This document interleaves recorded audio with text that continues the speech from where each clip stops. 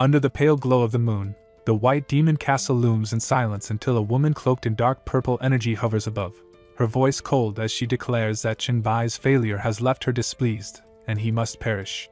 Standing below, he pleads for mercy, asking her to remember his past achievements and grant another chance, but she dismisses him, saying humans have no right to beg and that his white demon castle will be swallowed by darkness. The castle begins to crumble as he grits his teeth, the waves of dark energy dragging him down. He thinks bitterly of the countless tasks he has completed for her, only to face death over a single failure, resenting the fate of being branded a lowly human and vowing not to submit. Stones tear through his body as he falls into the lake, bloodied and broken, yet he laughs in defiance, raising his middle finger and hurling one last insult before she descends to finish him off with a brutal kick, plunging him into endless darkness. But on his neck, the hourglass pendant begins to glow, time itself reversing. Suddenly he wakes in his bed, still holding his middle finger aloft, stunned to find himself alive. Confusion strikes as he wonders why he is not dead, why he seems to be back in his college days, and how the decades of harsh trials could have been just a dream. His gaze falls on the hourglass necklace, an artifact he remembers obtaining 20 years after the arrival of the Universal Will when the trials began, and he realizes something impossible has happened. The hourglass is the most unique item he has ever seen, showing no attributes and proving indestructible, so he has always kept it close. He remembers the sand once resting motionless at the bottom, never flowing even when flipped, yet now it streams steadily from the top, reversing time itself. The date is June 5, 2032, exactly 10 days before the Universal Will's arrival and the start of the trial. On June 15th, over 90% of humanity will perish as survivors mutate into zombies and monsters while conventional weapons become useless, bringing the world to ruin overnight. Yet within the chaos lies opportunity, for survivors awaken innate abilities and powerful items descend alongside the Universal Will, drawing even gods who, though unable to interfere directly, lure humans under the guise of protection to profit from the trial. In his past life, he was too weak, eventually pledging himself to Helios, completing countless tasks in desperation to rise, only to be erased after one failed mission. His grim thoughts are interrupted by a message claiming that patients in Jiangnan First Hospital have gone berserk, attacking people like rabid creatures, while even a corpse in the medical examiner's office has stirred. Reading this, he resolves firmly that this time he will grow strong enough to depend on no one, strong enough to crush even gods beneath his feet, swearing vengeance on Helios. He recalls that a decade into the trials, someone revealed the only method to upgrade innate abilities. 10 days before the trial begins, these powers awaken and can be cultivated if discovered early. Pulling on a mask and hoodie, he heads into the hospital, remembering that in his last life his innate ability was nothing more than an E-rank resistance to viruses. Chen reasons that to upgrade his innate ability, he must trigger it in advance using the virus itself. Hiding behind a wall in the hospital, he overhears a doctor marvel at the strange condition of a patient, and a nurse nervously compare it to a movie. Slipping inside, he finds the patient bound tightly, even the mouth gagged, with dark veins coursing visibly across the body. He mutters that this is indeed a zombie, and the only way to train his virus resistance is to use it.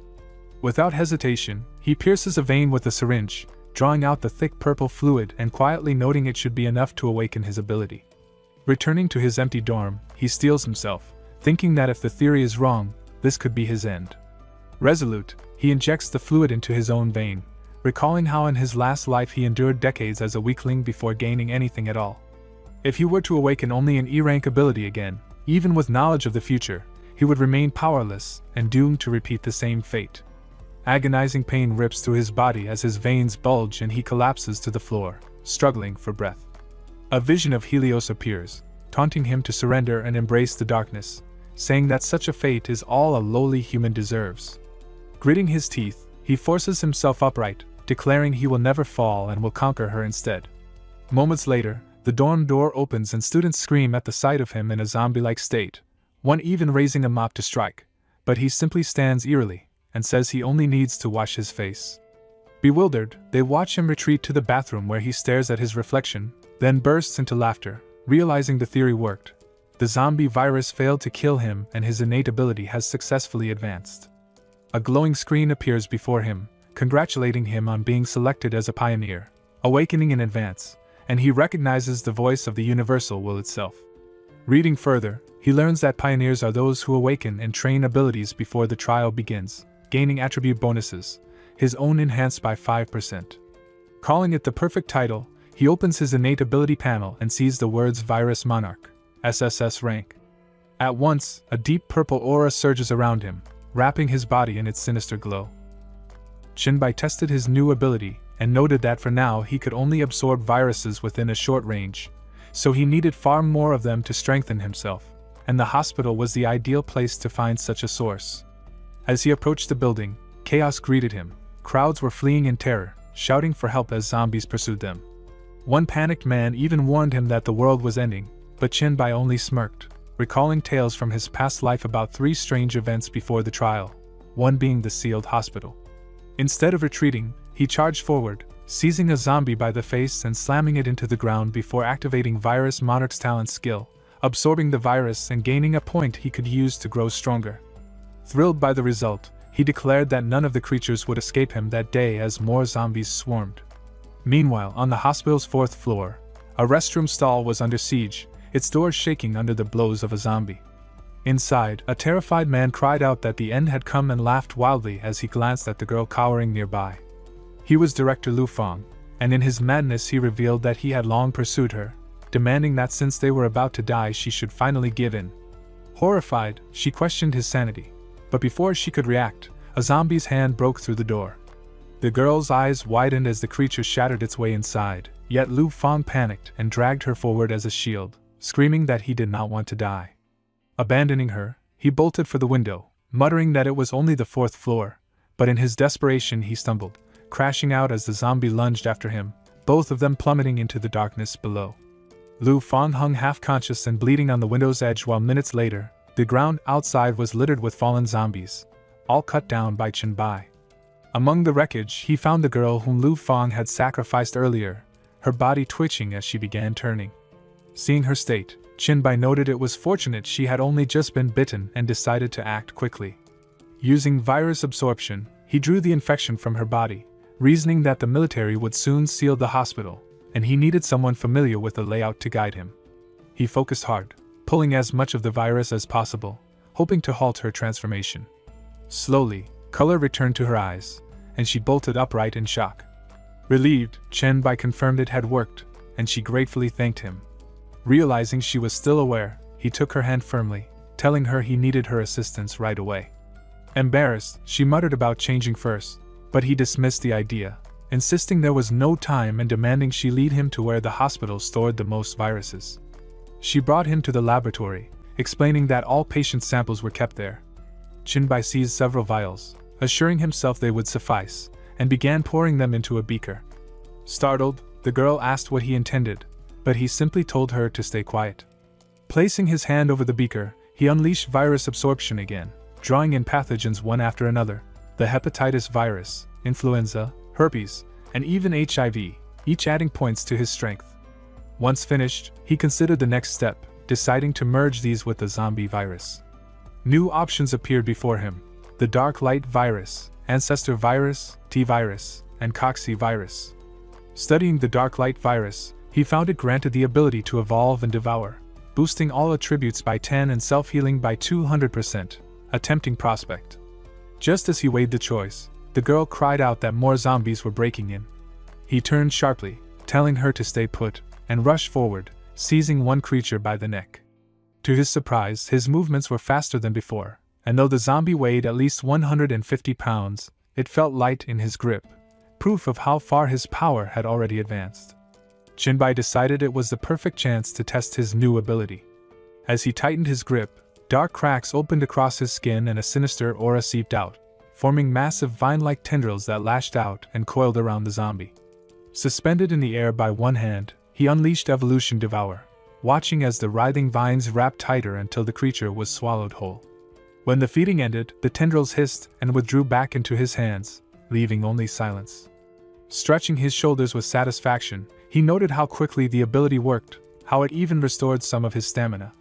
The girl shrank back in fear, her eyes fixed on the faint rustling aura still lingering at his fingertips. Noticing her unease, he calmly asked what troubled her. She steadied herself with a deep breath, admitting that since he had saved her, she would trust him and promise to keep his secret. Relieved, he offered his hand and introduced himself, and she gave her name as Sushin. Before they could speak further, guttural growls echoed from outside. Chinbai realized the military and police had arrived to seal off the hospital and urged they needed to escape. Dragging Sushin along the corridor, he demanded she take him to the rooftop, but she hesitated, questioning why they couldn't just walk out since they hadn't turned. He insisted there was no time for quarantine, unaware of the danger above until his instincts flared. A zombie dropped from the ceiling with a roar, and he quickly raised his arms to shield himself as claws tore into his flesh, blood spraying across the floor. Sushin screamed in terror at the sight of the massive creature, far larger than any they had faced so far, its savage roar shaking the hall as it loomed menacingly over them. Chinbai glanced at his bleeding arm but smirked, intrigued that he was facing a mutant. He wondered how the dark light virus might evolve if absorbed. The creature suddenly leapt, slamming down with immense force, but he braced himself and sprang upward, narrowly avoiding the strike. Twisting midair, he kicked the mutant's head, but it reacted quickly, swinging its claws as he landed. He bent back, narrowly dodging, then seized another zombie by the head, draining it to recover strength. Watching the mutant bare its fangs and roar, he muttered that its quality seemed to rival his own. Launching forward, he unleashed his writhing aura vines and struck with a powerful punch that drove the mutant into the wall, denting its chest. Skidding back, he noted how tough it was as it broke free, eyes glowing with fury. Healing his wounds, he realized his attacks weren't enough to bring it down quickly. Just then, glass shattered as Sushin broke an emergency case. Though trembling, she grabbed the fire axe, called out to him, and hurled it. At the same moment, the mutant lunged. Chenbai dodged with a leap, snatched the spinning weapon midair, and praised her quick thinking. Using the monster's shoulder as a foothold, he urged it to come at him and declared they should end this fast. Axe and claws clashed, sparks flying as both inflicted wounds on each other. Their speed blurred as blows were exchanged. With a fierce step, he swung the axe with full force, shouting for it to die. The mutant barreled toward him, and he threw the weapon. Their collision shook the hall as the axe buried deep in its skull. Grinning, he remarked at its tenacity, then planted a boot on its head to wrench the weapon free. Advising that wounds should never be left untreated, he warned it grimly about its death anniversary.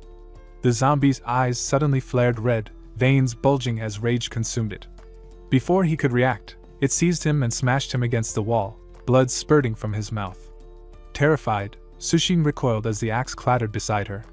Even as claws ripped into his abdomen, Chinbai laughed inwardly, thinking that being forced to the edge of death was what made life thrilling. With a fearless grin, he taunted the beast, asking if it truly intended to tear him apart. The mutant zombie froze, startled by Chinbai's reaction, when dark vines suddenly burst from his abdomen and coiled around its arm. The creature struggled frantically, but the tendrils spread at a terrifying pace, wrapping its entire body. Activating his evolution devour skill, Chinbai hovered over it and mocked if it was afraid now, declaring that it was already too late. Sushin, horrified yet relieved, cheered him on as the vines consumed the mutant completely. A system prompt confirmed the devour was complete. He had absorbed a second-stage clawed zombie. Landing back on the ground, Chinbai received another notification: black light transformation in progress. His hands morphed into sharp, dark claws as he gained a new ability, bone claws.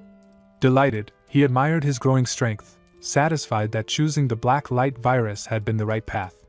Suddenly, soldiers stormed the area, weapons aimed at him and Sushin. Questioning if they were human, they ordered them to raise their hands and began counting down. Startled, Chinbai grabbed Sushin and dashed away.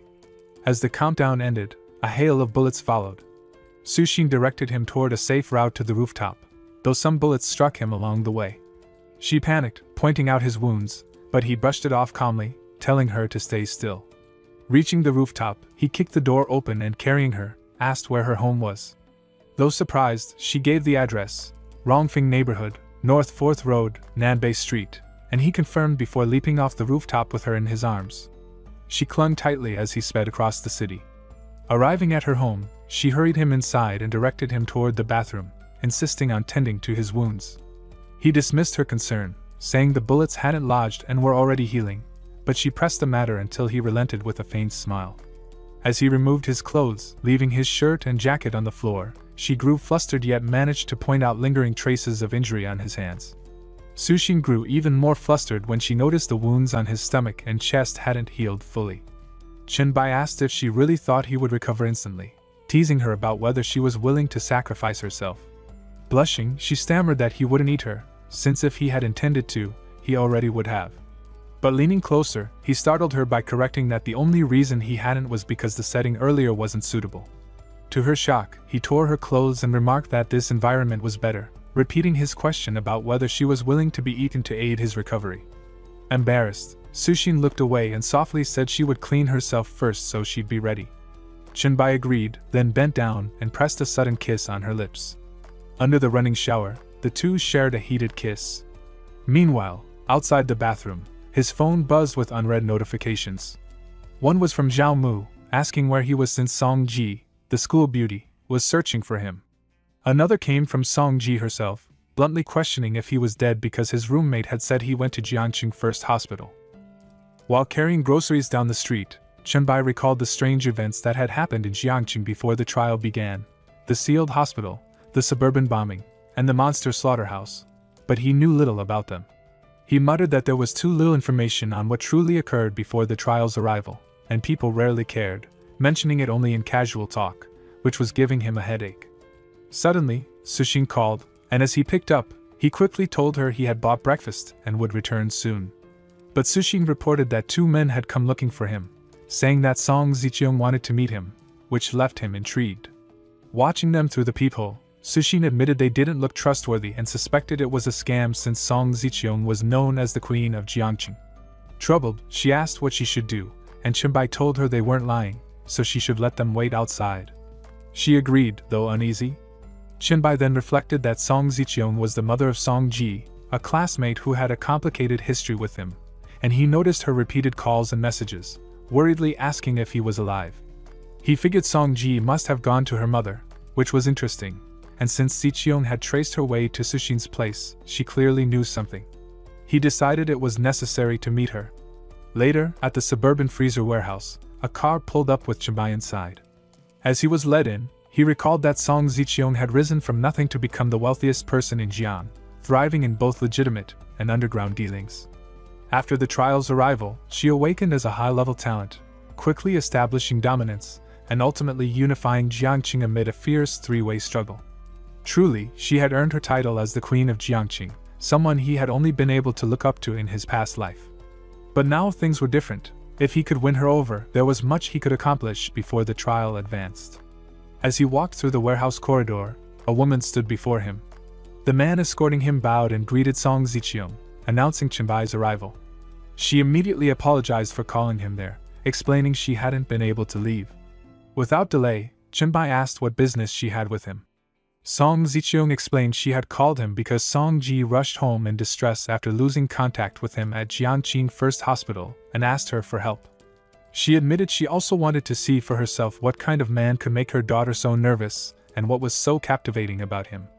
But Chenbai, unconvinced, pressed her to reveal her true purpose. Amused by his directness, Song Ziqiang dropped the pretense and told him plainly she wanted him for herself, adding that if he liked Song Ji, becoming her son-in-law was not out of the question. Chenbai questioned why someone of her stature would want him, but she replied that anyone who had witnessed his heroic display at the hospital would naturally be drawn to him. Startled, Chenbai immediately demanded how she knew about what happened there, recalling he had destroyed the surveillance and power supply. With a smirk as the elevator doors opened, Song Ziqiang warned him not to underestimate her reach, explaining that even in the brief time between the lobby and the monitoring room, her people could still trace him. She then revealed her phone, showing a string of messages from a girl named Alan, who was begging for help while trapped in Ward 523 on the 5th floor of the hospital.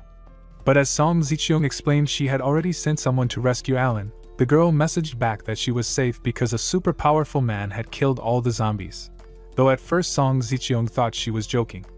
Then Alan sent a video as proof, showing Chenbai and Sushin running together through the hospital corridor. Intrigued, Song Ziqiang remarked that his luck was impressive, since among the survivors evacuated by the troops that morning, she had come across someone familiar, Lu Fang, a colleague of Sushin.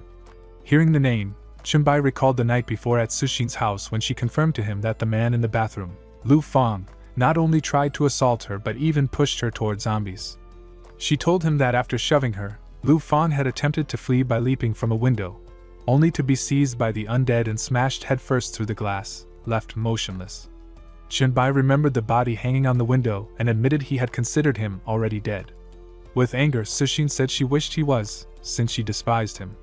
Qianbai agreed, but when she flusteredly suggested they continue, he proposed they let it go, confessing he hadn't expected her to be inexperienced and that her earlier scream was pitiful. Embarrassed, Cixin apologized, but he assured her it was fine, that there would be time later. Still, she climbed on top of him, insisting she wanted to repay her savior that very day. Meanwhile, back at the suburban freezer warehouse by the freight elevator, Qianbai asked Song Ziqiang where the isolated survivors were. She replied she would tell him, if he agreed to be hers. He scoffed at the offer, and when she suggested his abilities alone weren't enough to bargain, he interrupted, saying she misunderstood. What he meant, he clarified, was that she knew far too little about him, and if she knew more, she would understand why he could never belong to her. Unveiling his bone claws, Qianbai told her it was she who should be his. Alarmed, Alan stepped forward to shield Ziqiang, while Song Ziqiang, intrigued, wondered if his power came from a mutation of the zombie virus. Calmly, Qianbai corrected her and offered to explain if she agreed to be his woman. But Song Ziqiang simply advanced with confidence, causing Alan to tense, and she teased him for underestimating her, adding that claws alone weren't enough to win her over, especially when he already had a young, pretty nurse by his side, so why would he be interested in an older woman like her? Qianbai studied Song Ziqiang's face and admitted that no man could remain unmoved by such a stunning married woman. He added that everyone had their strengths and weaknesses, and compared to Cixin, before the apocalypse there was much more she could offer him. Hearing him mention the apocalypse, Song Ziqiang was doubtful, insisting it was only a few zombies. But he corrected her, saying those creatures weren't even worthy of being called a warm-up. Impressed, she noted how much he seemed to know, and he revealed it was far beyond what she imagined. Declaring that they were not the type to bow easily, she proposed cooperation, her support in exchange for his knowledge, and stretched out her hand. After a pause, Qianbai agreed and shook it, remarking that conquering the Queen of Jiangqing would not be easy. She replied it was only natural, then leaned in close and teased that she actually longed to meet a man capable of conquering her, so he had better keep trying. Their tense moment was abruptly broken when sudden gunshots rang out, startling everyone. Song Ziqiang recalled how Commander Hong of the Zhangchang military region had sent Captain Zhao the night before to negotiate with her, requisitioning several refrigerated warehouses to confine both captured zombies and survivors taken from the isolation hospitals. She reasoned the sudden gunfire must have erupted from that site, though she doubted anything serious could occur since only 30 frozen zombies were stored there with half a platoon guarding them. Yet Qianbai admitted he had underestimated how quickly they might be discovered. In such extreme cold, ordinary people wouldn't realize the risk of mutations rising sharply, and as he connected the dots between the suburban freezer and the infamous bombing, a troubling thought struck him. This might be the very place tied to that disaster. Startled, Ziqiang and Alan listened as he suggested they head there at once, his voice edged with curiosity, as he wondered aloud what kind of mutation awaited them. Meanwhile, inside the warehouse, chaos had already unfolded. Soldiers shouted orders, urging grenades to be hurled into the gaping maw of a monstrous zombie. Explosions thundered, smoke swallowed the field, yet when the haze thinned, the behemoth stood unscathed, roaring as it crushed a man in its fist. Captain Zhao barked that their weapons were useless and commanded his troops to scatter in groups, drawing the creature off to buy time until reinforcements could arrive. Just then, Ziqiang appeared, calmly ordering him to halt the barrage and pull his men back. Stunned, Captain Zhao demanded her meaning. She explained that brute force would only waste lives, instructing him instead to focus on securing her warehouse workers and the rescued patients. He argued no one could escape without someone stalling the beast, and as if to prove him right, a warehouse employee named Lu was already on the verge of being snatched up by the mutated giant. Song Ziqiang ordered the troops to follow her lead and leave the monster to someone else.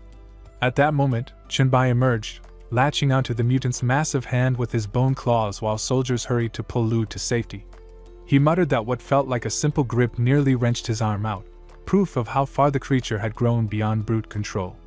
The giant swung wildly to swat him aside, yet he blurred past its strike, carving deep gashes into its arm before landing lightly on the ground, standing firm as if daring it to come again. The beast staggered, then hurled another blow that missed and shattered the warehouse wall, slabs of meat and concrete raining everywhere. Watching tensely, Captain Zhao turned to Ziqiang, demanding if this man was even human or some monster she had raised. She replied coldly that he was human, and her chosen partner. On the battlefield, Qinbai perched on the mound of scattered flesh, barring the mutant from feeding on it. Calling it wasteful, he invoked his evolution devour, absorbing the meat himself. The monster bellowed in fury as he consumed everything, then launched a crushing punch that sent a shockwave past Ziqiang and Captain Zhao. But Qinbai leapt clear of the strike, soaring into the air just as his system chimed. The vast stock of frozen beef had been absorbed, advancing the black light virus within him. Strength and endurance surged, energy refilled, and with a wry thought he admitted it truly was premium beef. Below, the mutant strained for meat of its own, its movements betraying exhaustion. As the mutant thrashed within the ruins, Qinbai spun through the air, landing behind it with bone claws drawn, declaring its end had come. The creature flinched, sensing death, yet failed to dodge as his strike split into its head, sending the hulking body crashing down. Both Ziqiang and Captain Zhao stared wide-eyed as he stood atop its skull, claws buried deep. But when the beast's massive hands still twitched to crush him, he only grinned, claiming the timing was perfect. A surge of vine-like aura coiled outward, binding its arms in a tightening snare. Captain Zhao recoiled in disbelief, muttering this was beyond possible. Then Qinbai invoked his devour, the aura wrapping fully around the beast as it writhed beneath him. Watching closely, Zhao whispered that such power couldn't belong to a human, while Song noticed the way he phrased it, hinting at some hidden scheme. As Xiao panicked, he barked into the radio for reinforcements, readying to give missile coordinates. Yet before he could finish, a hand pressed his shoulder. He turned, paling when he saw Ziqiang and Alan staring him down. With calm menace, Ziqiang told him to think carefully. Qinbai was saving them, not dooming them. She warned that one rash command would drag them all into ruin. 10 minutes later, rifles clicked as reinforcements arrived, surrounding Qinbai and Song Ziqiang in a tense circle. Alarmed, Song Ziqiang rushed to Captain Zhao, reminding him of his earlier words. He assured her he remembered, if Qinbai stayed calm, his men would hold their fire.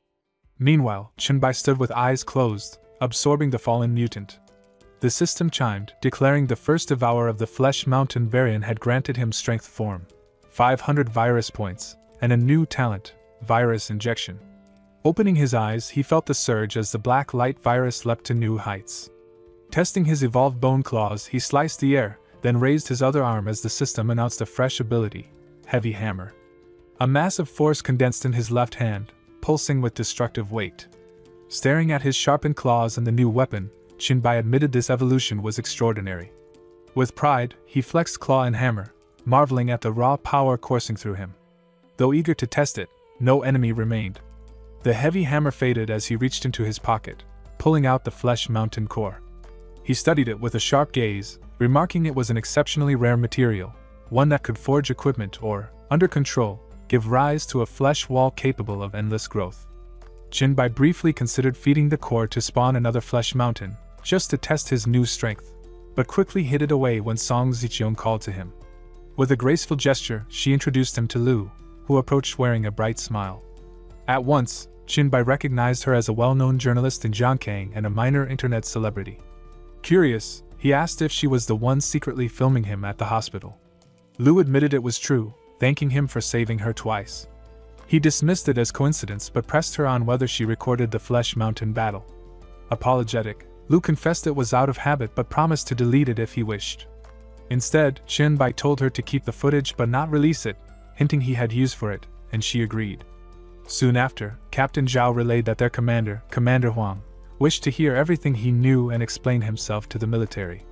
Hearing the name, Qinbai froze in thought, remembering Commander Huang Xingchu, a figure impossible to forget. In his past life, after the trials began, Huang exploited the weak awakened, treating them like livestock. At first, he cloaked cruelty with patriotism and duty, but it soon devolved into beatings, humiliation, and starvation. Qinbai recalled being one of those broken under his rule, trapped with no escape, branded a traitor and hunted when he tried to leave Jiangqing. Snapping back to the present, he quietly asked Song Ziqiang if he should comply. She sharply told him no, she herself knew nothing yet. Amused, Qinbai smiled faintly, trying to reason further, but she silenced him, insisting he leave it to her. Striding toward Captain Zhao, she listened as he reminded them both of their duty as citizens of Luo. Captain Zhao was about to continue when Song Ziqiang stepped forward, standing firm in front of him. With a sharp tone, she dismissed his words as nonsense, reminding him he was merely a platoon leader and not qualified to speak with such authority. She ordered him to tell Huang Xingchu that if he had something to say, he should come face her directly. Her defiance left Captain Zhao speechless. Just then, a soldier rushed over, reporting that the isolated personnel were stirring up trouble and asked for instructions. The mention caught Chen Bai's attention, and he immediately asked if someone named Lu Fang was among them. The soldier confirmed, even adding that Lu Fang was the one causing the most problems. Stepping in, Chen Bai requested to see him, and Captain Zhao ordered the soldier to bring Lu Fang over at once. Moments later, Lu Fang appeared. Spotting the captain, he smugly asked if he was being summoned by his father's orders, boasting that his father was none other than Lu Heng, vice president of the first hospital. Before he could continue, a hand tapped his shoulder. Turning, he found Chen Bai, who swiftly used his virus injection ability, infecting him with the zombie virus. Calmly, Chen Bai explained that he sought him out only to deliver a message. Shocked, Lu Fang demanded to know who he was. Leaning closer, Chen Bai whispered that Suxin had spoken to him the previous night, confessing that after what Lu Fang did to her with the zombies, she wished for his death. When Lu Fang heard the name, his face twisted with fear as he demanded how Chen Bai knew and shouted that Suxin couldn't possibly still be alive. Chen Bai stepped back, warning everyone to clear the area because Lu Fang was about to turn. Panicked, Lu Fang accused him instead, insisting Chen Bai was the one turning into a zombie and yelling that this had to be a trick. His rage only deepened until dark veins began crawling across his head, spreading rapidly as his body convulsed. Screaming that Chen Bai would die, he lost all control, his voice breaking into guttural growls as he lunged forward, already half consumed by the virus. Chen Bai met the charge without hesitation, summoning his heavy hammer and driving his fist into him with devastating force, shattering him in a single blow. The sight left Captain Zhao frozen in shock, his uniform splattered with blood as he stared at the broken body, whispering to himself if Chen Bai was even human anymore. Unbothered, Chen Bai flexed his fist, calmly noting the skill was stronger than expected. He turned to Song Ziqiang, who stiffened when he remarked that she had done well, so he might share some information with her later. Stepping closer, she suggested he could simply call her Ziqiang or Song Jia from now on, which caught his interest. When he asked why, she admitted she didn't think being his partner was worth it but wondered if she could at least be counted among those who still wished to stand with him, leaving him momentarily at a loss for words. Chen Bai replied that it all depended on her value and performance. A white car rolled down the empty street with Alan at the wheel, while Luli, Song Ziqiang, and he rode along. She took the chance to say it was the perfect time and invited him to dinner at her place. He told her not to bother him until they arrived, and she nodded. Shifting his focus, he declared it was time for the lottery draw to see what rewards came from defeating the Flesh Mountain. Opening his inventory, he was surprised to find 2 skill books and remarked that his luck wasn't bad. The first contained an active skill, Rampage Bloodlust, that boosted all attributes for 10 minutes but left the user weakened during its cooldown. He dismissed it as useless to him. The second was a passive ability, Muscle Enhancement, that increased growth and strength and constitution but at the cost of flexibility, turning users into muscle-bound hulks. He shook his head, deciding it wasn't worth it for himself, though he admitted both skills had real value in the early stages of the trials, especially for building a faction or rallying followers. That thought made him pause. If he wanted to lay foundations before the trial, now was the time. Checking his funds, he found the reward for slaying the Flesh Mountain amounted to 6 gold coins, just enough to open a chat group. With it, he could draw in pioneers and prepare them for what lay ahead. As his finger hovered to confirm the purchase, memories of the tangled factions from his past life's trials came back to him. Early relationships in the trial were crucial. The system notified him that a new chat group was being created and prompted him to name it, but he dismissed the option, letting it default to Group 1.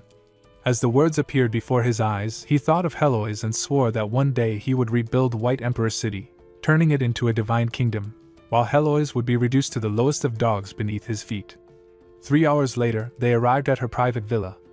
Along the way, she remarked that in the cosmic trial more than 90% of humanity would become monsters or gifted evolvers, while firearms and most electronics would soon be useless.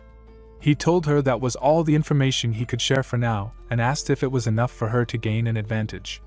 She disagreed, urging him to get straight to the point, and asked how she could truly become his. He answered that the first condition was ability. He had no need for the useless. And the second was loyalty, absolute and unwavering, like a dog to its master. Without hesitation, she proclaimed she could give both. She proudly listed her influence, wealth, and status in Junkin, claiming none could compare, but he countered that once the trial began, all of that would become worthless, good only for making the thought of enslaving her more enticing.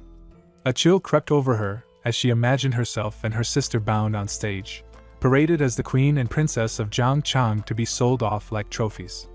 Trembling, she asked what difference there was between being someone's loyal hound and being reduced to a plaything. He told her that under him, she would have a stage to wield her strength freely, because her master would never fear her, he would always stand above.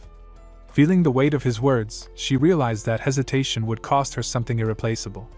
She sank to her knees, bowing low, and pledged herself to him as her master, leaving him momentarily at a loss for words. He admitted that her reputation and status made the emotional value she could offer unusually high, which was thrilling.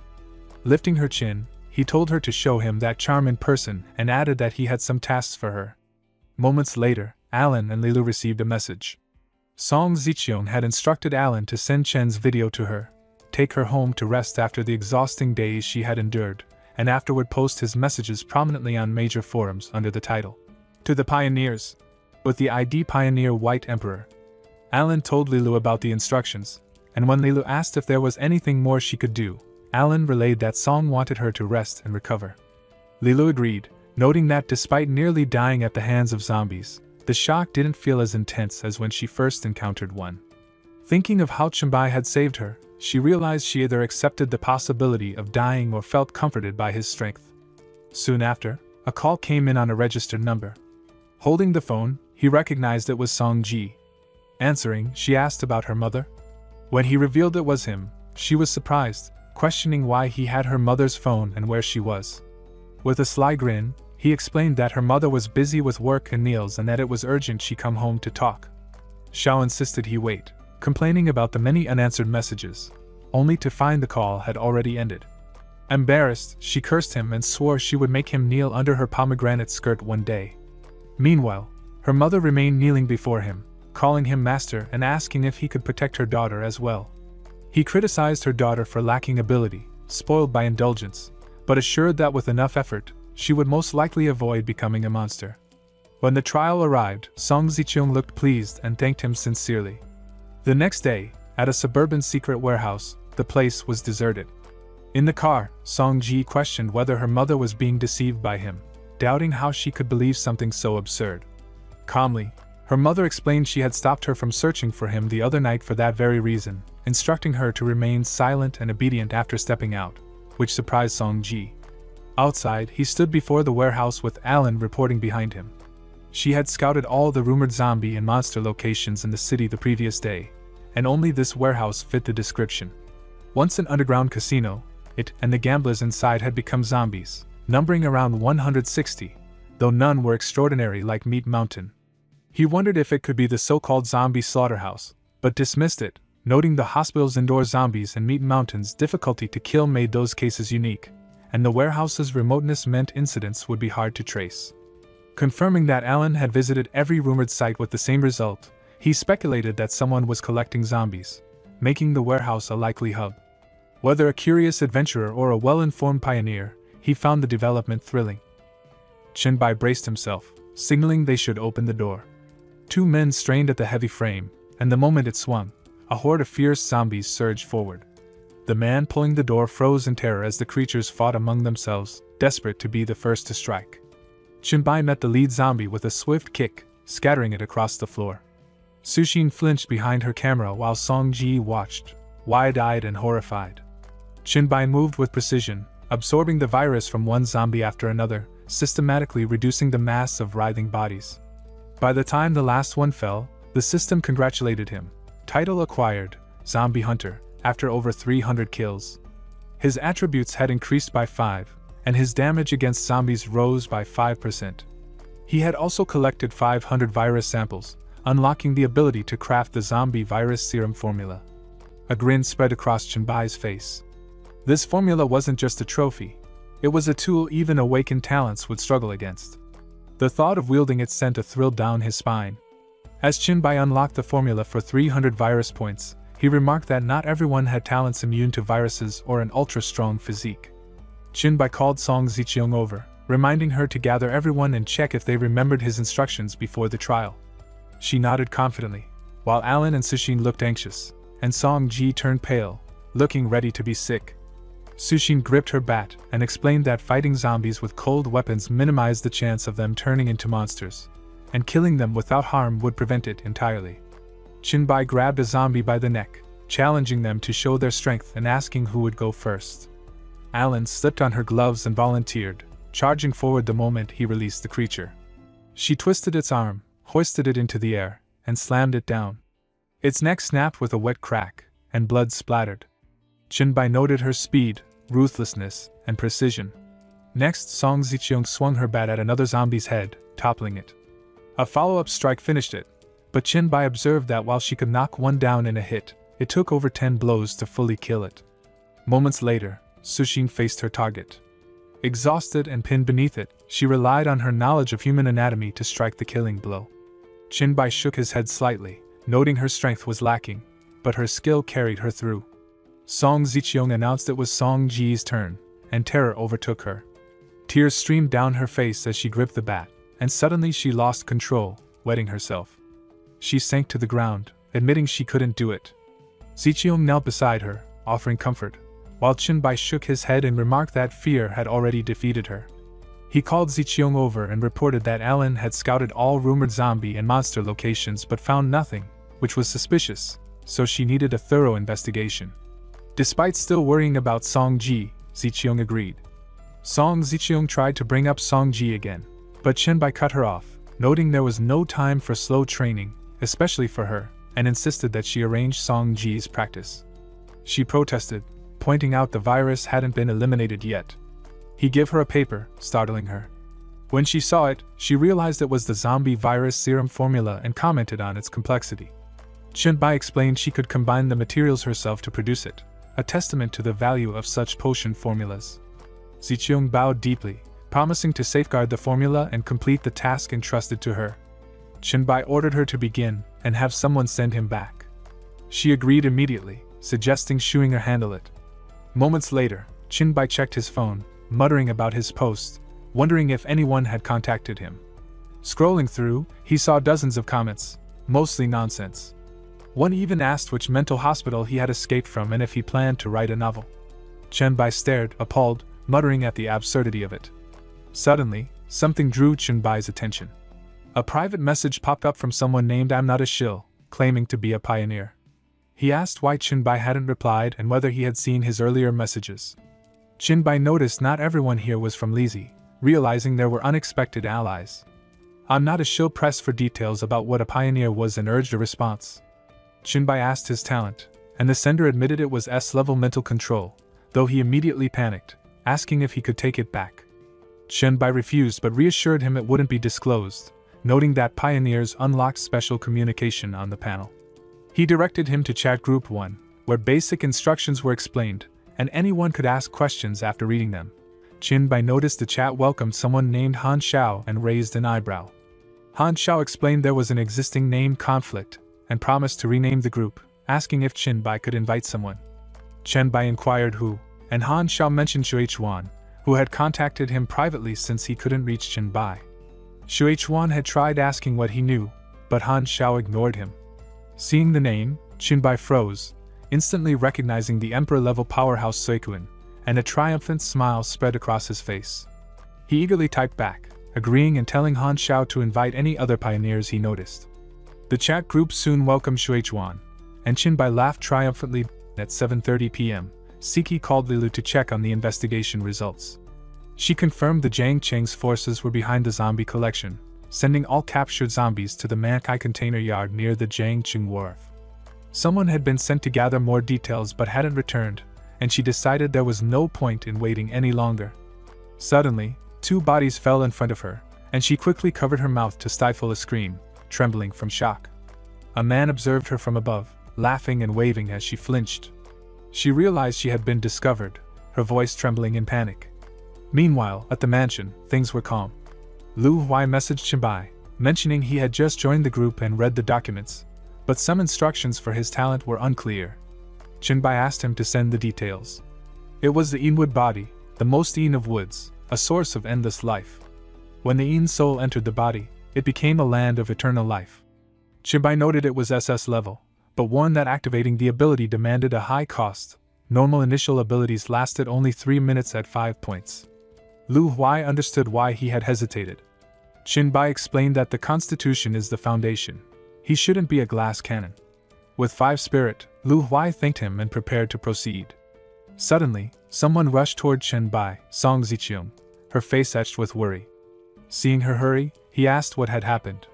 She explained that Lilu had discovered all the captured zombies were sent to the Mankai container yard, but Lilu was caught, and they wanted her to negotiate. Chenbai rose, his sharp question about whether the captors had contacted her startling her.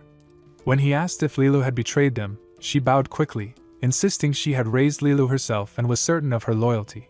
The real issue lay with those she had sent to investigate. Chenbai decided then to rescue Lilu, and Song Ziqiang breathed a quiet thanks. Meanwhile, at Mankai Container Yard Zone B, Lilu struggled against her restraints as the man who had tied her, Xing Meng, warned her she underestimated the situation, explaining that out of respect for Song Ziqiang he hadn't touched her, but if she didn't submit, they would all become his playthings. He handed her a drink, suggesting she let him toast her and not refuse so recklessly, but she turned away firmly.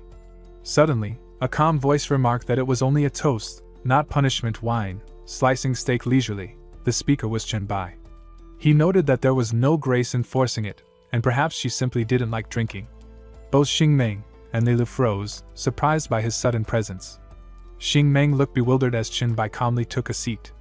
He asked Lilu if she was hungry and handed her a slice of steak, noting she seemed to enjoy it despite still being tied up. Xing Meng, cautious, demanded to know who Chenbai was. Chenbai simply explained that he had come to take her home. While she savored the steak, the ropes binding her fell away to the floor. Xing Meng, still wary, asked if Song Ziqiang had sent him, but Chenbai shook his head, observing that anyone who could get this close unnoticed must be a pioneer. Chenbai instructed Lilu to go ahead to the car where Song Ziqiang waited, and she nodded. Xing Meng remarked with growing curiosity that Song Ziqiang appeared to already be under Chenbai's influence, and Chenbai confirmed it.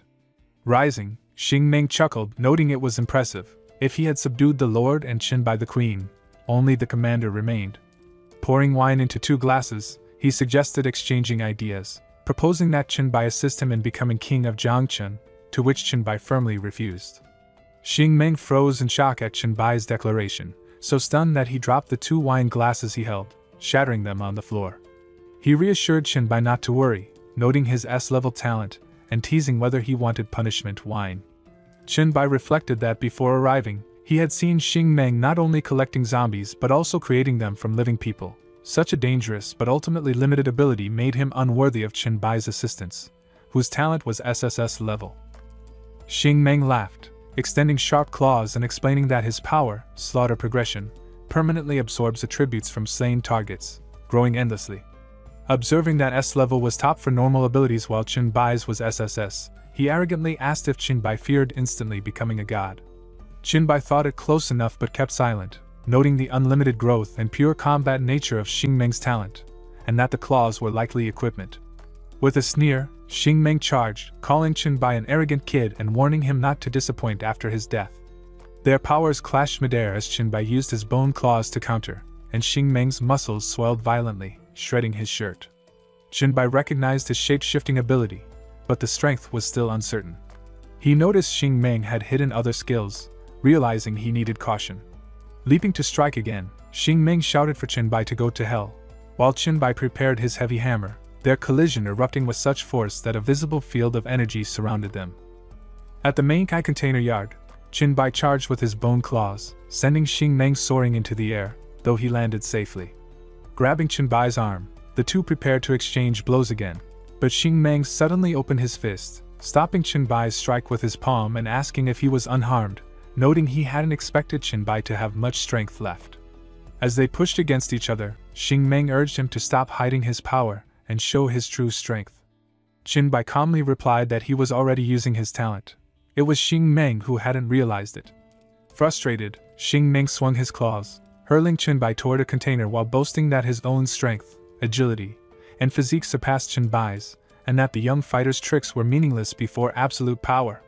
But Xing Meng faltered as his hands trembled, coughing up blood. System notices bombarding him. Multiple viruses had exceeded his immunity limits, weakening him with negative effects including fear of light and water, abnormal body temperature, sluggish thinking and movement, and increased stamina consumption.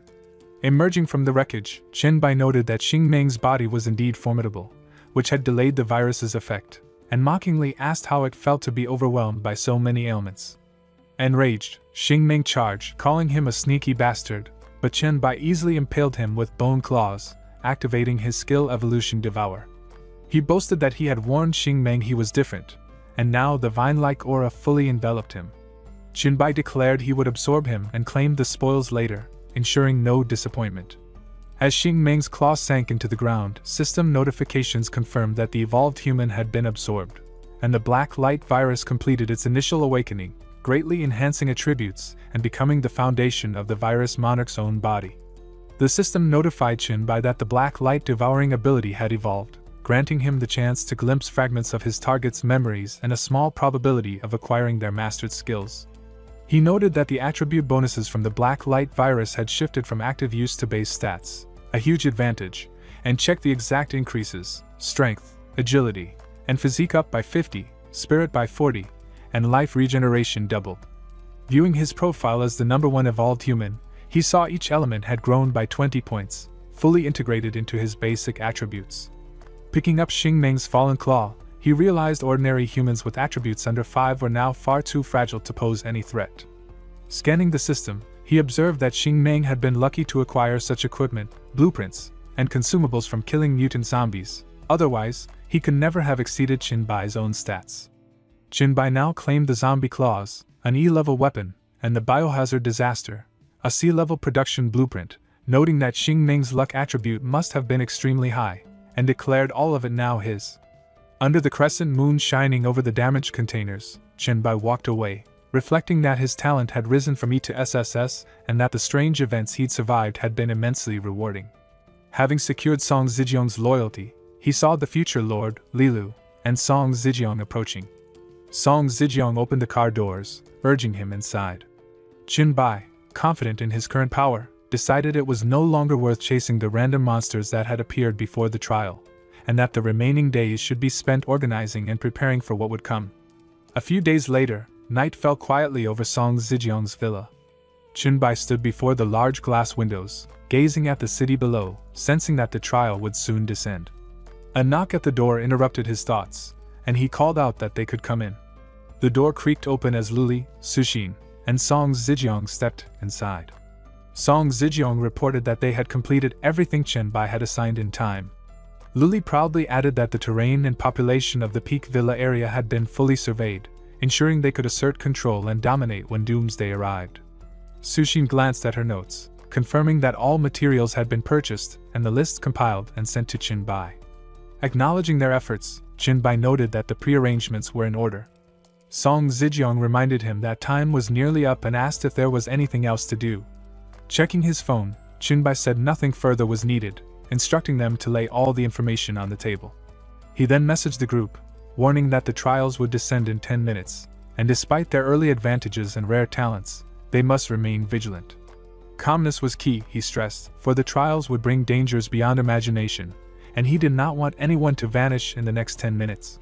One member of the group thanked him for the reminder. Another member praised Qinbai and noted 9 minutes remained, while another called out 8, barely able to wait. A third urged calm with 7 minutes left, and a fourth, counting 6, admitted to Qinbai that she was nervous. Master of Lightning reminded everyone with 5 minutes left that there was no need to fear, since the group was together, while Crow reported 4 minutes and expressed anticipation. Tintin stayed silent, lost in thought. Song Zijiang's attention snapped to Qinbai as he urged everyone to look outside. With 9 seconds remaining, Qinbai remarked that the city's quiet and peaceful scene would soon be history. 7 seconds left, he declared the world's end was near. Song Ji trembled, calling to Alan with 5 seconds left, confessing her fear, and Alan reassured her. With 4 seconds remaining, Sushin and Song Zijiang anxiously watched outside. 3 seconds, Lilu's unease was evident. 2 seconds, Chen Bai's excitement surged. The moment the clock struck 0 on June 15th, the trial began. The entire city turned red and collapsed in an instant. The surviving humans had evolved, each awakening innate abilities that could grow stronger through experience, while other races born from the trial also entered this brutal game of life and death. The blue planet itself became a proving ground, scattered with secret realms and world rifts, leaving it to them to judge danger or opportunity. Chen Bai watched in disbelief as the city descended into chaos and a plane threatened to crash, only to be startled when a system notification confirmed that the hourglass of time had been recognized and was now binding to him. Panic struck him momentarily, worried the others in the room might notice, and he urged them to leave, but froze in shock at what he saw. Everyone else was suspended in time, completely still, and Chen Bai turned to the window to witness the world halted. Even the crashing airplane hung motionless in midair. Around the hourglass, small energy orbs began to glow and swarm toward him, drawn into the timepiece as the system announced its successful binding. This soul-binding artifact now possessed the power to return to any past moment and erase everything from the vanished timeline, its cooldown fixed at 72 years, 6 months, and 7 days, unalterable by any skill or equipment. Chen Bai's astonishment deepened as he realized he alone moved within a frozen world, the hourglass now fully attuned to him, holding a power unlike anything before. As Chen Bai glanced at the notification, it struck him that the hourglass might be the reason he was reborn. He was stunned to discover the skills status save and status red. The first marks his current physical, mental, and skill state without any cooldown, while the latter reads that save status, leaving items and memories untouched, with a cooldown of 1 hour. Both require soul binding. A grin spread across his face at the sheer life-saving potential packed into a skill with only a 1-hour delay. When time resumed, Song Ziqiang remarked that it felt as if Chen Bai had called them and asked if she had heard him correctly. He confirmed she had and instructed that they immediately check the safety of their villa, stressing the night's danger and ordering everyone on alert to start securing the area at first light. Song Ziqiang, Susan, and Lilu all nodded in agreement. The following day, the city lay in ruins, with fires burning across multiple districts. At Song Ziqiang's villa, a wave of zombies charged toward her, and she activated her S-class ability, the Amethyst Eyes, which could transform objects into amethyst or illuminate them offensively or defensively, amplifying power with her mental strength to summon a sword and strike forward. Using Insight Crystal to read her target's attributes, she assessed a standard adult male zombie, noting its virus-laced scratches and bites and that its head was the weak point, then swiftly decapitated it. On higher ground behind the horde, Alan prepared to strike. The assassin's class talent rendered her breath invisible and undetectable, while granting enhanced agility in shadows and a first-hit attack speed boost. With precision, she leapt from her perch, ready to descend upon the unsuspecting horde. Alan cut down every zombie in her path with swift, precise slashes of her knife. Meanwhile, in the lobby of Song Ziqiang's villa, a bodyguard arrived carrying an injured man, announcing that they had found wounded survivors. Susan, wielding her B-class high-speed recovery talent that accelerated healing and stamina for herself and others, immediately tended to the injured, then advised the bodyguard to administer the zombie serum so she could continue treatment. As evening settled, the villa exuded an air of calm. Chen Bai approached Lilu, noting that everything seemed under control, and she agreed, adding that thanks to his prior planning, they now had both the territory and the people fully organized. Observing the guards standing vigilant, Lilu confirmed no incidents had occurred, and Chen Bai assured her he would leave the matter in her hands, having more pressing concerns elsewhere, which left her momentarily surprised but compliant. A sudden gust of wind from Chen Bai's abrupt leap sent Lilu's skirt fluttering as he vanished from sight. Moments later, on Jiangcheng Mountain Road, he raced at incredible speed, reflecting that early in the Doomsday trial, limitations like unusable vehicles and firearms had been a major obstacle, yet now his enhanced speed would allow him to reach his destination on time. He recalled the first day of the trial when a mysterious sign appeared above Jiangqing City University, a symbol he had struggled to interpret in time, but regrets were useless now as he pressed forward toward what awaited. Chen Bai's determination burned brightly as he resolved to seize the opportunity before him. Moments later, he arrived at Jiangqing University, cutting down multiple zombies with precision using his abilities. Glancing skyward, he noted the approaching light, the long-awaited sign that all evolvers had been desperate to witness. The avatar of God was descending, its presence drawing near. While running, someone called out, asking him to pause. The man grinned and remarked that few were as strong as Chinbai in these early days of the trial, then introduced himself as a merchant and offered a chance for business. Chinbai smiled, accepting the offer with respect, and the man modestly downplayed it, saying there was nothing to be honored about.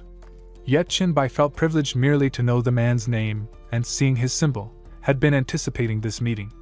He praised him as kind, fair, generous, wealthy, and powerful, bowing in respect before confidently addressing him as the god of trading, Lord Leto. Lord Leto simply grinned in response, pleased by the recognition, his expression calm yet commanding. Jiangqing University stood in a state of decay, its ruins reflecting the chaos of the early trial days. Leto handed Chinbai a card, claiming it was a meeting gift, expressing that their encounter seemed destined. It was a gold membership card for the Goblin Chamber of Commerce, granting Chinbai a 12% discount on purchases. Reflecting on his previous life, Chinbai recalled being immune to flattery, but this time he responded quickly, thanking Leto and noting his generosity and kindness. The merchant then presented his wares, first, the S-rank Thunder Walker Scroll, a profession skill channeling thunder to devastate enemies with lethal melee capabilities, priced at 500 W gold coins. Second, the S-rank Reaper Touch, a legendary sniper rifle crafted by a dwarf god, accessible only to firearm users. Chinbai's eyes widened as he recognized the Thunder Walker Scroll from his past life, recalling that he had once dreamed of acquiring these rare profession items, but lacked the means. Apologizing, he admitted he couldn't afford them yet, and Leto, understanding the struggles of early trial evolvers, reminded him that the items were far from worthless and encouraged him to work hard and grow wealthy for future trades. As Leto began to leave, Chinbai stopped him, speculating that since gods couldn't participate directly in the trials, they must invest in evolved beings to profit, and asked if that was his intention. Leto, amused and calling Chinbai a little guy, confirmed he understood well and asked if Chinbai was interested in receiving his investment. Chinbai told Leto that he had heard of a treasure in his possession coveted by all gods, irresistible even to evolvers, and that if invested in him, it would not be wasted. Leto materialized a seat, explaining that an investment must yield profit, and asked what made Chinbai think he could offer more than it was worth. Looking closely at him, he added that even an admirer would not sway him into a loss. Without hesitation, Chinbai activated his skills, summoning bone claws on his right hand and wielding a heavy hammer on his left, revealing his SSS-class talent to demonstrate his true capabilities. Leto applauded, impressed by the extraordinary talent, unlike anything he had encountered before, and commented that the Blue Star trial ground was tempting, yet he had no intention to invest so early. Rising, he decided to give Chinbai a rare chance, emphasizing that if it weren't for his innate gift and the lack of a divine aura, he would not have agreed. Ecstatic, Chinbai asked if he could secure the coveted investment. Leto waved a finger, warning that talent alone did not guarantee the future, and that among the gods, even those with lesser abilities could surpass expectations. To earn the high-level investment, Chinbai had to prove his worth through strength and growth. At that moment, the system issued him a mission notice. The god of goblins and trading, Leto, had granted him an SSS-ranked mission, the ultimate investment, and asked if he would accept. Without pause, Chinbai agreed, flicking a coin in his direction. Leto explained that completing the mission would allow Chinbai to summon his shadow, and hoped he would not delay. Catching the coin effortlessly, Chinbai requested to see the legendary treasure coveted by all gods. Smiling, Leto revealed an SSS-grade dual profession scroll, enabling the user to wield two professions simultaneously, enjoy attribute bonuses and skill growth for both, and activate all effects at once. Chinbai's eyes gleamed with excitement at the incredible potential of mastering dual professions. Leto announced the transaction was complete, and that it was time for him to depart, noting that the day's harvest had been satisfying and expressing hope that Chinbai would successfully complete the mission. Once Leto vanished, Chinbai activated his mission panel, revealing the details. To earn the ultimate investment from the cunning goblin and god of trade, he would need to prove himself. The objective was to locate a special secret realm hidden within Jiangqing University, defeat the creature Leto coveted, and deliver a part of its body to him, with the final reward entirely at Leto's discretion. Chinbai marveled at how fitting it was that a god of trade determined the reward, recalling Leto's impeccable reputation from his previous life and feeling confident that completing the task would bring no loss. He also noted that if the university truly housed a secret realm, it must have been exceptionally well hidden, as he had never heard of it before, and began considering where to start searching. Meanwhile, in the gymnasium of university, the door was barricaded with numerous objects, and inside, 3 people were tormenting others. A large, muscular man raged, striking those around him, while a man and a woman stood behind him, guarding his back. He demanded that the victims strip and plead to become his slaves in a way that satisfied him, leaving the women anxious and the men bruised on the floor. He threatened to kill them if they disobeyed, mocking them as lowly monkeys, which only fueled the anger of the beaten men. One spat back, calling him a white pig bastard and insisting it would never happen, only for the muscular man, Tom, to grin darkly and warn that since they wished to die, he would grant them that fate, but not quickly. A voluptuous woman at his back cautioned him that he was going too far, prompting Tom to slap her and dismiss her harshly. Suddenly, the gymnasium door exploded inward, sending dust and debris flying as the barricade shattered, startling everyone. Chenbai appeared, calling Tom a foreigner and questioning his cruelty toward the students. Tom scoffed, demanding what Chenbai planned to do about it, unaware that Chenbai had already vanished. In an instant, Chenbai reappeared before him, claws of bone forming on his right hand, and lunged, driving Tom toward death with a single command. Another man charged from behind, only to be met with a gush of blood, some of it splattering the horrified woman beside him. Still gripping the attacker's head with his bone claws, Chenbai called out for anyone familiar with the medical faculty to assist him, signaling the urgency of the situation. At Jiangqing University's gymnasium, the students slowly got back on their feet, murmuring among themselves. One asked if anyone was from the medical facility. One replied he was a civil engineer, while another said he studied foreign languages. Suddenly, someone pointed toward the woman with Tom, recalling she belonged to the medical facility. Chenbai turned to look at her. She froze, begging him not to kill her, insisting she hadn't harmed anyone and expressing her admiration for the Dragon Nation. Her words left him momentarily speechless, and while the male students chuckled, one female student looked away, embarrassed. The woman pleaded for mercy, promising to do anything, and the same female student defended her, insisting she hadn't attacked anyone and had even tried to stop the chaos. Chenbai acknowledged this and, moments later, led them out of the gymnasium, instructing that the woman remain behind while the students were free to leave. He explained that once outside, they should follow the trail of zombie corpses to Villa and report his name as Chenbai, as the people there would take them in. A student hesitated, questioning if it was safe to leave with zombies still roaming and if Villa was far, which another confirmed. Chenbai reassured them that he had cleared most of the zombies along the route, so danger would be minimal, and reminded them that surviving this ordeal meant they were gifted evolvers.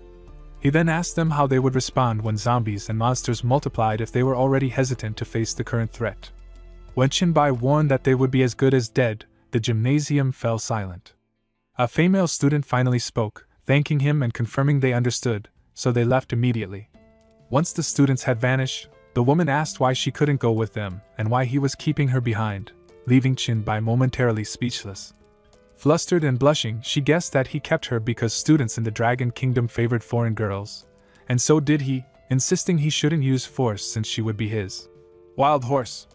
Chenbai clarified that she had misunderstood, saying he had no interest in such things and reminded her that he needed help finding something in the medical department. Embarrassed, the woman apologized, admitting fear had kept her from listening earlier, but she protested that he couldn't insult her, asserting she hadn't been ridden by anyone and could prove it. Amused, Chenbai acknowledged her claim. Moments later, as they exited Jiangqing University Stadium, she complained of exhaustion and pain, asking for a break, but he refused, grabbing her by the waist and insisting they keep moving. Startled, she screamed as her shirt snagged, but he ignored her protests and continued until they reached the medical department research building. Out of breath, she sulked, complaining about his pushiness and nearly losing her shirt, while Chenbai focused on locating the building. She explained that only professors could access the third-floor research room, which contained numerous samples and information on bacteria and viruses. Pointing out that the side entrance led underground to Mr. Ashiai's house and the incinerator, she speculated it might hide anything secret in the medical department. Chenbai agreed and instructed her to follow as they entered a laboratory brimming with machines and samples, ready to begin their search. Chenbai stepped into the Jiangqing University Virus Research Laboratory, eyes widening with astonishment as he took in the treasure trove before him, remarking he never expected the school to hold such valuable samples. As he began absorbing vials, the system notified him that he had acquired a temperature-sensitive mutated influenza D virus for the first time, earning 5 virus points. More notifications followed as he collected different influenza variations, each granting small points, and he observed wryly that most were flu viruses, unsurprising for a school setting. Suddenly, the system indicated he had gathered enough influenza viruses to reduce the points needed to upgrade it into a skill. Amused, Chenbai decided to try, and the system confirmed the upgrade. He had gained the skill Influenza, capable of releasing a virus to infect targets within range, reducing their attributes and applying a negative condition called Sneeze, which interrupts chance accumulations and aiming when triggered, though the effects varied with the target's race and physical condition. Excited, he cursed silently, marveling at the skill's strength and control potential, realizing he had underestimated the importance of virus reality when navigating the talent tree before. Recognizing the terror of an SSS-level talent, he noted that his remaining virus points should be used carefully, especially with Lord Leto's trial likely to be difficult. Opening the Black Light virus skill tree, he unlocked passive upgrades like flying, which allowed him to cling to any surface, dramatically enhancing balance, spatial awareness, concentration, dynamic vision, reflexes, and even doubling his control over all muscles in the body, further preparing him for the challenges ahead. Chenbai raised his fist, feeling his muscles vibrate with newfound control, astonished at the precision he now possessed. Testing it, he extended his arm, and cracked spiderwebbed across the laboratory wall, leaving the woman with him wide-eyed in shock, recalling how fortunate she was that he hadn't used this power earlier, or she might have been killed. Chenbai realized that mastering every muscle meant even a fraction of a millimeter could deliver a full power strike, no matter the target's size. Noticing her reaction as he walked past, he teased her about blushing, but when she denied it, he dismissed the matter and directed them toward Mr. Ashi's place. Soon, they were underground in the virus research laboratory at the teacher's repository. The woman nervously called out that it was pitch dark without electricity, and Chenbai warned her to stay still, sensing danger. She stumbled into his back, and they arrived before the incineration room. Opening the doors, Chenbai instructed her to remain outside, though she admitted her fear. Ignoring her protests, he approached an array, and the system asked if he was sure about entering the dungeon, the cold incinerator with a recommended level of 510. He confirmed, and in an instant, he was transported to a room lined with beds. The system notified him that he had entered a special dungeon, the cold incinerator, which would persist if successfully cleared but vanish permanently if not completed within 2 days. As he absorbed this, the bodies under the blankets began to move, and Chenbai readied his skill, Bone Claws, bracing for the mutant zombies emerging before him, some with multiple limbs clinging to the ceiling. One mutant zombie hung from the ceiling, lunging down at Chenbai while another charged straight at him. He unleashed a flurry of slashing attacks with Bone Claws, quickly dispatching the one on the ground. The system notified him of a level 5 resurrected body defeated and 400 experience points gained. The ceiling zombie drew energy into its mouth and fired a powerful whirlwind at him, but Chenbai dodged effortlessly. Observing its slow forward thrust, he commented on the tactic before leaping and striking with his heavy hammer skill, smashing it back into the ceiling. The system confirmed the kill of a level 7 Splicer infant spider, awarding 1,000 experience points. Landing amid the carnage, Chenbai marveled at the dungeon's rich rewards and grinned as more mutant zombies stirred from their beds. Excited by the challenge, he attacked mercilessly, alternating gains of 400 and 1,000 experience points, until the system announced he had leveled up to 4 and earned 2 free attribute points. Suddenly, a loud banging came from the incinerator door. Chenbai taunted the unseen foe, mocking its dead minions, only for the door to explode inward. A massive blob of flesh emerged, limbs forming as it grew, and Chenbai realized the danger instinctively. Attempting to strike, he found its limbs instantly blocked him. He unleashed his evolved flu virus, which only caused the blob to develop a torso, and the system reported his skill had no effect. The monstrous mass lunged, striking him and sending him flying, forcing him to prepare for the next overwhelming assault. Chenbai crashed into the ceiling, clicking his tongue as the effects of his flu virus began to fade. He faced a biomaniac, a creature capable of rapid self-healing, and as it leapt to attack, he charged to meet it, exchanging brutal blows. Each strike he landed was quickly repaired by the monster's high-speed regeneration. Chenbai noted that he hadn't fought with full strength since being reborn, his hands and feet stiffening with disuse, and decided to use the biomaniac to restore a bit of his own power. Hours passed as he observed its endless regeneration, testing the limits with his status read skill and the hourglass of time renewing his body to peak condition, curious to see if the creature truly was immortal. After an hour, a limb was lost, and as the healing slowed, he wondered if it would eventually stop. Another hour passed, and the biomaniac trembled and collapsed. Qinbai lamented not having fought harder. Finally, the creature reverted to its previous form, seemingly unable to recover further. Satisfied, Qinbai pressed the advantage, stamping the blob of flesh until it was flattened, and the system confirmed he had slain the level 8 boss biomaniac, granting 10,000 experience points and leveling him to 5 with 2 free attribute points. The dungeon was now cleared and permanent, with a 3-day cooldown, and the system offered to upload the clearance as a paid video guide, allowing him to hide his identity and appearance. Qinbai agreed, setting it to upload anonymously. Meanwhile, at Dongshin Villa, Sushin received healing from Song Ziqiong, the quiet calm of their recovery contrasting with the chaos Qinbai had just left behind. Song Ziqiong was surprised to notice something unusual, which puzzled Sushin, when an announcement popped up in their group chat. Evolver White had released the nightmare-level mystery dungeon, cooled incinerator clearance video for 1 copper coin. Both agreed to watch it immediately, and other evolvers in Qinbai's chat joined in. Reactions varied, some were thrilled, others anxious. Alan was astonished by the speed and had to slow it down to follow the fight, while a young man cheered at the intensity. A muscular member criticized the monster's recovery, questioning if it was fair for Qinbai to face it. A young woman expressed relief that Qinbai had fully recovered. Messages poured into the group. The heir to the 5 lightning whips praised him fervently. Leaf admitted her shortcomings and asked when he would arrive at Yongchang. Tyrant marveled at Qinbai's seemingly limitless instant recovery, and Crow wondered if SS and SSS rank talents differed that much, noting their struggle with 10 zombies. Another member questioned the strength of the level 5-10 bosses, and one called the only trash in the group speculated if there was an alternate way to clear the dungeon. True Void agreed that Qinbai was simply too powerful to follow conventional rules. Meanwhile, inside the cooled incinerator, Qinbai finished absorbing the mutant zombies he had defeated, and the system confirmed he had consumed a special complex mutant. Qinbai gained 300 black light virus evolution points and explained that these points were separate from regular virus talent points, used solely to evolve the abilities and skills of the black light virus, which was already impressive.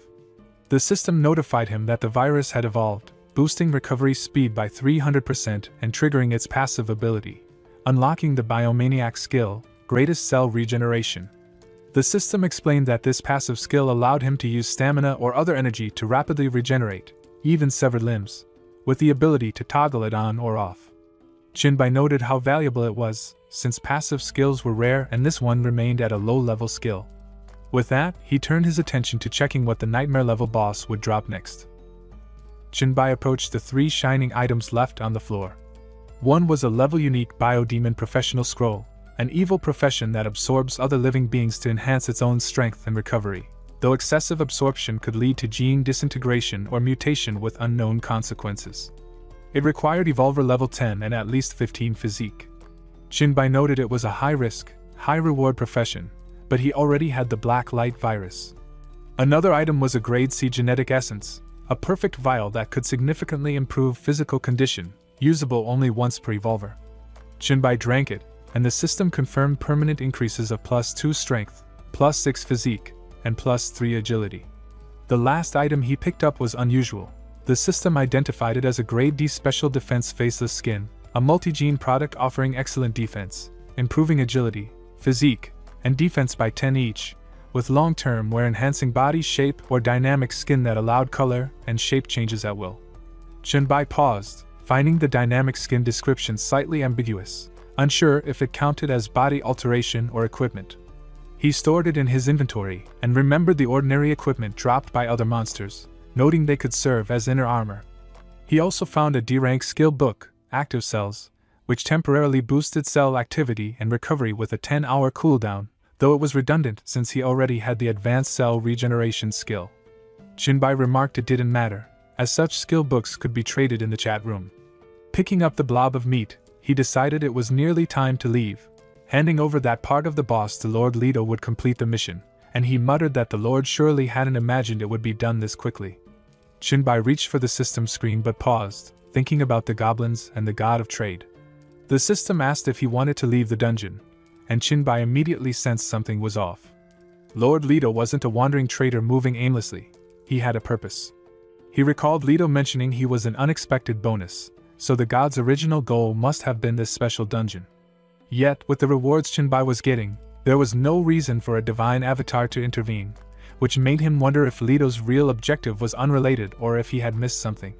His attention shifted to the incinerator nearby. He crouched through its door, noting iron sheets, fire outlets, and walls slick with oil and grease, nothing unusual. A huge hole above caught his eye, hinting that the pipes above might hold something unseen. Chinbai leapt into the pipes, running along their surprising length that far exceeded the room's height. Suddenly, his path seemed blocked. Testing the metal, he realized it wasn't a dead end, but then a golden face appeared before him. He instinctively punched it, only to be stunned when the system identified it as an unknown mask, the main cause of the incinerator's anomaly, with miraculous functions. Chinbai marveled at the item, noting its name was unspecified, likely an SSS-class fragment, or a divine-related artifact. He inspected it carefully, realizing this was probably what Lord Leto had been aiming for and determined to keep it. Evening had fallen when he exited the Jiangqing University underground incinerator, where a woman awaited. She ran to him excitedly, praising his strength after watching his video. Chinbai asked about copper coins, and she explained that others were fighting zombies and she had a last-ditch attack. Wondering how many viewers he had, he noticed the system showing 869 gold coins, 93 silver, and 15 copper, gradually increasing to 912 gold, 75 silver, and 32 copper. Still, it wasn't enough. He needed 1,000 coins to unlock storage.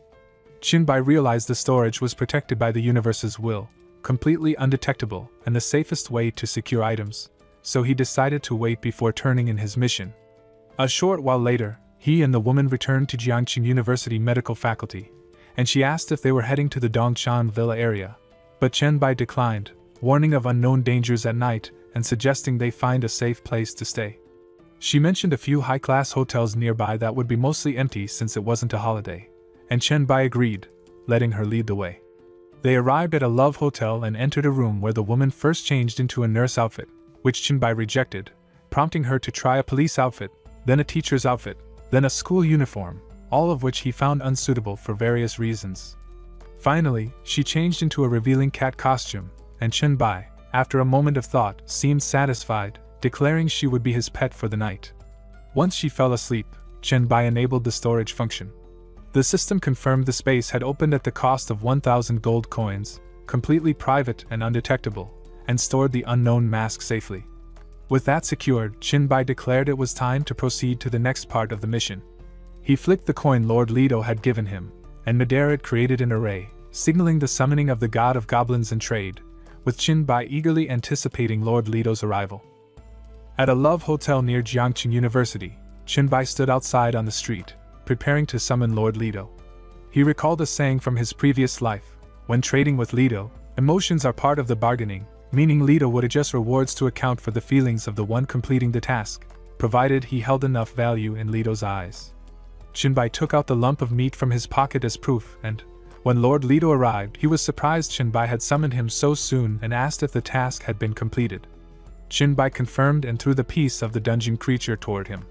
Lord Leto paused, noting the meat was wizened, not fresh, and questioned why Chinbai hadn't called immediately, leaving him momentarily speechless.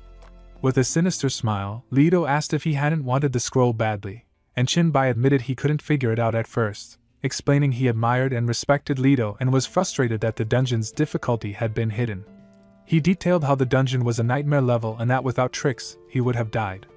Leto acknowledged the frustration but explained it was part of the test, as no treasure would be given to someone unprepared for the unexpected. Chinbai sighed and confirmed he understood, then asked about his reward and the next task. Leto admitted it had been wrong to conceal the information initially, but Chinbai had proven himself. Lord Leto revealed that the reward for Chinbai's mission was for him to choose, and that the next task would be the final round. When Leto asked how Chinbai felt about it, he bowed and expressed gratitude for the god's understanding and generosity. Leto invited him to select from the highest quality B-rank items as the upper limit, and Chinbai was startled as countless B-rank item cards surrounded him. He picked a scroll of recovery, which Leto recognized as a production blueprint, praising Chunbai for his knowledge and clarity of purpose before assigning the final task. Chunbai's astonishment grew as the system alerted him. The god of goblins and trade had issued an SSS-level task, the ultimate investment, requiring him to obtain 2 SSS-level profession scrolls. Shocked at the difficulty, he protested that even gods were not born with SSS-level professions, but Leto grinned, acknowledging this and insisting that his best treasure must go to the best hands. Chunbai agreed, seeing no choice but to accept. Meanwhile, in the Dongshin Villa area, a colossal mutant giant rat, level 5, carried a man's body as it roamed the neighborhood, wreaking havoc. Hiding behind destroyed walls, Alan remarked on its enormous size, reporting that 2 teams had already been wiped out, while Song Ziqiang noted its attributes were 3 to 4 times higher than theirs. Alan asked what they should do, and Song Ziqiang commanded that the people avoid confrontation for now but keep the creature under constant observation. Suddenly, Alan noticed the mutant giant rat had found them, and as it charged to destroy the walls, she moved to shield Song Ziqiang, warning everyone to get clear, but it was too late as the creature crashed down, sending the men flying. She helped Song Ziqiang up, urging immediate escape, but he lamented it was futile. The rat was too fast. Just then, it appeared above them, ferocious, only for a portal crackling with electricity to open and Chunbai to descend, kicking the beast to the ground effortlessly. Song Ziqiang breathed relief at his arrival, calling his name, while Chunbai surveyed the area and noted it seemed he had returned in time. He instructed Alan to rally the men to clean the battlefield and ensure compensation for the fallen, while Song Ziqiang would come with him to explain the situation. Back at her villa, Chunbai reviewed reports. Zombies had been cleared, but mutant rats had surged from the east, destroying 6 warehouses and causing over 100 casualties.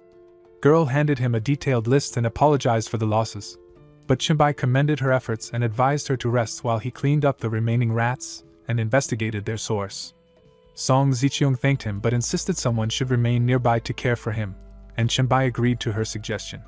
Song called someone named Qin Lingyu, and the door slowly opened as a woman stepped in. She was Linghu, rescued during the villa cleanup, and someone Song had known for a long time. Song explained she was a lawyer who could assist Chunbai with the rules, and she agreed to join his side. Chunbai allowed her to stay, letting everyone else go rest. After a few moments, only Chunbai and Linghu remained in the room. She blushed slightly and offered that he could ask her to do anything he needed. He, recalling that she was known for being sharp-tongued in her profession, raised an eyebrow and asked if she could demonstrate it for him. Lingyu knelt before him, calling him master and thanking him for the reward, and he praised her technique, expressing satisfaction with her skill. Standing by the massive glass window, Chunbai instructed her to come closer, explaining he wanted to say a few words about the rules they were making, but he was startled to see her bending forward, seemingly requesting something. Confused, he asked what she wanted and why she assumed that posture, and whether she had missed his earlier words. She apologized, explaining that her B-level skill focus, which sharpens thinking speed and sensory sensitivity while concentrating, had blocked out his instructions. He clarified that he had asked her over because from there she could see all 3 areas of Dongin, including villas, high-end hillside residences, and lower mountain neighborhoods, and he needed her to create rules tailored to each area. She confirmed she could handle it, and asked if he had any further requests. He explained it was a simple curiosity about the extent of her abilities and suggested testing how far her senses could be stimulated under concentration. She blushed and stammered in agreement, immediately activating her skill focus while bending before him, confirming she was ready, filling the room with soft moans. The next morning, at the Dongin sewage outlet, he was accompanied by Song, Ziqiang, Alan, and several others, explaining that he had located the site from architectural drawings and traces of mutant rats. Entering revealed a layer of these mutated creatures, and though he could have cleared it himself, he wanted to train strong, reliable men capable of protecting everyone in his absence. He urged them to become the villa's backbone, and asked if they were ready. All knelt and called him master, confirming their readiness. Amused, he told them to rise, declaring that from now on they should call him Brother B instead. Pleased by their excitement, he waded into the water, tore away the fence blocking the outlet, and instructed them to begin. Suddenly, the system notified him that they had triggered the special mission for sewer hosts, and when he asked if the others had received it as well, Song confirmed that she had. Alan explained that the mission required eliminating all mutant rats, defeating the Rat King, and investigating the mutation's source, with rewards depending on their success, and one of the men mentioned that they had received the same assignment. As they entered the sewer, Song noted the darkness and that it was fortunate she had instructed them to craft torches, while Chinbai observed it was cleaner than expected. Suddenly, Chin signaled caution as rustling indicated the mutated rats were approaching at incredible speed. He immediately unleashed his skills, wielding a heavy hammer and bone claws, shouting a warning as the group charged into battle. They fought fiercely, cutting down the rats in their path, and Chin reminded them to stay alert for any survivors. As Aelin finished dispatching a group of mutants, one of the men discovered ratskin equipment, and Song reported that nearly 16 sections of the pipeline had been cleared, which Chin confirmed. Then, a man alerted them to new movement ahead. Only a single mutant remained, and Song volunteered to handle it. Chin reminded her to use her scouting skills first, and she activated her insight crystal, her eyes widening in shock as she identified the creature as a level 7 boss. Song noted that she couldn't detect any specific attributes from the boss, though its strength measured 30 and agility 40, and she hesitated as she considered its physique. She was startled when Chin, already activating his bone claws, charged straight at the creature, urging him to be careful, while Zicheong watched in surprise and relief at the unfolding scene. In a single, powerful strike, Chin mauled the boss, defeating it instantly. The system rang, signaling the drop of the Grady set of defense plague boots, which boosted agility by 5, provided poison protection, increased all attributes by 1 as part of the 5th plague set, and required an evolver level of at least 5. Chin observed that the Rat King could indeed drop a full equipment set and quickly equip the boots, noting that even lower grade items, when collected together, could surpass normal equipment of the same tier. With the Plague Rat King defeated, the remaining task was to investigate the mutation's origin. After clearing 5 pipe sections, Song wondered why no more rats appeared, only to be startled when Chin suddenly ordered them to stop. At that moment, the system notified him of new virus points earned, 10 for absorbing the Spore Plague for the first time and 23 for absorbing the Bone Spur Plague.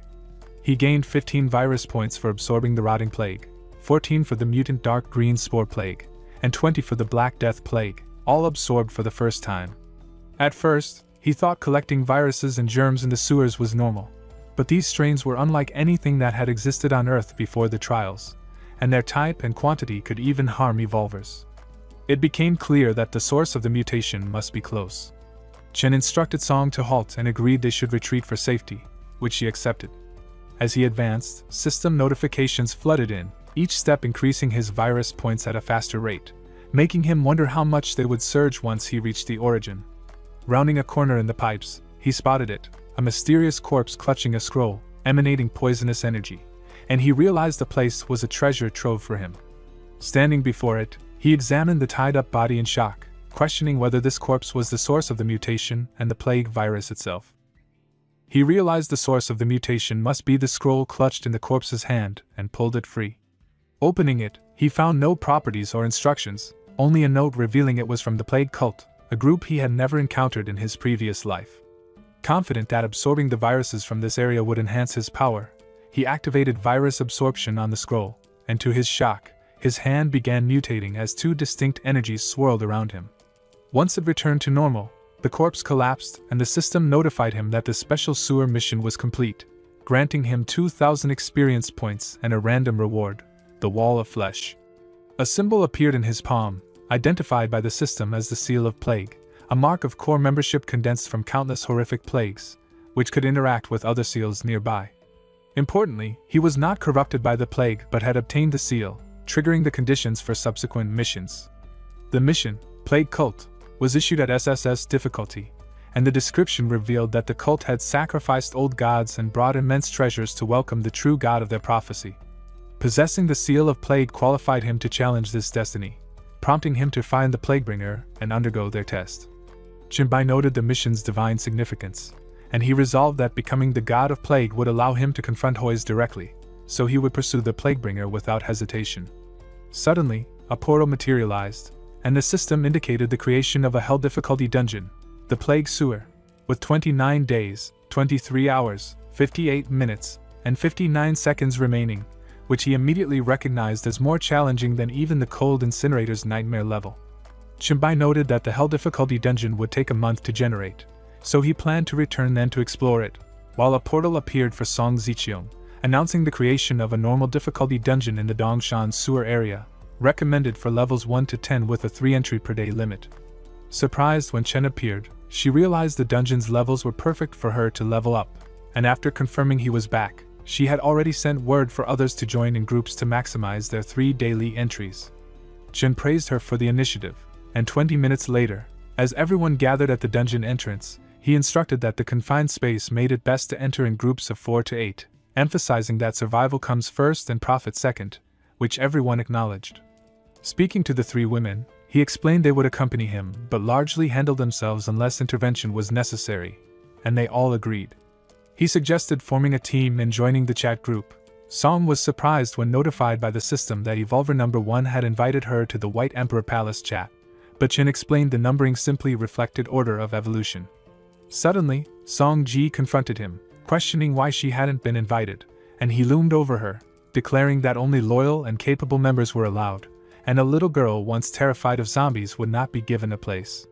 Embarrassed yet defiant, Sanji reminded him not to underestimate her, and Chen showed her multiple items, instructing her to gather her equipment and enter the dungeon to demonstrate her growth.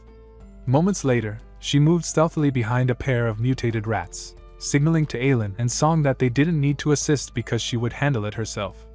The system notified Chinbai that Evolver number 10,261,521, Sanji, had accepted his invitation to join the White Emperor Palace, and she looked genuinely excited. Song's joy was evident as she walked away, declaring she would go kill some monsters, prompting Chinbai to tease that she was acting like a little princess. Zicheong reassured him that Sanji was all talk and he shouldn't worry, just wait until the dungeon run ended and they returned to the villa. Song added that she had promised Sanji would call Chinbai daddy, and Chinbai noted how decisive she was. Song remarked that decisiveness was necessary in this changed world, and for a young lady like Sanji, who had never truly suffered before, having someone like Chinbai in her life would mean a great deal. In a luxurious hotel suite, a woman lounges in the bathtub, sighing at the comfort, and noting that following her group leader's advice had allowed her to live so well at the end of times.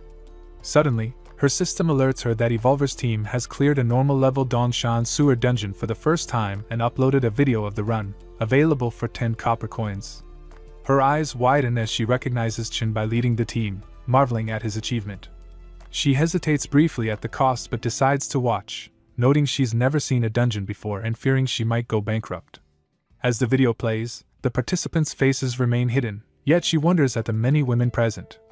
Meanwhile, a man viewing the same footage remarks that the girls seem talented but weak in combat, fast-forwarding to see Chinbai fight. Another observer notes the high-level monsters lurking in the dungeon's depths, acknowledging that even with Chinbai's guidance, victory wasn't guaranteed, and the boss's arrival looks formidable. A group of foreign men watch as well. One questions the power of this Eastern contender, and another admits their luck has run out having never discovered a dungeon. Debate arises over whether Chinbai could surpass their S-rank fighter, Tom, though they agree Chinbai kills the boss in one shot, proving his superior strength. Back in the hotel, the woman marvels at the level 10 boss defeat, impressed both by Chinbai's skill and the fighting methods he taught the girls, wishing she could be among his students and envying those who were. Elsewhere, in Song Zicheong's villa study, Chinbai notes that after everyone completed the sewer dungeon, they must have collected plenty of low-grade equipment. He suggests that Song Zicheong, Lingyu, and Lui establish rules for the base's economy and item trading quickly. Showing Song Zicheong several items, he emphasizes their importance, confident that she will understand their value. Song Zicheong's eyes widen as she examines the items more closely. She grasps a wall of living flesh and blood, a material that grows by consuming flesh and blood, far stronger than any ordinary wall, recognizing its potential as a powerful barrier if used correctly. Holding a scroll, she notes it allows instant return to the Mark City in 10 seconds, with effectiveness depending on the wall material, something that could literally save a life.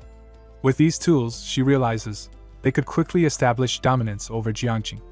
When she lifts the faceless skin, however, disappointment flickers across her face. It's meant to improve appearance and allow transformation into any form. Noticing her reaction, Chinbai asks if she finds it less important than the other items. Song Zicheong shakes her head, explaining that nothing compares to what pleases Chinbai, as he is the true master of all of it. Chinbai admits he knows little about women's clothing, wondering if she could surprise him, and she hints that the surprise isn't hers alone. She explains that she has promised to have Song Jae call Chinbai daddy, and intends to dress her immediately, asking him to wait.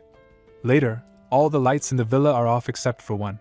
Jinbai carries the sleeping Lingyu into a bedroom where Susan, Song Ziqiang, Ailin, and Louis are already asleep on a large bed. He gently places Lingyu among them, pausing to quietly observe the others resting peacefully. Moments later, Jinbai equips the plague robe, and the system notifies him that he now has 2/5 of the plague set, granting a 5-point boost to all attributes and resistance to weakness debuffs. He notes that in that day's sewer dungeon, only one piece of the plague set dropped after 3 runs and calculates that if this rate continues, he could complete the full set in just 3 days. Suddenly, a private chat notification appears from a member named Dreamy, leaving Jinbai puzzled.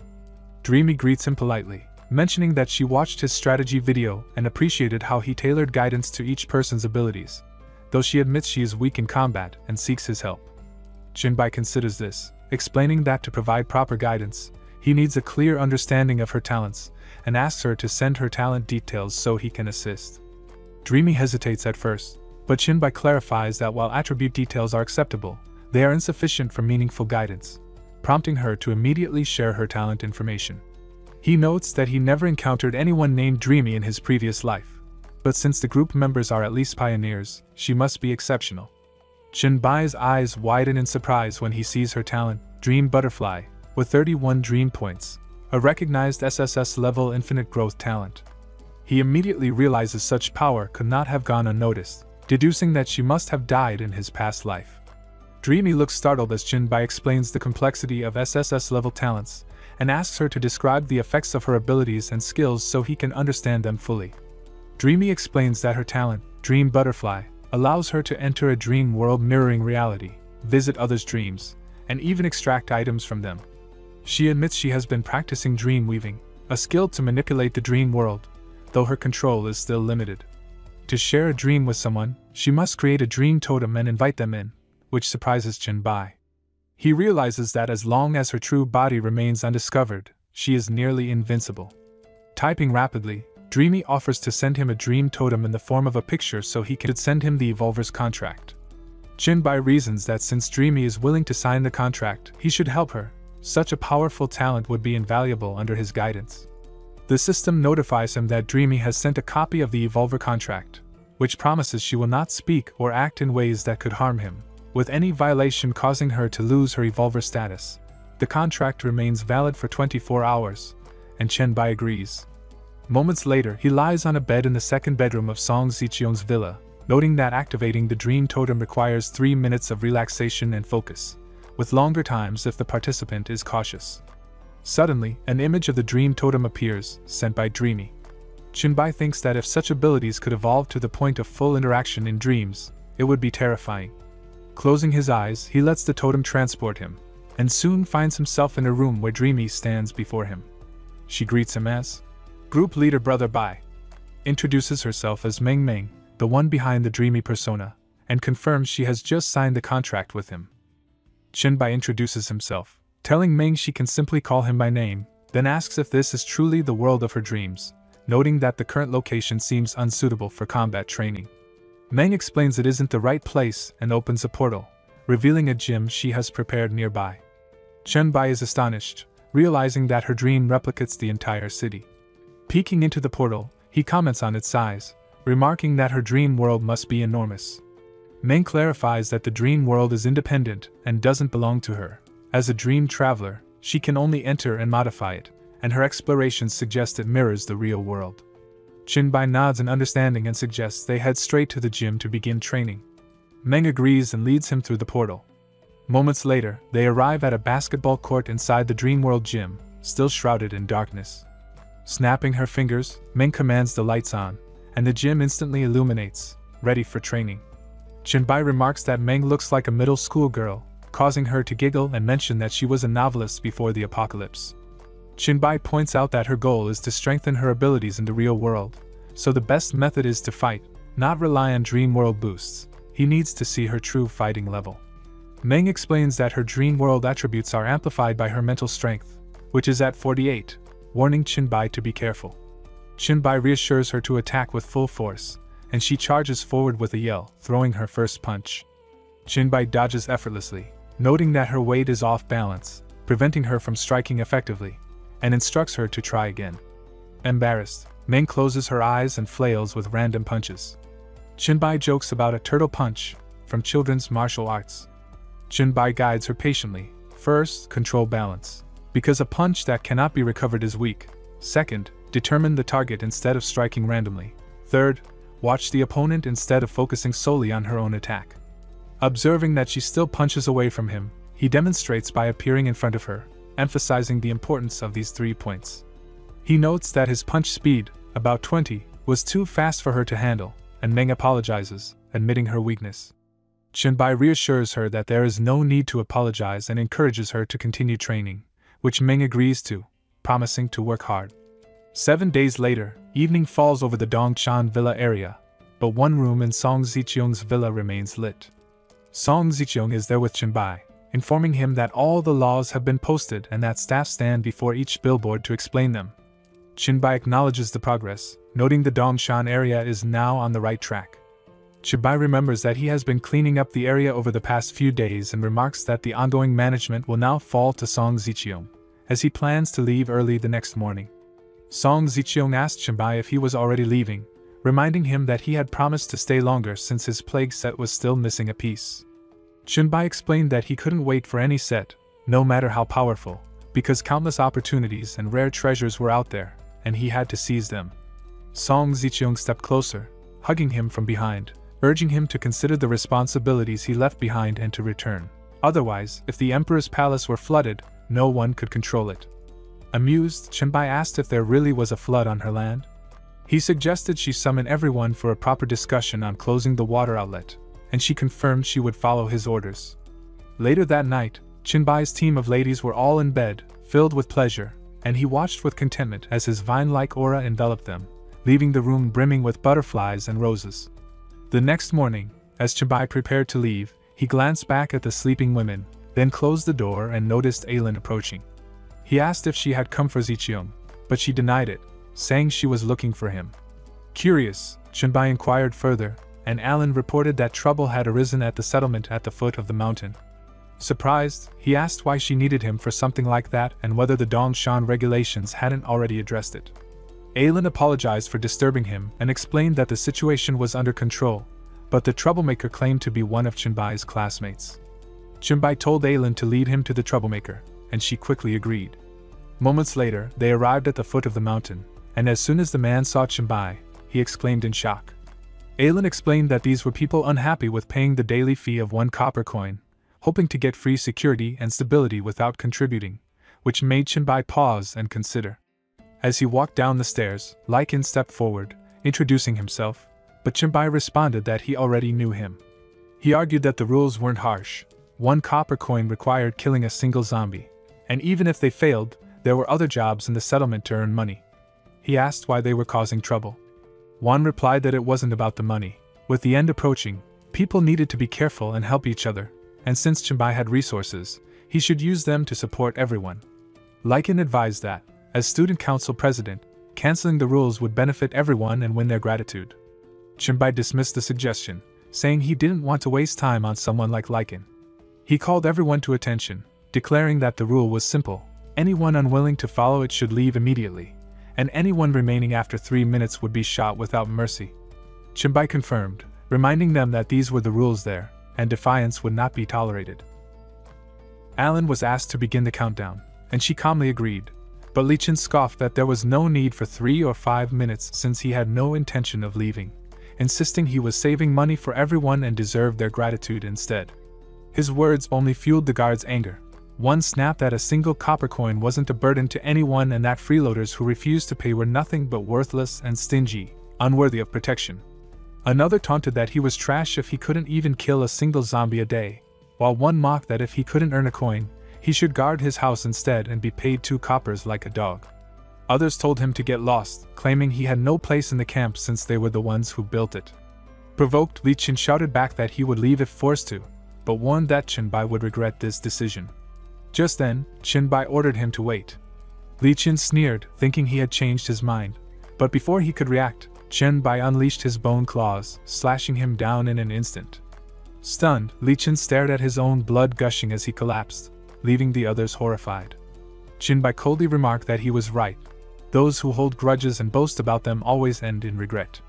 At that moment, Alan announced only 1 minute remained, asking if the others would stay. One man quickly knelt, admitting his fault and begging for another chance, promising to abide by the rules. Chinbai considered him clever and offered to restore his standing in a month if he paid 5 copper coins, which the man gratefully accepted. Seeing this, the others rushed to follow, pleading for the same chance, and Chinbai left the matter in Alan's hands. She assured him she understood, and as Chinbai turned to leave, a sudden notification from Meng flashed before him, catching him off guard. Meng admitted it was difficult to strengthen her abilities in reality, since despite her spiritual energy being high, she lacked offensive skills. Chinbai advised her to stay patient, promising he would help her look for books that could enhance spiritual energy attacks. Curious, she asked where he lived, saying that once she was free to travel, she would make sure to visit. When he answered that he resided in Jiangchang, she lit up, delighted to discover he was close by, as her home was in Wuchang. Excited, she asked if it was true when he offered to come meet her, calling it fantastic. Chinbai then recalled that in his previous life he had accepted an S-grade professional mission tied to Wuchang. Though it wasn't the highest SSS grade, it was valuable enough to exchange for rare materials or key information, so he decided he would head to Wuchang first. Meanwhile, in a hotel room in Jiang City, a man stood at the window and asked how much food remained. The one behind him replied that their supplies were low, barely enough for 10 people to survive 3 more days. The man at the window, Jiang Luoping, cursed their luck, blaming everything on a special zombie that had slaughtered 5 of their men with ease, its heightened senses making it a deadly threat. Jiang Luoping explained that the moment they reached the 10th floor, the special zombie had sensed them, making any chance of slipping out the back useless. Sun Jihe grimly remarked that it seemed they were trapped.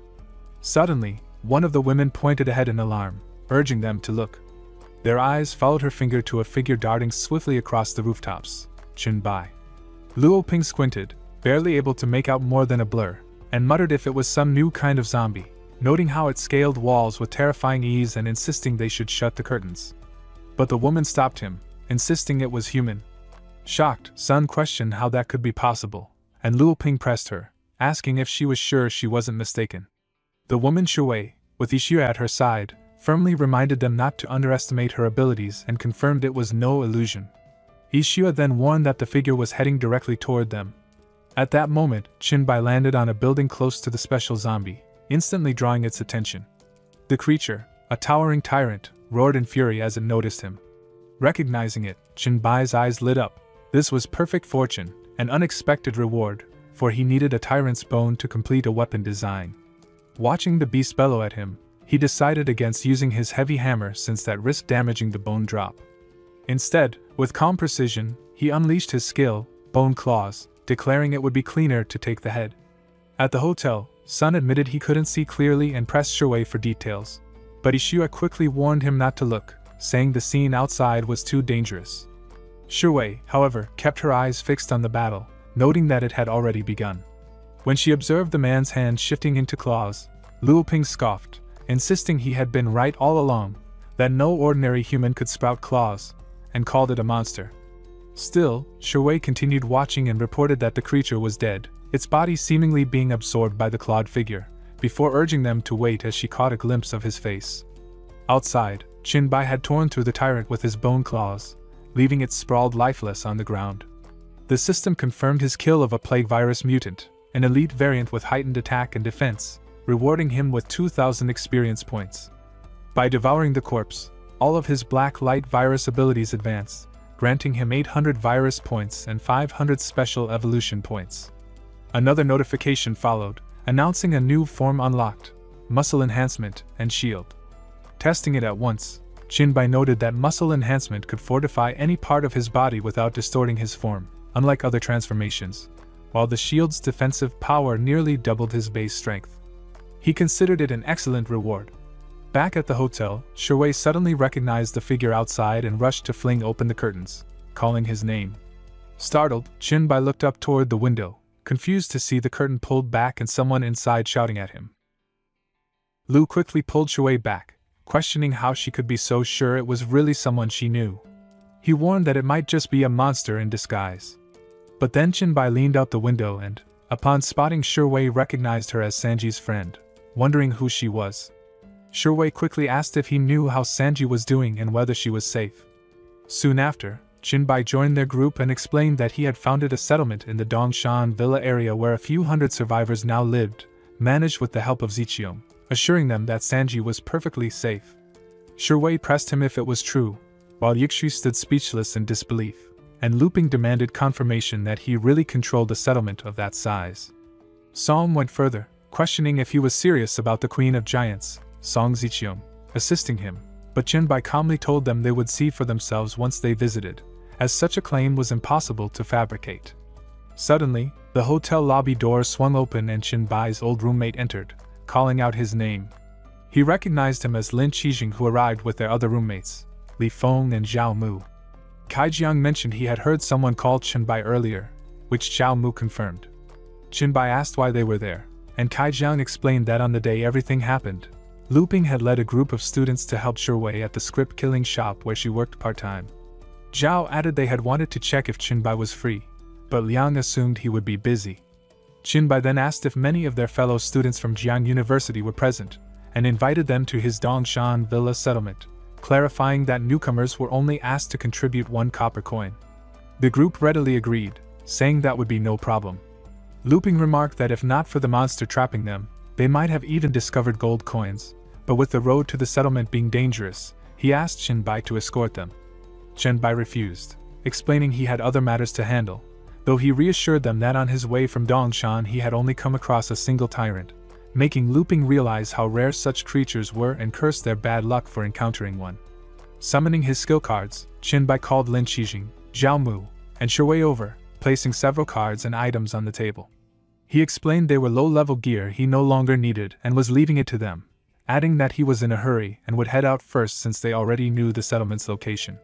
Luping thanked him, and as Jinbai waved and left, Zhao called after him to take care. Moments later, he was already leaping from building to building when Meng suddenly opened a private chat, telling him that King Han had been complaining in the group. She mentioned her new ability could help him, but Jinbai suggested she speak to him directly instead of in the crowded group chat. As he moved, he reflected briefly on King Han and someone named Han Xiao. Meanwhile, Zhao turned to Luping and pointed out that heading to the settlement was their best option, since a place with more evolved survivors offered real safety. Luping agreed, though he stressed they needed to prepare well, especially since the journey from Jiangqing to Dongshan was nearly cross-city.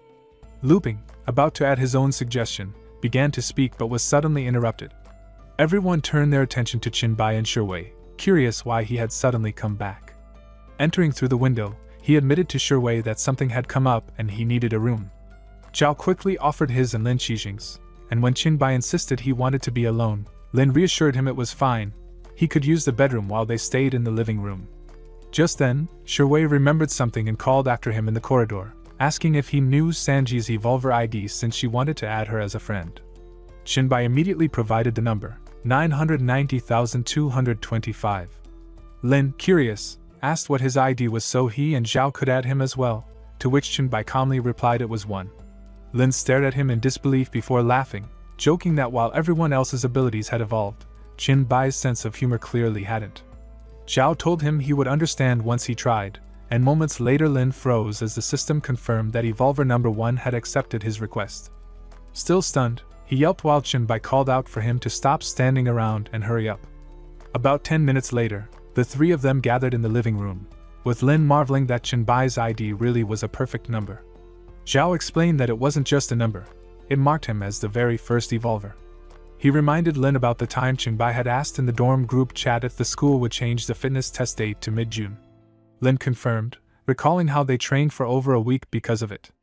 Realization struck, and he asked if that meant Jinbai had already known about the apocalypse.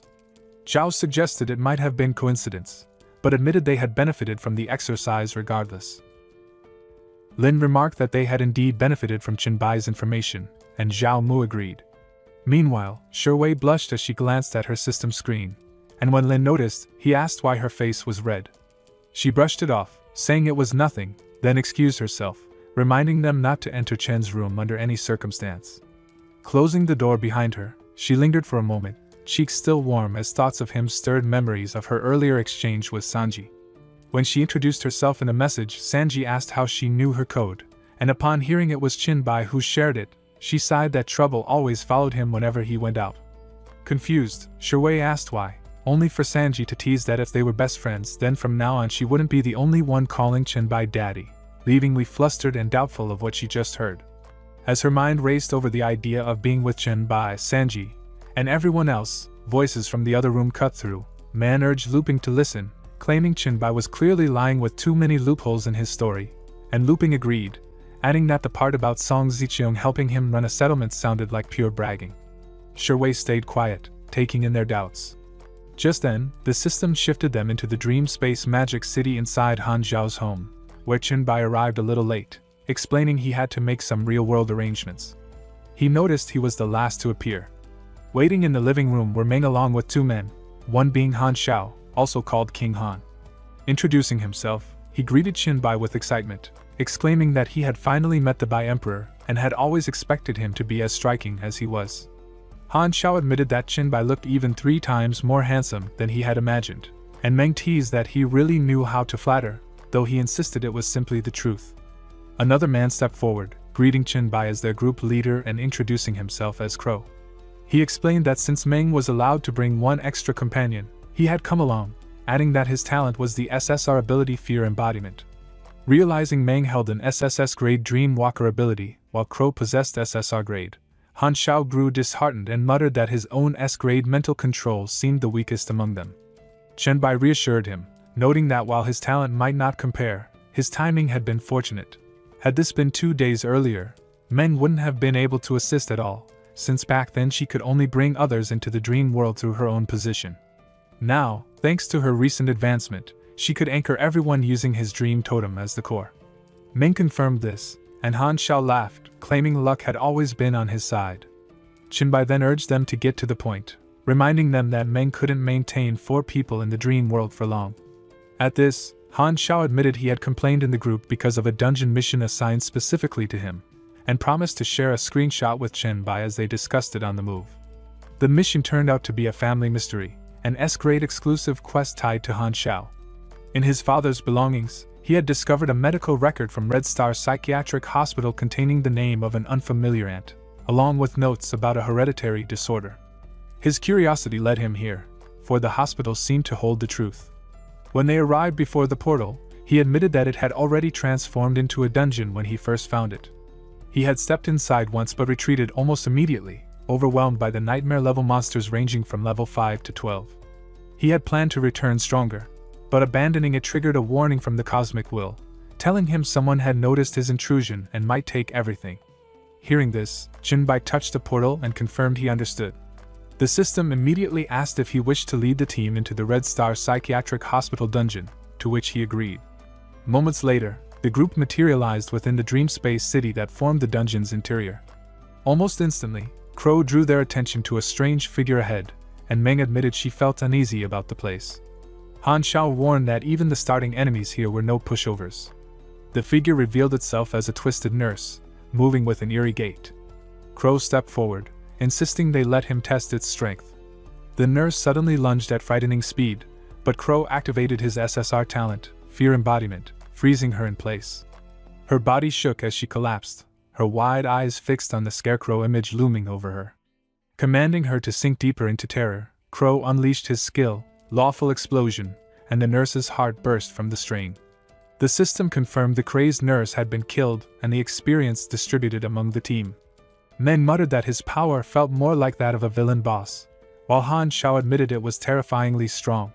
Chinbai, however, simply concluded that it was effective. The group obtained a D-rank active skill called Sharp Screeching Thought Explosion, a mental attack that released a piercing shriek, damaging enemies within range while drawing in nearby monsters.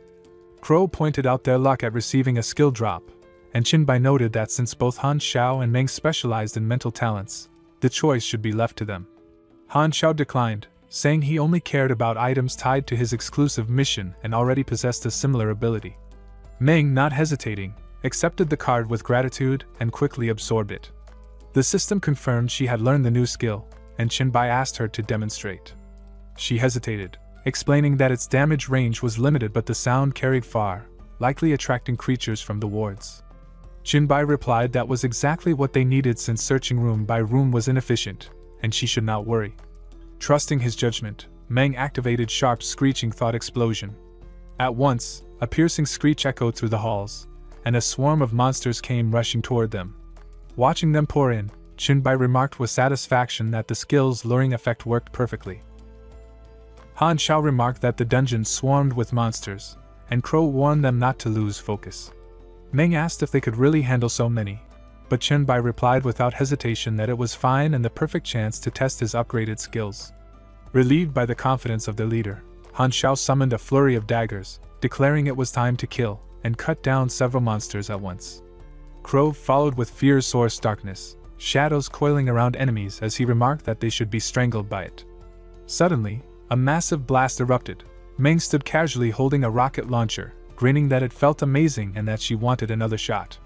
Han Xiao muttered in disbelief at such abnormal dream creation, even asking if she might one day build a Gundam. Crow confidently said she could. While restraining more monsters, Crow noticed Chinbai had yet to act and silently wondered why. At that moment, Chinbai admitted his new power required time to charge, which made it hard to use mid-battle. Finally, he slammed his claws to the ground, unleashing full-charged earth spikes. Gigantic spears of stone tore upward, skewering countless enemies. The others froze in awe at the sheer range and devastation. Meng exclaimed at his strength. Crow wondered if a single skill could wipe them all, and Han Xiao shouted in admiration that it was the White Emperor himself. Dusting off his hands, Chinbai stood tall, but just then, two monster nurses crept up behind him, startling Han Xiao into a panicked cry. Han Xiao hurled his sharp aura at the two remaining nurses, shouting that he would finish them, but Chinbai caught the attack with his bare hands and ordered him to wait. He then restrained the monsters with vine-like energy, explaining that these many-boss nurses were left alive on purpose. Han Xiao muttered in disbelief at Chinbai's casual interception, while Crow sighed and patted Han Xiao's shoulder in comfort. The system notified Chinbai that his Black Light Devourer had evolved, granting him the ability to glimpse part of a target's memory, and even gain a low chance of inheriting their skills. Choosing to absorb their memories, he recalled he had rarely used this power since gaining it on the eve of Doomsday. Images flooded his mind, the body of a woman scarred and strung upside down on a cross, her screams echoing as countless others hung in the same twisted display. A nurse crawled toward her as she begged for mercy, while a man called her nurse calm, mocking her weakness and declaring she would soon be sacrificed to his master. Elsewhere, two nurses whispered to each other, one consoling nurse one not to take rejection too harshly, as everyone remembered Kang's fate.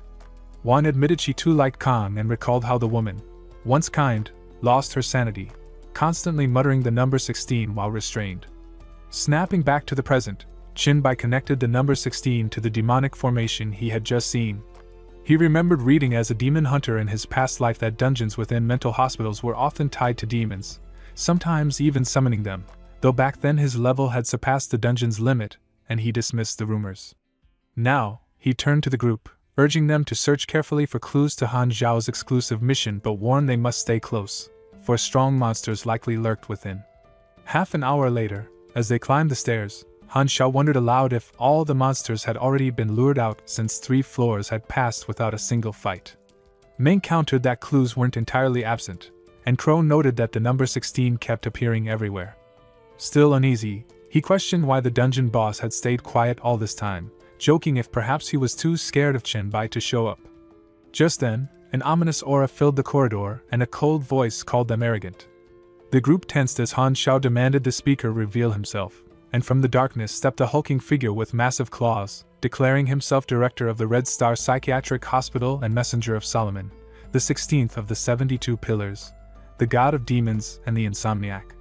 Han Xiao stiffened at the word demon, while Crow was stunned at the claim. The director sneered that their fates were sealed as sacrifices for his master, unless Meng pledged herself and bore his offspring, in which case he would spare the rest. Meng snapped back in disgust, mocking that he should bear the child himself. Chinbai scoffed, calling him a pitiful demon once human, and slammed his claws to the ground, daring him to prove his strength to Grandpa instead of spouting empty threats. The director scoffs that Chinbai is a foolish human unaware of his limits, summoning a towering phantom of himself as he calls upon his master's strength. The massive figure cast its shadow over Chinbai and his group, driving Han Xiao and Crow to their knees under the crushing pressure. Han Xiao trembles, asking what this dreadful feeling is, while Meng bleeds and calls out for Chenbai. Cursing inwardly, he mutters that this is the kind of demon he despises most, one that unleashes relentless mental oppression. Though his will is strong, he lacks psychic skills, leaving him at a disadvantage. Without hesitation, he charges in, determined to end it quickly. The director's colossal arms sweep down, but Chenbai slips past and drives his bone claws into the creature's abdomen, only to find it unfazed as sinister black flames erupt from its body. Chenbai raises his shield to block the blast, and the director concedes his strength while mocking that resistance is futile. He warns that Chenbai cannot pierce the black flames and that prolonged battle will see him crushed by mental pressure. Nervous and strained, Chenbai fights to hold his ground as the director demands they die screaming in despair for his amusement. But in that moment, Han Xiao suddenly steadies himself, laughing as he unleashes a powerful barrier that shields the group. Crow is shocked to find the mental weight gone, and Meng questions why he didn't use the skill earlier. Han Xiao admits he barely understands it himself but suspects releasing his psychic energy weakens the director's pressure. Hearing his name, the director pauses, recognizing him as a descendant of the Han family, a bloodline tied to his master. He sneers that resistance will be meaningless, for even if Han Xiao can withstand mental oppression, his black flames will still reduce him to ashes. Han Xiao mocked the director, asking why a loyal hound of his master would seek to kill his master's own descendants, warning that such betrayal might earn him a beating from the very one he served. The director snarled back that Han Xiao was nothing more than a blood relative plotting against his master, and slaying him might even earn a reward. He declared that Han Xiao would burn to ashes in his black flames, drawing in a deep breath to unleash his power.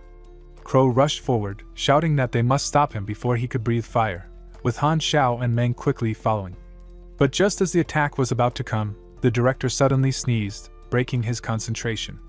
The group froze in confusion, Crow asking if he had caught a cold, and Han Xiao wondering if it was some kind of trick. Watching closely, Chenbai noted that the effect took hold a little later than expected, proof that the director's body was quite durable for a low-level demon. The director coughed violently, demanding to know what Chenbai had done. Calmly approaching, Chenbai revealed it was a skill he had recently enhanced, one that forces enemies to sneeze uncontrollably. He called it influenza, lung infection, a technique that, once cast, advances depending on the difference in physique. In its first phase, all attributes begin to weaken, and within 3 minutes, 5 random disease debuffs emerge while all charged spells risk being disrupted by sneezing, leading to misfires, delays, or failure. Once the victim's physique drops below half, the second stage begins, bringing relentless coughing fits that further cripple them. The director staggered back in disbelief, shouting that it was impossible for him to fall ill, demanding how sickness could even touch him. Chenbai followed calmly as his foe weakened, slipping into the second stage where recovery dropped by 90%, concentration shattered, and a swarm of disease debuffs began to spread while his breathing grew shallow. Furious, the director insisted he was a higher being, yet his body betrayed him, collapsing into the third stage where he could no longer breathe, choking and trembling as air refused to come. Chenbai remarked that it worked simply because even demons needed to breathe, and the virus points spent had been worthwhile. With that, the director crumbled to the floor, and a system notification declared the death of Hell Apostle Zhao Chonglin, level 12, rewarding 30,000 experience points based on their battle contribution. When Chenbai turned to his companions, he found them pale and trembling in silence. Confused, he asked what they were doing, startling them into holding their breath. Han Xiao blurted that it was the virus, Meng admitted she feared catching a cold, and Crow quickly agreed. Shaking his head, Chenbai reassured them that unless they were directly targeted, they had nothing to fear, and relief swept through the group as they all exhaled at once. Catching their breath, Meng praised him as incredible and declared his skills invincible, while Han Xiao offered a thumbs up. But Chenbai dismissed the praise, saying it only worked on weaker demons and warning that many others didn't need to breathe at all. Chenbai told the group he had received a notification about the dungeon being cleared and the release of the strategy videos, then asked Han Xiao about his mission progress.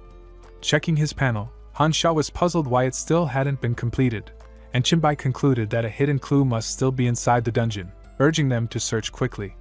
Chenbai then mentioned he would upload a video guide on clearing the dungeon, and asked if anyone wanted to reveal their faces to gain fame.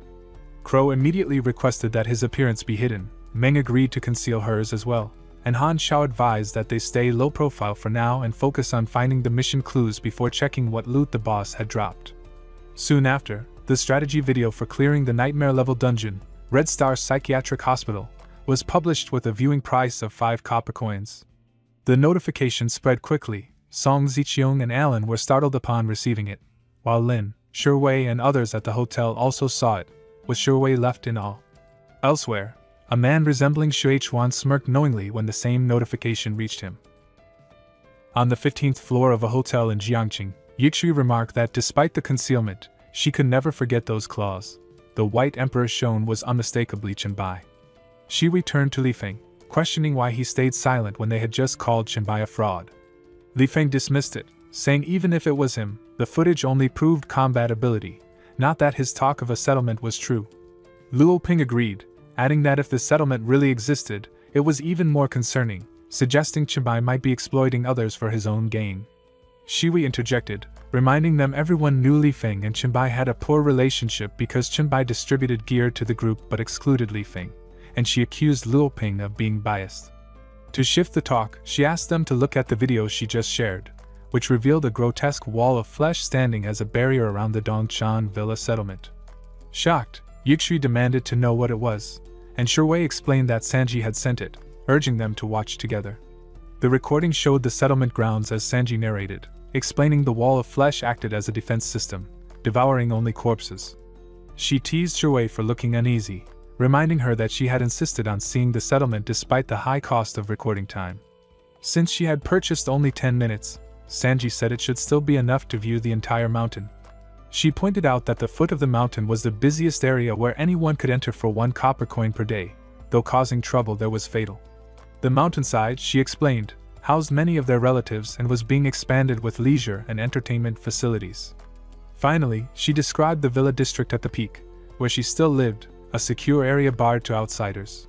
Smiling, Sanji suggested that Shiwei might end up living there soon as well, since even though Chenbai hadn't made a move on her yet, it was only a matter of time.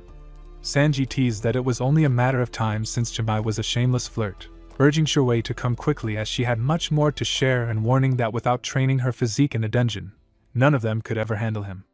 Hearing this, Jiang Yixi asked if she had at least questioned Sanji about how many women Chenbai had, but Shiwei snapped back that it wasn't the point. Flustered, she admitted she should have previewed the video herself before sharing it.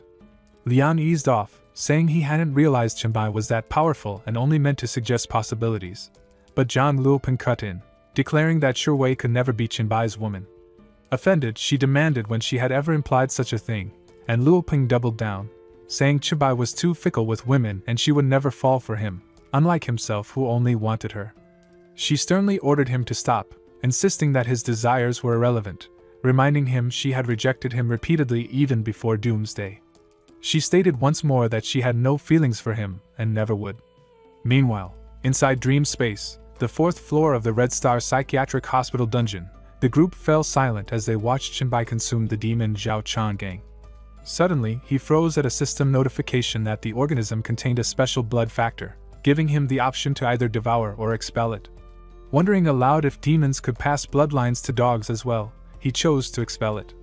The system then confirmed he had devoured a special species, earning 500 exclusive evolution points tied to the Black Light virus, absorbing its skills, and unlocking the powerful ability known as Hellfire. The expelled blood factor condensed into an item, revealed as a weak demon's blood essence that could grant a lesser demon bloodline if consumed, which Chenbai confirmed aloud. Chenbai observed that the essence materialized instead of vanishing and asked the others about their loot. Han Xiao excitedly announced they had gained not just good items but incredible ones, the Helm Messenger Professional Scroll and the Hell Black Flame Skill Book, both rare rewards. Meng added they also obtained the blueprint for Hell's Cry Shepherd's Horn, a D-grade piece of equipment. Spotting that it required pureblood demon horns, Chenbai mentioned he knew where to find them and declared he would hold on to the blueprint. He distributed the rest fairly, leaving the scroll to Han Xiao who bore the demon bloodline, the skill to Meng, and the equipment to Crow for his contribution. Han Xiao approved of the distribution, praising Chenbai, while Crow expressed gratitude and Meng has left speechless. Han Xiao then reminded them of his mission clue and thanked everyone for their help, though his actions left the group momentarily silent. Soon after, they entered Zhao Chonglin's office where Han Xiao speculated the clue would be found unless another secret room existed. Pushing open the door, he swore at the sight of a massive demon statue.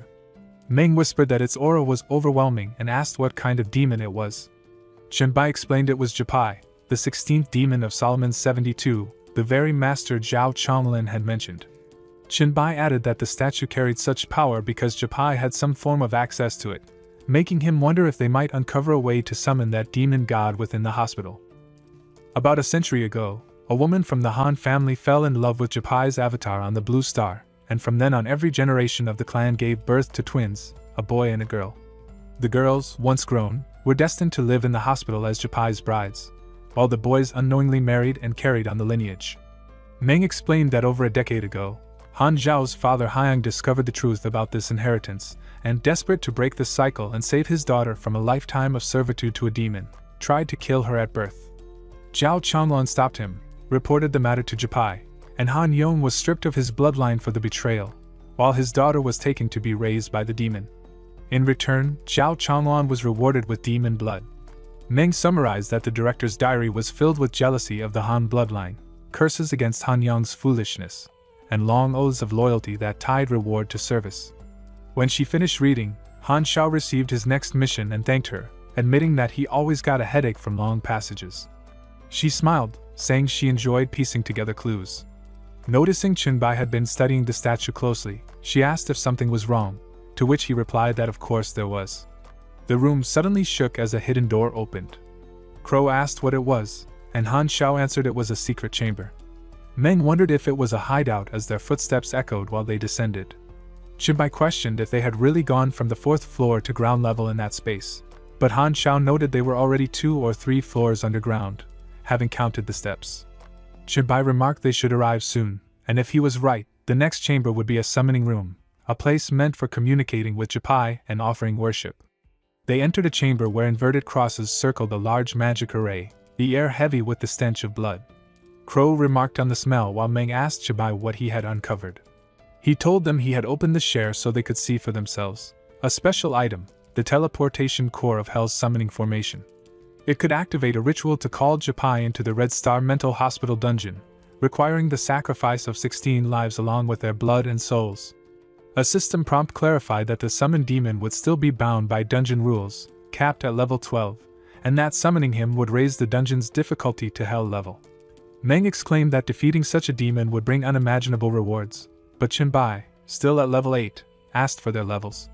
Meng admitted she was 5, Crow 4, and Han Xiao said he was just reaching 4. Qianbai firmly warned that summoning Jipai now would be suicide. They weren't even level 10, lacked professions, and had no proper equipment. What courage did they have to think they could kill a level 12 demon god? Han Xiao simply answered that it was because Qianbai was with them, leaving him speechless. Qianbai explained again that even with him, the gap was too great, and Han Xiao especially should understand the difference between a god and a demon with diluted blood. He concluded they should return once they reached the dungeon's cap and unlock their professions. Crow requested to join them when that day came, and Meng promised to prioritize him.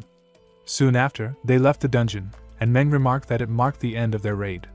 She asked if Han Xiao had anything else in mind, and he admitted confusion. He wondered aloud if being a demon's descendant with a hidden sister had only begun after Doomsday. Qianbai replied that he didn't know whether such things appeared from nothing or had always existed, only that they were real now. He then asked Han Xiao if he had noticed anything unusual about his father before the catastrophe, but Han Xiao shook his head, saying they had never been close. To him, his father had always seemed like an ordinary man, the only unusual thing being that after the disaster he became a different kind of zombie than the rest. Crow asked if Han Xiao's father had turned into a demon zombie, calling it cool, but Han Xiao denied it, explaining that his father became a plague zombie covered in purple and green plaques that gave off a terrifying sense of danger, making him too afraid to even approach. He admitted that this fear pushed him to quickly master his psychic powers, as if it were his father's final lesson to him. Han Xiao suggested it might have been due to the chemical factory where his father worked, since his co-workers also developed plaques on their bodies. Hearing this, Qianbai speculated that it might be linked to the SSS-level plague cult mission and said he was very interested in visiting that factory when he reached Shanghai, asking Han Xiao to take him there. Han Xiao agreed without hesitation. Just then, Crow called out, saying he had questions about Chenbai's abilities, and Chenbai encouraged him to use the chance to ask or share any information. A little later, Chenbai reflected that at least they had gained a lead on the Plague Lord mission. When he returned to the present, the sound of heavy coughing filled the room. Several men were wheezing, and when he asked what was wrong, they complained that he had told them not to enter his room, yet they did and were now suffering the consequences. Chenbai calmly explained that he had released a large number of viruses as a precaution, which was why they were infected. One man groaned that he had over 24 disease debuffs, while another moaned that he had nearly 30 and all his stats had dropped to 0, leaving him on the verge of death. They begged for an antidote, but Chenbai assured them he had already purged the viruses from their bodies and their attributes would soon recover on their own. Chenbai told the others to stay put while he went to deal with Luping, though he momentarily forgot the man's full name. At that point, Shiwei stepped up and revealed that Luping had come with the intent to kill him. Curious, Chenbai asked why, and she explained that both Zhang Luping and Liang doubted the existence of the settlement he had described. To verify it, she asked Sanji to record a video, but things spiraled beyond what she expected.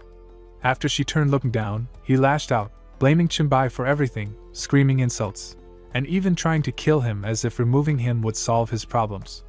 Chenbai muttered in disbelief at the stupidity of such logic. Shiwei went on, calling Luping vile, revealing how he threatened everyone she had ever known, even forcing her childhood friend to drop out of school. She said that if not for Sanji's protection, she would have suffered the same fate as other girls he preyed on. Life in the hotel with him had been unbearable, but luckily his talent was weak, preventing him from forcing himself further. She admitted that seeing Chenbai's strength, and knowing Sanji was still alive made her truly relieved. Soon after, she accompanied him to Luping's room, which was eerily quiet. She wondered aloud if he might already be dead, but Chenbai shook his head, explaining that ordinary viruses lose potency quickly, so while he wouldn't die instantly, it would still take time. Suddenly, Shiwei declared she had an idea.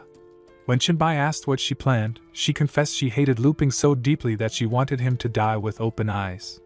They opened the door and found him trembling and gasping.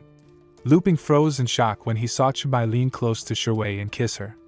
Turning to her, Chenbai asked if one kiss would be enough to enrage him.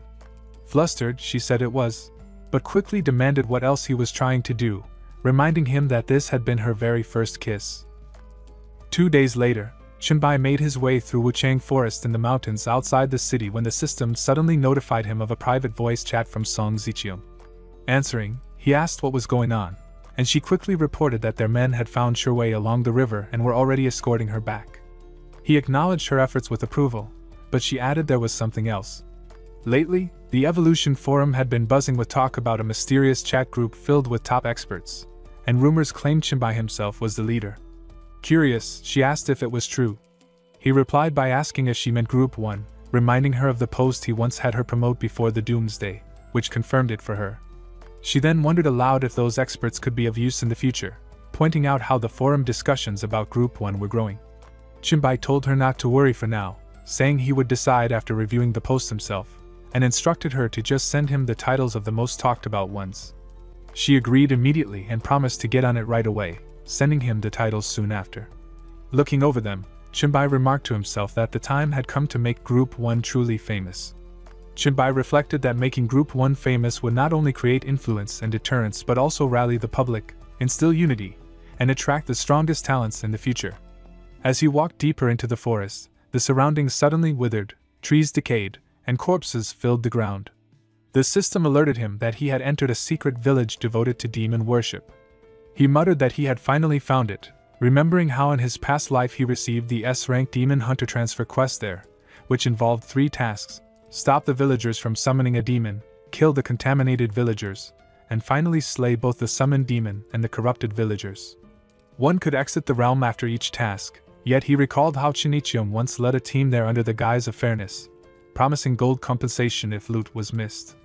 Back then, he had believed those lies and joined for coin, never expecting Shinichio to deliberately fail and allow the villagers to summon demons. Once the ritual succeeded, Shinichio pulled his team back, using everyone else as fodder to weaken the demon. Declaring that survival required exhausting the creature first, he had already arranged an ambush, surrounding the battlefield and slaughtering evolvers who tried to flee.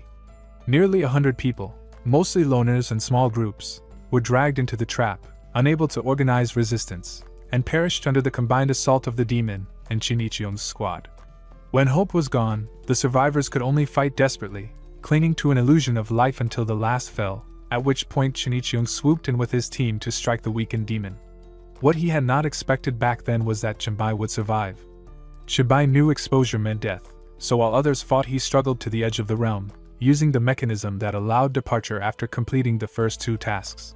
By chance, just before he escaped, Shinichion's group killed the demon and triggered the loot roll.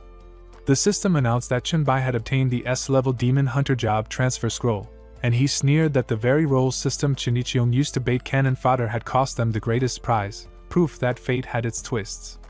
In the present, standing at the realm's edge, he recalled how Shinichion had hunted him relentlessly afterward, forcing him to abandon Shuwei and find refuge elsewhere, though he still regretted not seeing his enemy's expression when he realized the loss. His attention shifted as he spotted a dead contaminated villager, and noted that someone else was inside the realm. Remembering that Shinichion was supposed to be the first to clear it 2 months later in his past life, he wondered who could have found it so soon. Meanwhile, in the central square, the system informed Shinichion's team they had finished task 2 and could leave. His men praised his accuracy, planning to return later to face the boss, but then reported an intruder. When Chenbai arrived, he asked if they were leaving and whether they minded him taking the boss. Shinichion replied indifferently, telling him to do as he pleased, and one of his men warned him that the boss was a level 11 demon. Chenbai thanked him and moved on. The demon mocked him as a fearless little worm ready to die, but Chenbai retorted that it had simply been a while since he fought a lone demon, as he usually slaughtered them in groups. The demon snarled that a human like him should perish, but Chenbai declared that in his past life as a veteran demon hunter he had slain countless demons, memorized every weakness, and understood each muscle's movement. He unleashed bone claws, slashing the creature until its body was riddled with wounds. The system confirmed the kill, rewarding him with 13,500 experience, completion of Task 3 with 5,000 experience, and a Grade C Demon Blood Potion. Exhaling, Chenbai muttered that the sensation was familiar, and his skills had not dulled. One of Shinichion's men cheered that he received the 5,000 experience participation reward along with a bloodline item, and another quickly confirmed the same. Curious, one of them asked if Chenbai had absorbed the boss's corpse, prompting Shinichion to suggest they should go over and check. At that moment, the system notified Chenbai that he had devoured a special species, gaining 350 exclusive evolution points for the Black Light virus, and choosing to expel the bloodline factor in exchange for a greater ordinary demon bloodline potion. Soon after, Shinichion and his men appeared where he stood, and Chenbai coolly asked if they had returned to share in the spoils. Shinichion laughed, saying Chenbai was joking, and asked how he could share spoils when the final boss was killed by him alone. Chenbai mused that it sounded reasonable, though he already knew the man's true colors, and teased if he was really unmoved by the loot, mentioning B-grade lesser demon bloodline potions, A-grade demon bloodline potions, and even S-level demon hunter transfer scrolls. He pressed Shinichion on whether he wasn't tempted at all. Just then, Shinichion gathered the potions everyone had received, and Jinglong pointed out they were all bloodline rewards, while Shinichion admitted it would be a lie to say he didn't want them. Still, he claimed he wasn't ignorant and insisted Chenbai deserved all rewards for completing the mission. Chenbai noted he spoke well, then asked if he hadn't returned simply to congratulate him, telling him to speak plainly if he had something to say.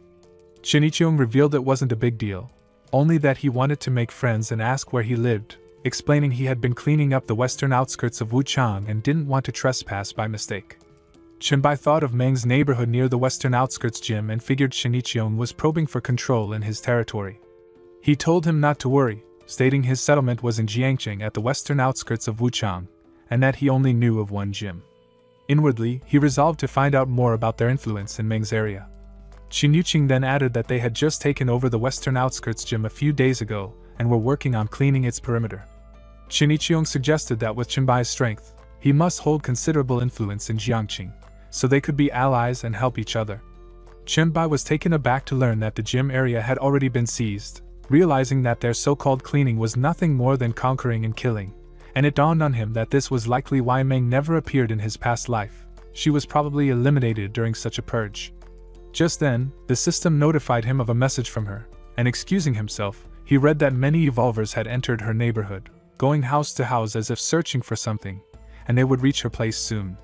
He told her they were clearing out zombies and evolvers, warned her not to let them in, and promised he would come right away. Summoning his vine-like aura, he startled Shinichirong, who tried to flee, cursing when Chibai caught him from behind. Using his skills, evolution, devour, and memory reading, Chibai realized the fragments weren't enough to pinpoint Meng's neighborhood or the gym's exact location. As Shinichirong's men scattered, he decided one needed to be kept alive to lead the way, eyeing the one who had warned him earlier as the best choice. Meanwhile, in the western outskirts of Wuchang, at Jiangqing International Community, Building 16, Unit 1, Meng faced men outside her door demanding entry. They threatened to count to 3 before forcing their way in. She shouted that they were not welcome and warned them not to blame her if she acted. Ignoring her, one man called to the others, noting it was a girl inside, while another mocked her threat, telling her to prepare because they were coming in. Panicked but resolute, Meng screamed and unleashed her sonic blast, leaving the men bleeding from their eyes, nose, and mouth. Yet the power drained her instantly. Her bat fell from her hands, her body weakened, and she collapsed to the floor, cursing inwardly at the skill's heavy toll, realizing it consumed both her voice and half her strength in seconds. As silence settled, she noted with dread that no movement came from outside. With her mental strength, Meng expected the men to faint, but instead one outside coughed weakly, calling his brothers to gather at Building 16, 12th floor, warning that a girl inside could use mental attacks. He explained that his whole team was dead and urged them to finish her off, since she couldn't unleash another strong blast so soon. 10 minutes later, more men arrived, pounding heavily on her door. She braced herself to fight, but the door was forced open and a group rushed in. One leered, remarking that she was prettier than expected, questioning her sweat and why she hadn't screamed, then mocked that while she looked good, her scream was ugly, so he would teach her how a woman should scream. Summoning what little strength remained, Meng unleashed black flames of hell, snarling that they could all burn. The fire roared and began to wane, confirming Chinbai's words that attributes must balance, as pushing one too far left her drained. Another group entered, one man noting she was already spent while another sneered, demanding if she wanted death or to serve him. Dizzy and on the verge of collapse, she thought she would rather die than fall into their hands. Some laughed, saying she had chosen death long ago, while others shouted for more men to come enjoy the play, calling her a troublesome witch who needed to be stopped. Meng could only cry for help inside her mind, until Chinbai appeared at her window. Bursting through, he kicked away the 2 men holding her, pulled her into his arms, and stepped back. She gasped his name in relief, apologizing weakly that she wasn't good at learning. He reassured her not to blame herself, praising her effort, and told her to rest while he handled the rest. His voice turned cold as he declared that anyone who dared bully his student would never leave the room alive.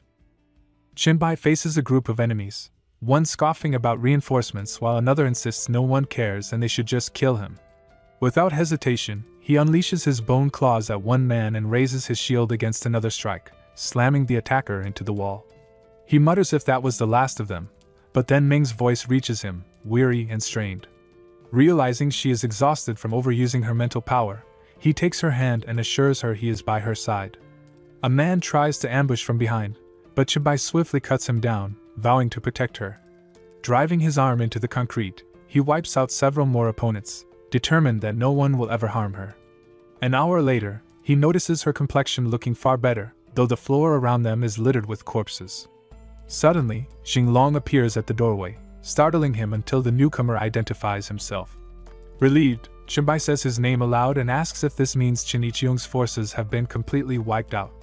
Xinglong confirms, explaining he had followed Chen's instructions, tricking their enemies into walking into their own death. Now, all of Chinichiung's trusted men are gone. When Chinbai asks if Xinglong still has confidants of his own, he shakes his head, saying he has no subordinates, only a wife and children. His talent, true vision, was the reason Chinichiung had once forced him into service by using his family as leverage. Xinglong confessed that if not for his exceptional talent, his family would have met the same fate as his neighbors, violated and slaughtered. Chenbai acknowledged his worth, recalling how he was the only one who had warned him about their former leader, and expressed his appreciation. He then asked if Xinglong would be willing to follow him to Jiangqing City. Hesitant, Xinglong could not answer immediately, but Chenbai reassured him that it was fine, for he did not believe in forcing loyalty and would respect whatever choice was made. After a pause, Qinglong admitted he wanted to join him but hesitated because many in Qiniqiong's settlement were enslaved as his family once was. Qinbai replied that those people could be taken in as well, though moving a large group straight to Jiangxinhua would be difficult. He advised Qinglong to remain behind for now, stabilize the situation, and then decide the next course. Taking out a potion from his storage, Qinbai handed it to him, telling him to use it to strengthen himself, and added that he had sent him a friend request so they could stay in contact. When things settled, Qinglong could then choose whether to develop his path in Wang or follow him to Jiangchang. Grateful, Qinglong thanked him and departed. Left alone, Qinbai opened his storage again, and his eyes fell on a mask he had obtained in the secret realm. He noticed it had warped when he withdrew the potion earlier, its mouth wide open and its gaze turned to the side. He recalled that back in the secret realm the mask had shown no such mutation. The only new additions to his storage since then were the job transfer scroll and the demon blood. Curious, he shifted items around, and at once the mask's eyes slid toward the demon blood, as though drawn to it. Qinbai noticed how the mask's eyes kept fixating on the demon blood potion, its mouth gaping wider, and he wondered if it truly desired to consume them. Since those lesser bloodline potions held no value to him, he decided to let the mask have them, curious to see the outcome, especially as this was a treasure even Leto had coveted. Without hesitation, he fed the mask every potion. Minutes later, its expression almost seemed pleased, as if it had eaten well. Qinbai muttered in disbelief that all his bloodline potions had vanished for a single satisfied burp, yet admitted the mask was remarkable to consume treasures of such potency. Suddenly, the mask spat out a strange lump of flesh. At first, Qinbai thought it absurd. Did the mask use the same mouth to eat and expel waste, and would he be forced to clean up after it? But when he picked up the object, his eyes widened in shock, for it was no ordinary scrap.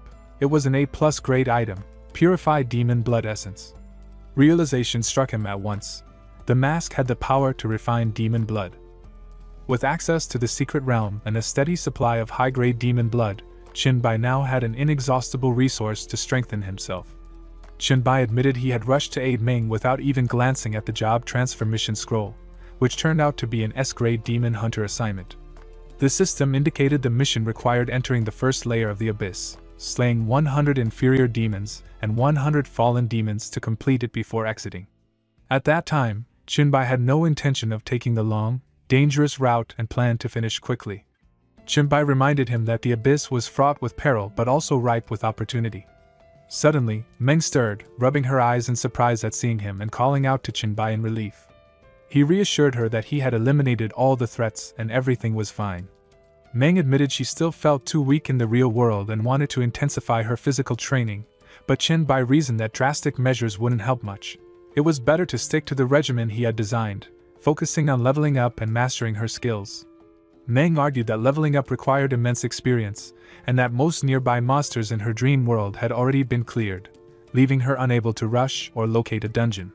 Qinbai asked how she felt and suggested waiting until she recovered before returning to Jiangxing, where countless dungeons awaited. Meng insisted she felt strong enough to leave immediately, but he explained that even running non-stop, they wouldn't reach Jiangxing for another month. He instructed her to hold on, keep her eyes closed, and signal him if the wind pressure felt too strong. Then, with her safety ensured, he leapt along the rooftops, moving swiftly toward their destination. After a while, Qinbai and Meng reached a dense forest in the mountainous region beyond Wuchang, the hidden entrance to a secret village.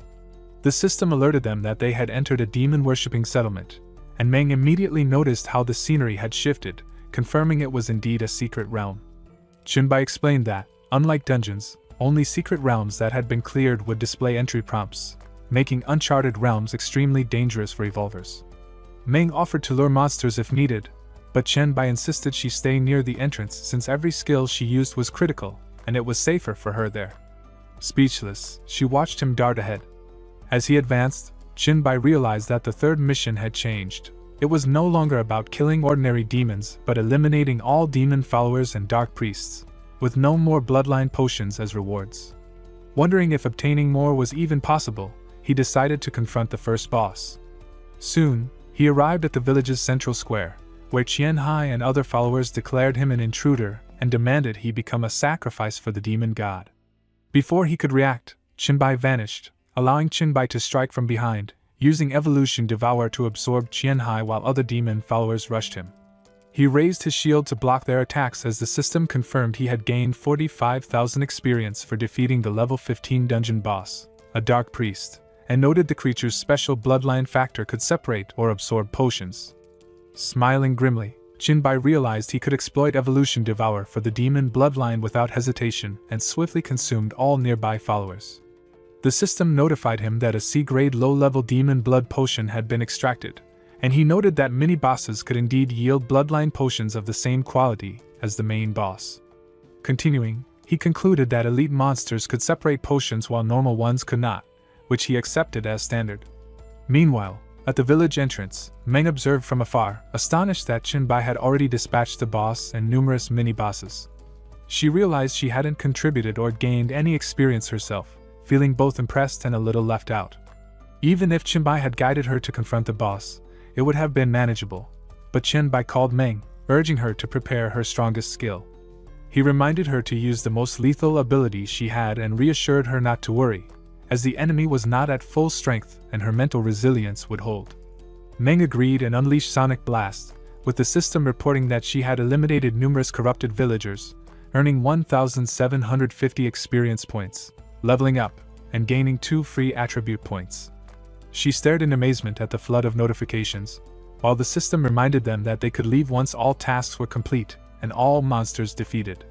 Meng noted the massive experience boost, realizing she had reached level 6.5, while Jinbai revealed he had advanced to level 9. She thanked him for drawing the monsters out and playfully expressed her affection. Suddenly, the system notified Jinbai that Song Ziqiong was initiating a video call via pirate chat, and he quickly connected.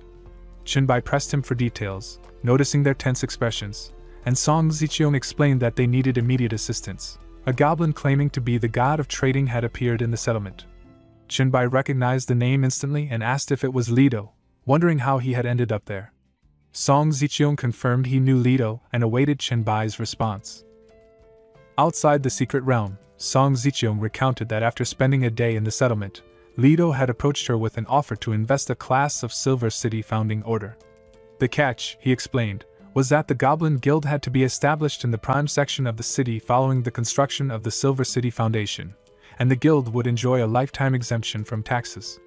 Jinbai noted that high-level Silver City Founding Orders were extremely rare and offered numerous benefits, being recognized by the Universal Will, making Lido's investment a significant advantage. Song Ziqiong agreed but raised a concern. The order could not be held indefinitely. It had to be used immediately. Jinbai observed that using the city order would trigger a monster attack that the current settlement might struggle to withstand, yet reassured her that he would return within a day. Song Ziqiong asked if she should delay the process to allow him to handle the investment, and Jinbai clarified that Lido's offer was directed to her, as he had already taken other investments, advising her to show gratitude and acknowledge Lido. She agreed, promising Jinbai not to worry. He then called Meng over, instructing her to use the equipment he provided to enhance her physique as much as possible. Meng agreed but couldn't help asking what the purpose of it all was, curious about the reason behind the training. Jinbai warned that the situation at the settlement was urgent, and feared that Meng wouldn't be able to keep up if he moved at full speed. Meng acknowledged and prepared herself, reporting that her physique had surpassed 30 and her defenses were greatly enhanced, which Jinbai deemed sufficient. Meanwhile, in Song Ziqiong's villa, she apologized to Lido for the delay and confirmed she would accept his investment. Lido praised her decisiveness and capability, noting that it was no surprise such a large settlement had been established in the early days of Doomsday, and commended her ability to maintain order among evolved people. Song Ziqiong humbly responded that Lido's own skills far surpassed hers, and that it was an honor for their settlement to be chosen for his investment. Lido remarked that her humility and competence made him confident she could manage the city as the finest city-state among evolvers, and requested that she oversee the Goblin Guild when the time came. Ziqiong agreed, adding that some of their settlement's managers had long admired Lido, and when he learned of the Goblin Guild, he had abandoned further exploration to return. Curious, Lido asked who this person was, and Song revealed it was Bai, who had also accepted his investment. Hearing Jinbai's name, Lido was shocked, muttering that the investment might fail. He explained that with Jinbai in charge, a Class S investment was more suitable, revealing that the order provided was a Golden City Founding Order. He justified the choice, noting that a city-class order should not be too challenging for someone of Jinbai's caliber. Chinbai predicted that with his return in time, they might even have a chance to fend off the S-class monster siege. The system alerted Song Ziqiang that Lido had sent her an investment mission, an S-class Golden City founding order, leaving her momentarily stunned. The mission description detailed that after a day of preparation, all nearby monsters would launch an unrelenting assault on the city order's location, persisting for 5 days, with a reward area of 10,000 meters radius centered on the palace, resulting in a city recognized by the universe's will and a gold-level city construction reward. Song Ziqiang noted the massive range compared to a standard class, and Lido confirmed the danger was equally immense, asking if she still dared to accept the investment. Confidently, she replied that with Chenbai there was nothing she couldn't handle. The next day, she waited on the villa's terrace as Chenbai arrived, and he remarked that the journey had taken longer than expected due to monsters gathering along the way. Song Ziqiang expressed her relief at his return, and Chenbai decided to place Meng in her room, asking her to give him a brief on the current situation. She explained that there were fewer than 20 minutes before the siege and that they had arranged 3 lines of defense, with the key area facing Jiangqing. Later in her bedroom, she summarized all preparations, and Chenbai praised her work, acknowledging her efforts. She added that they had cleared the sewer dungeon recently to complete the plague suit, prompting Chenbai to thank her and say choosing her had been his best decision. Song Ziqiang admitted being nervous but felt reassured seeing Chenbai still in control and caring for Meng. Chenbai clarified that Meng was not merely a girl he rescued, she was his apprentice, talented and capable. He emphasized that Song Ziqiang was crucial to the settlement's defense, urging her not to be neglected. She confirmed she understood and would do her best. Chenbai declared it was time to confront the monsters attacking their settlement, and Song Ziqiang nodded in agreement. Beyond the city walls, at the base of Donghan Mountain, monsters of all shapes and sizes had gathered, forming a massive horde. Chenbai wondered if this assault was tied to the S-class city founding order, recalling that in his previous life, his White Emperor city had been only a B-class, and the number of monsters there had been far fewer. Chenbai gazed down at the overwhelming swarm, realizing just how vast the difference was. With 3 minutes left until the siege began, the monsters stood in patient anticipation outside the walls. Using her childlike power to amplify her voice, Song Ziqiang called the attention of the entire settlement, announcing that they were about to endure a 5-day, 5-night siege, but reassuring them not to fear. She reminded everyone that their walls were the strongest in the world, backed by abundant resources and stable support. Hundreds of B-class talents stood ready, alongside nearly a dozen A and S-class experts, including the 2 most formidable SSS-class individuals. With such strength, Song Ziqiang insisted there was no reason to worry. The settlement would emerge victorious, claiming the largest and most prosperous territory in the world, and its people would enjoy a wide range of benefits at discounted rates once the siege ended. The crowd erupted in cheers at Song Ziqiang's announcement, and she noted that only a minute remained before the siege, asking if everyone was ready to start earning rewards and experience. Their enthusiastic response drew a satisfied smile. Chenbai complimented her speech, calling it impressive, and Song Ziqiang expressed her confidence, crediting Chenbai and the little girl he had brought back. Meng Chenbai remarked that Meng had a natural talent for transmitting and amplifying sound, suggesting she be sent to a safe spot, and Song Ziqiang agreed. He then contacted Lily to check on the live broadcast preparations. Lily confirmed she had chosen the most advanced, controllable camera provided by the will of the universe system, and Chenbai approved, allowing her to begin streaming.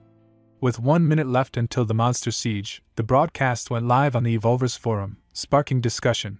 Black Tea wondered if it was a clickbait title requiring a gold coin. Peerless Handsome insisted it was the boss responsible for the Class D city building order, while Ghost Girl pointed out the overwhelming number of zombie monsters made it true. Erickson asked if anyone knew the location, planning to settle there if the city succeeded, and the World Emperor marveled at its presence in the east. As the 5-second countdown began, Chenbai noted the final moment had arrived. The system announced the defense preparation was over and the monsters had been strengthened.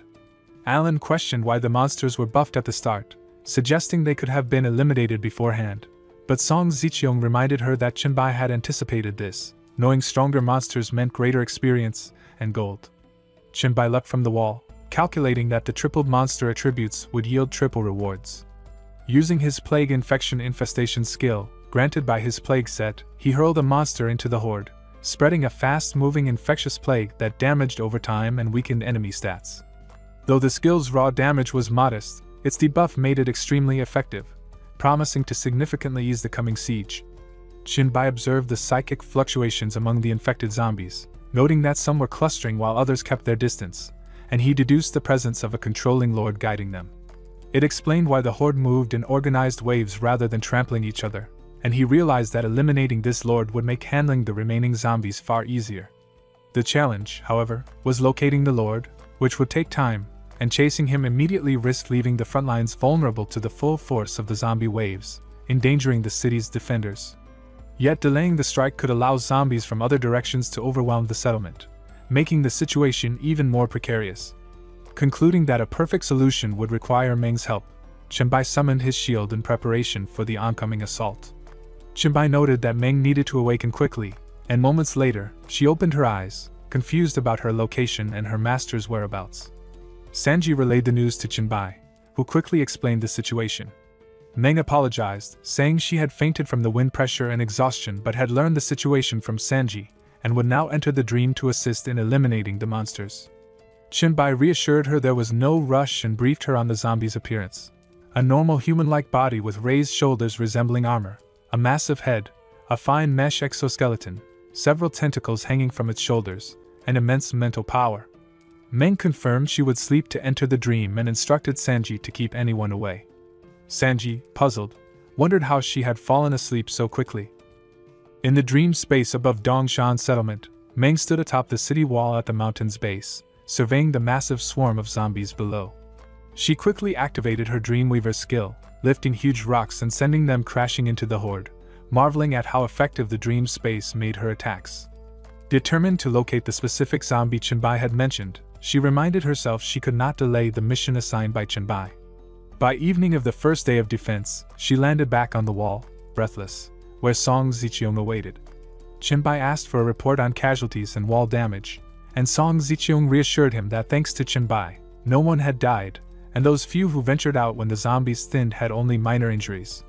The walls themselves had sustained minimal damage, allowing Song Ziqiang to suggest Jinbai could relax and let the others continue their watch.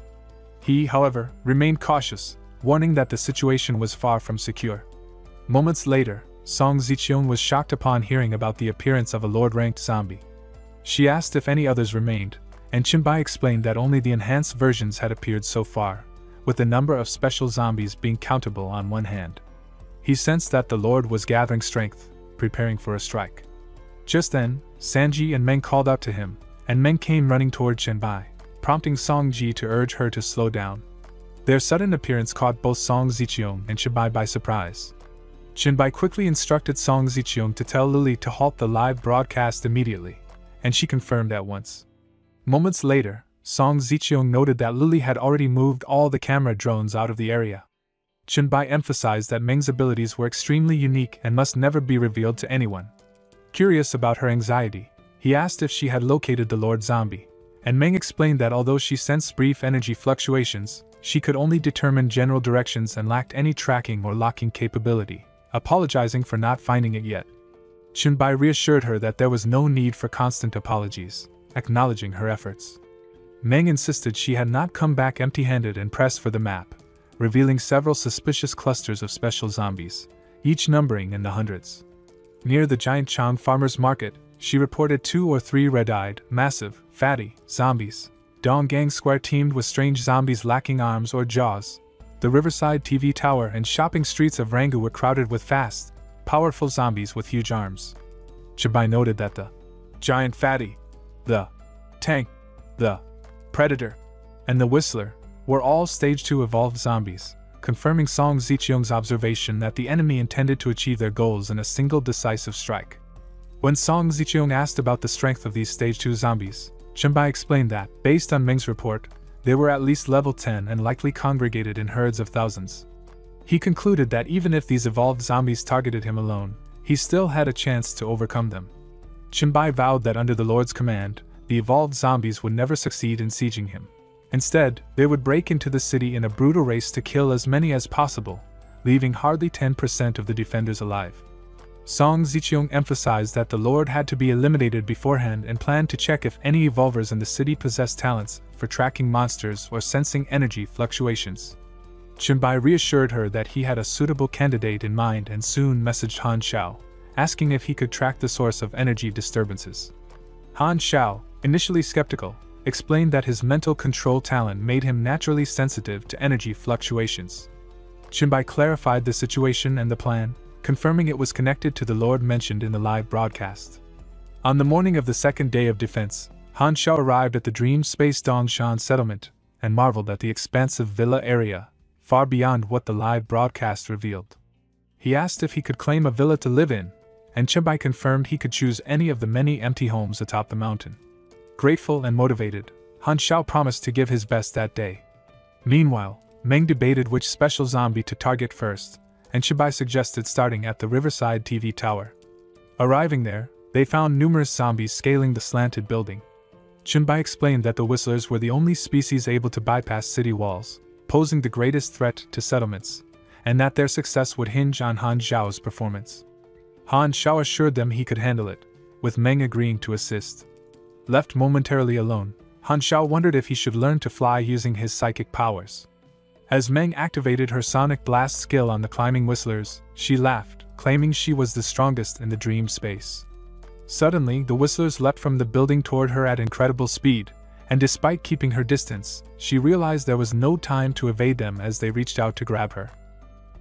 Chenbai called Meng to stay put before moving swiftly and unleashing his Hellfire skill, burning all the Whistlers charging at her. Dark spikes erupted from the building, impaling the remaining Whistlers, and together, Chenbai and Meng quickly finished off the rest.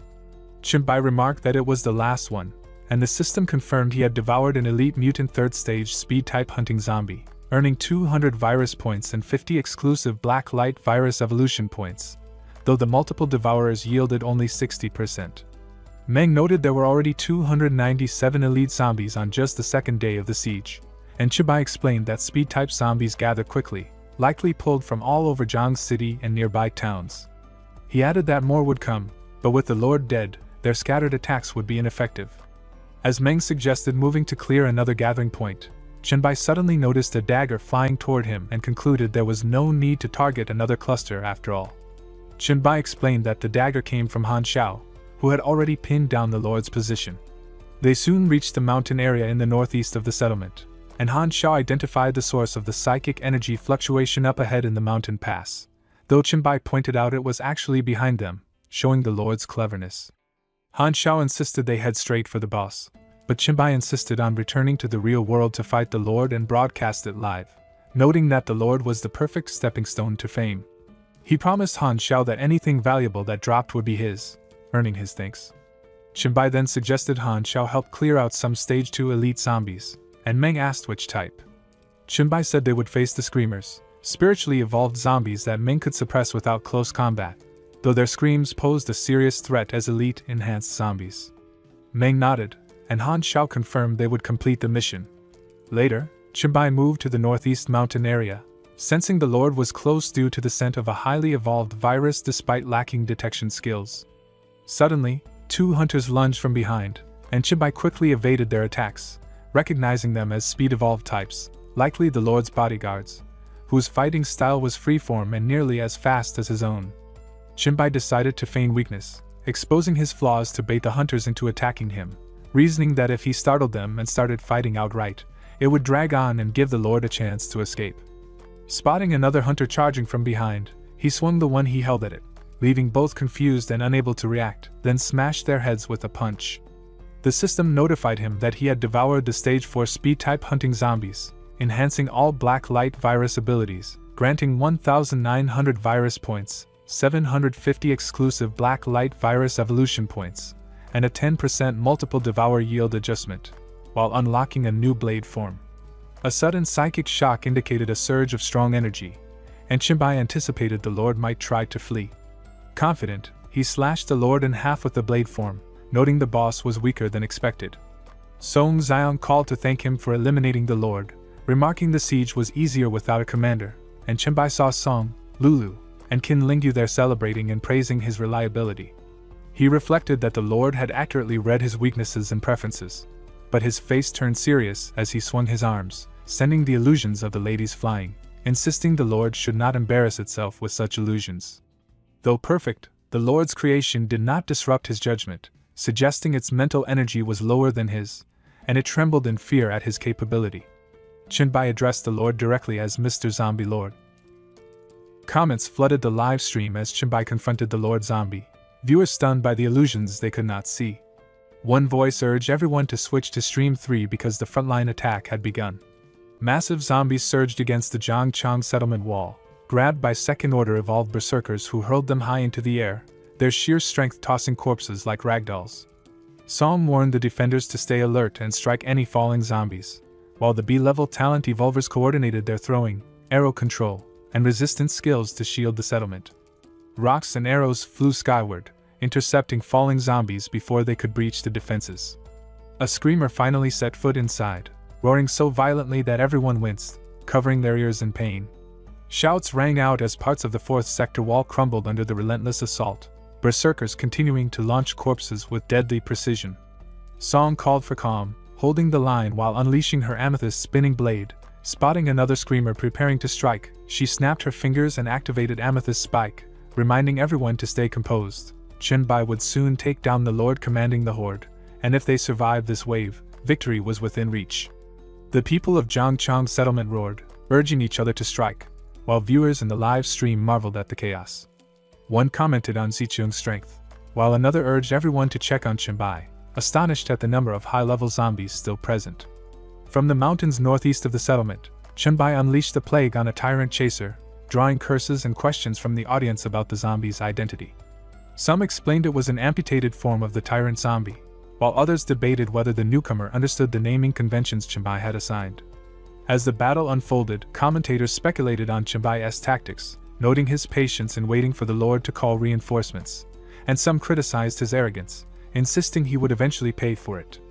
Suddenly, a massive explosion erupted, the work of the apostate, a psychic mutant rivaling the Lord's power, forcing Chenbai to dodge swiftly.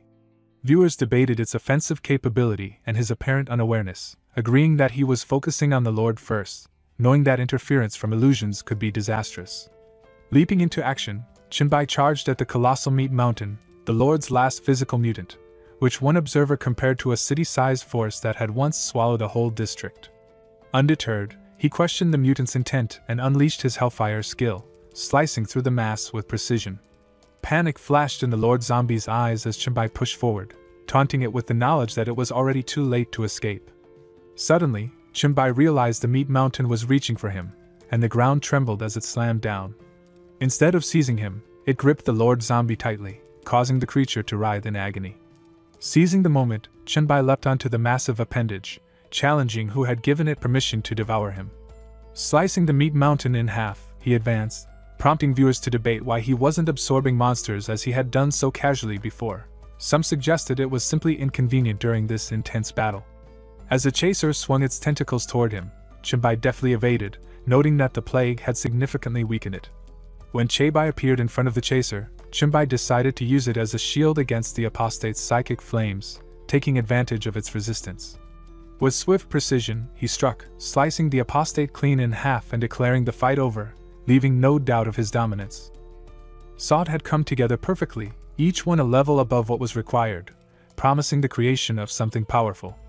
In the live stream, viewers marveled, some asking if they could see it, others expressing disbelief that it was crafted from zombie parts, and a few wished they could glimpse its attributes, though it was impossible. Chenbai examined the creation, questioning if it qualified as C level, and confirmed he had obtained the Biohazard Special Weapon Fist Glove, Class C. Observers noted his slightly dissatisfied expression, speculating that he considered C rank insufficient for such rare materials. He reviewed the stats. The Lord's brain could permanently control 3 creatures with mental power below its own. Mutated Tyrant Bones boosted agility and strength by 30% and offensive actions by 50% for 50 minutes, with a 3-hour cooldown. The mutated Meat Mountain's flesh triggered recovery on enemy kills, restoring energy, mental strength, injuries, and physical power, while increasing all basic attributes except mental strength by 1 per kill for 20 minutes. With no stacking limit, and the apostate's heart generated a mental magnetic field that both defended against psychic attacks and exerted oppressive mental force. The potential of these materials left him quietly impressed, realizing the strategic advantage they could provide in future battles. The equipment triggered a rare forge effect, granting it the special ability Catastrophe Evolution, and Chenbai realized that after eliminating 100,000 biohazard hostile targets and 100 high-level mutants, it would evolve into a growth-type weapon. Even though some key parts had been removed from the zombies to make materials, their absorption value remained high, leaving him uncertain whether the Black Light virus would evolve further. Devouring 4 mutants, he gained 5,200 virus points, and the Black Light virus unlocked a new form, with Palm Whip granting thermal tracking, virus tracking, and Earthquake Slam, achieving 30% of its base awakening and opening the advanced skill tree. He explored the awakening and skill panels, deciding to invest all exclusive evolution points into the virus first, knowing its growth potential and range of new abilities made it invaluable. Eager to test it, he activated Air Dash and left the area.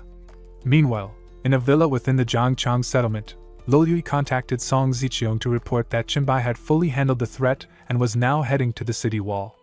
Adjusting the live cameras to the front line, Song acknowledged the update, thanking Susan for her tireless efforts and insisting she rest once the attack concluded. Susan hesitated, citing the casualties from the earlier wave, but Song reminded her that Chenbai would not be pleased if she pushed herself too hard, and that her recovery talent would be essential for the private celebration session after the siege. Suddenly, Qin Lingyu contacted Song Ziqiong to report that the situation was becoming critical. Although the siege command had collapsed with the Lord's death and the zombies had slowed their full-speed charges, those within a kilometer of the city walls were still raging with hatred, relentlessly attacking. Worse, the high-ranking mutants, though leaderless, had gathered together, and according to Sherway's observations, 3 sections of the wall were on the verge of being breached. The most perilous stretch was between the 6th and 8th western sectors, where tanks proved powerless against the overwhelming force. From the lookout point inside the Zhangchang settlement walls, Song Ziqiong updated Sherway, explaining that the western 6th section could hold for at most 3 minutes, the wall of flesh and blood deteriorating faster than it could regenerate, and she urgently needed backup.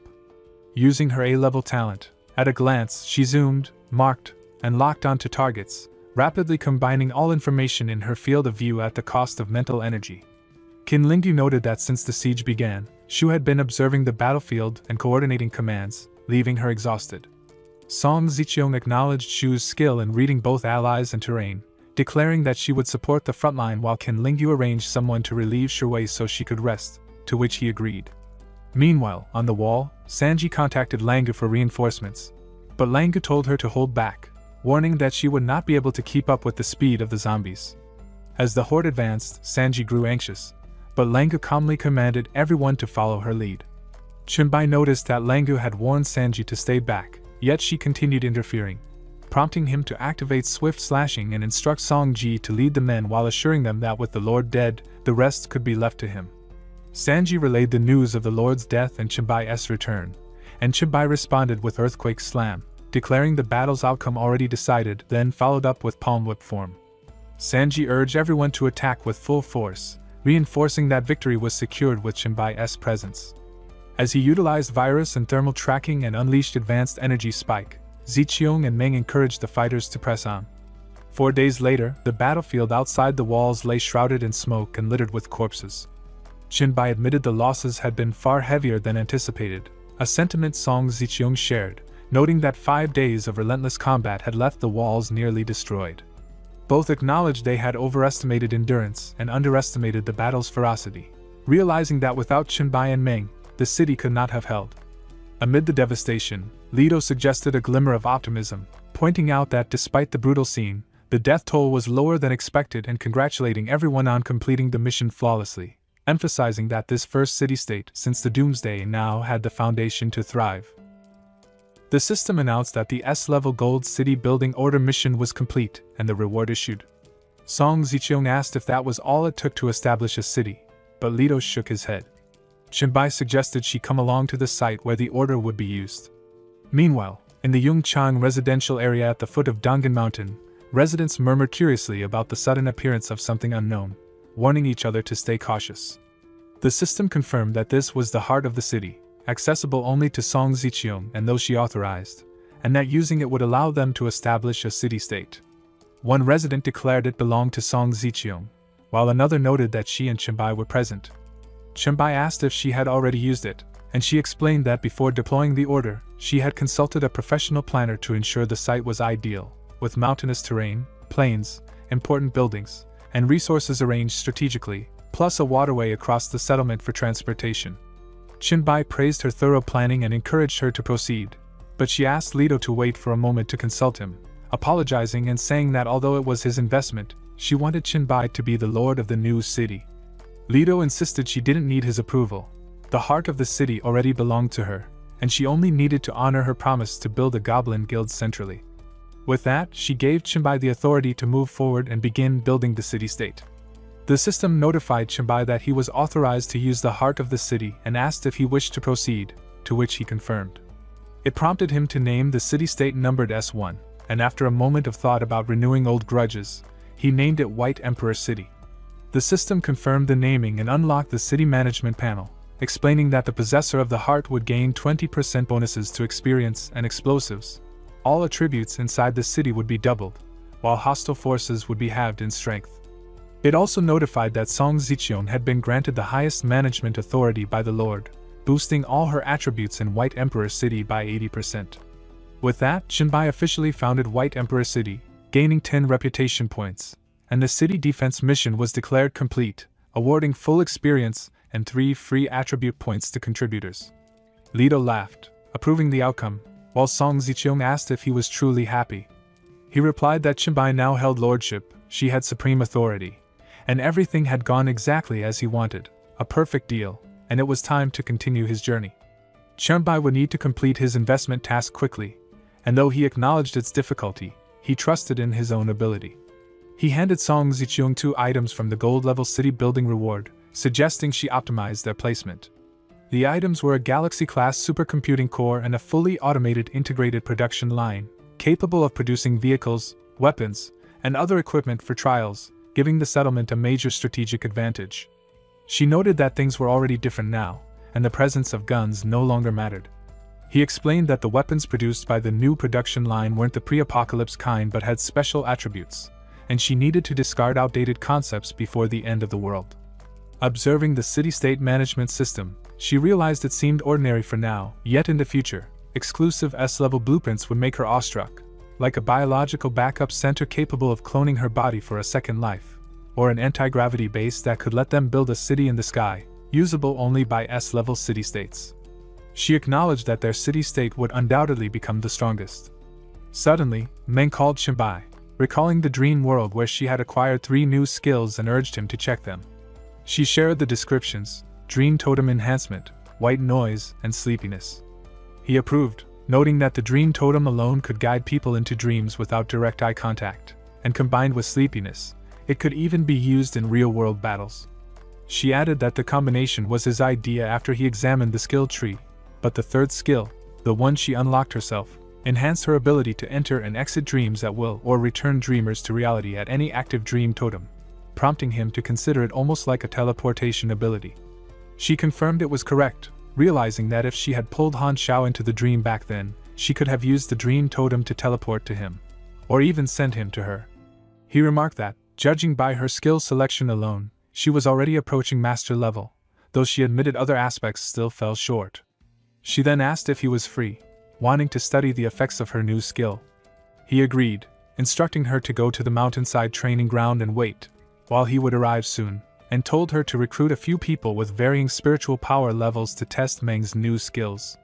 She confirmed it was no problem and would gather them at the training ground, but reminded him not to train too late since everyone was prepared to reward the city lord that evening, and he acknowledged it. She mentioned hearing that Song Ji had prepared a surprise gift for him. Meanwhile, at Ziqiong's villa, the ladies were present, and Song Ji noted it was not bad and quite good. She asked if they felt confident enough to follow her and defeat Qinbai that night, and Qin Lingyu affirmed she did, though she asked not to repeat the previous fainting incident. Song Ji assured her it would not happen, and Qin Lingyu spent all her free attribute points on physique. Qinbai asked why Meng had been looking for her, and she explained that she had inquired about a nearby dungeon to gain experience. He told her to have Meng meet him after completing the dungeon, as he had something to discuss. She confirmed she had already informed her. Everyone hoped he could give pointers on combat skills and skill selection, and Sanji agreed. He noted that her sea-level talent tree was nearly at the end of the list with barely any branches, questioning what guidance she really needed. She replied she simply wanted some direction, and he consented, asking everyone to send screenshots of their skill trees, which excited them all. Jinbai remarked that the S-level amethyst eyes with 3 evolutionary routes were impressive. Song Ziqiang agreed the amethyst evolution path seemed very useful, but he clarified that as a queen, her focus should be on upgrading amethyst evolution first, with spirit enhancement as a secondary focus.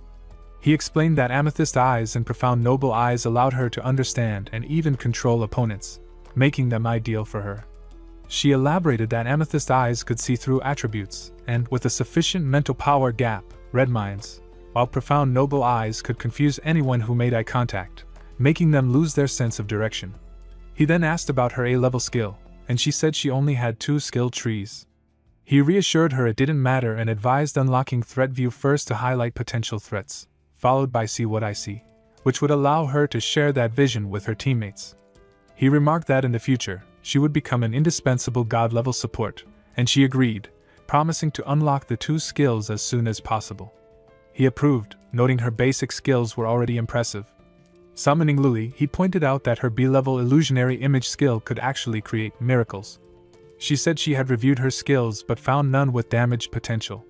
He disagreed and urged her to consider the recognizing the false as true skill, which had a peculiar effect. If an enemy failed to see through the illusion, it became reality for them.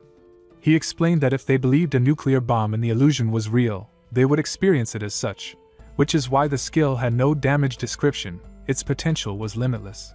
Song wondered if her ability was too abnormal for a B-level skill, and he clarified that her talent didn't cover disguising energy fluctuations or auras, so pure illusions were easy to detect. Success depended entirely on her skill.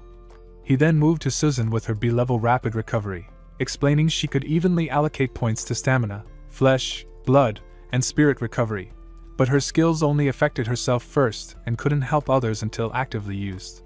Though simple, her abilities were practical, and he had yet to see a better medical talent. Sanji asked if Susan had finished, but he explained that seal weaklings always came last. Next was Qin Lingyu's B-level concentration, and she laughed, thanking him. He noted that while her ability seemed like quick thinking, it was actually a god-level talent in one-on-one combat.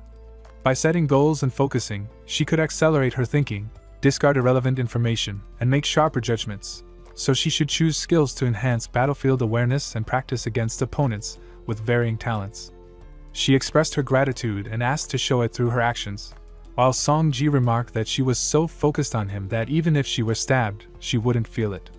He rejected the idea, snapping her out of her focus and explaining that she needed to control when and on whom she concentrated, or else the talent would be purely negative, which she acknowledged and promised to practice. Sanji repeatedly insisted it was her turn, noting that seal talent intelligence enhanced experience, acquisition, and proficiency, so she shouldn't skip any skills.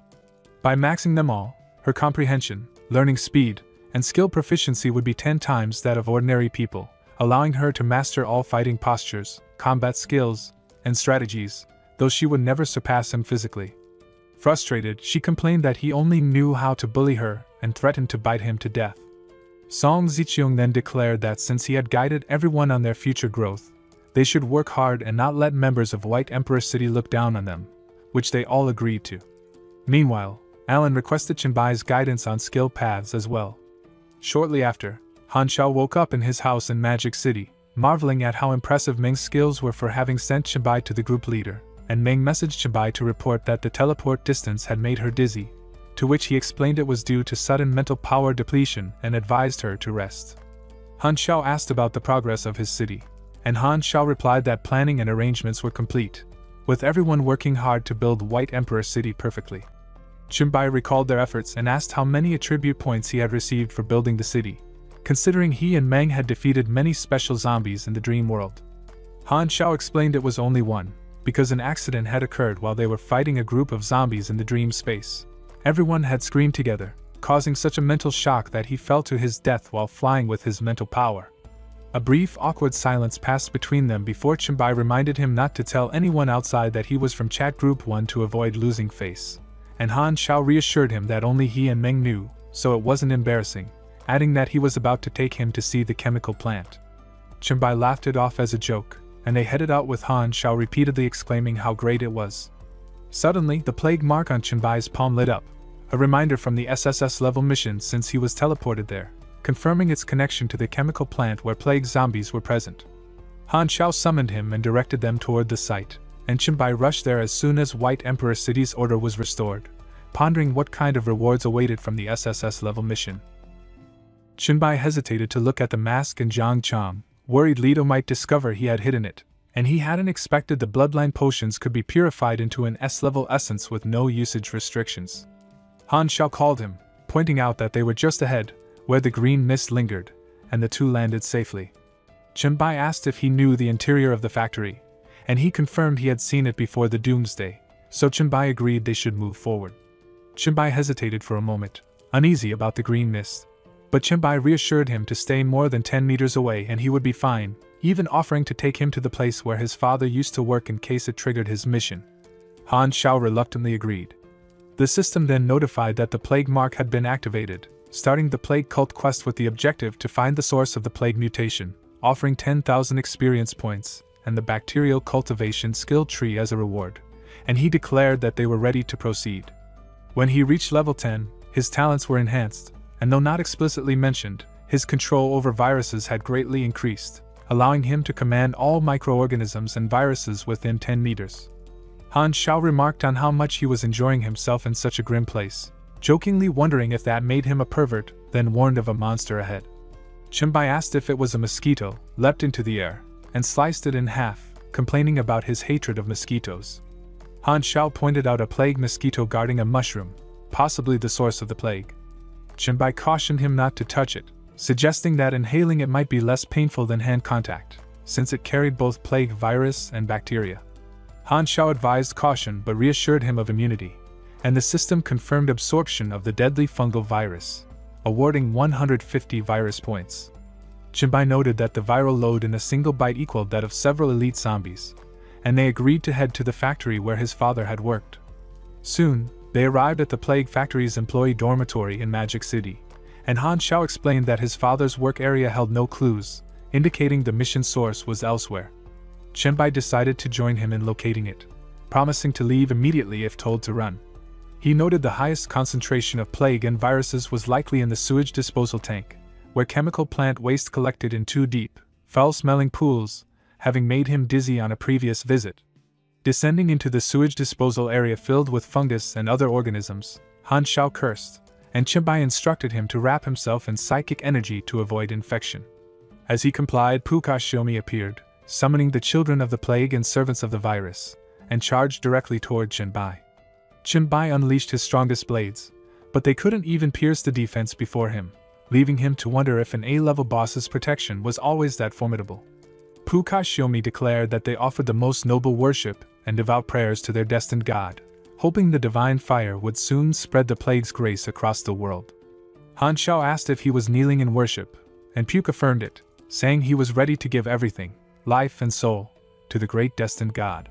Chenbai realized he faced a level 71-3 transformation saint, far beyond his previous life's maximum of 79, and reflected on how someone of that power could appear at the start of the trial.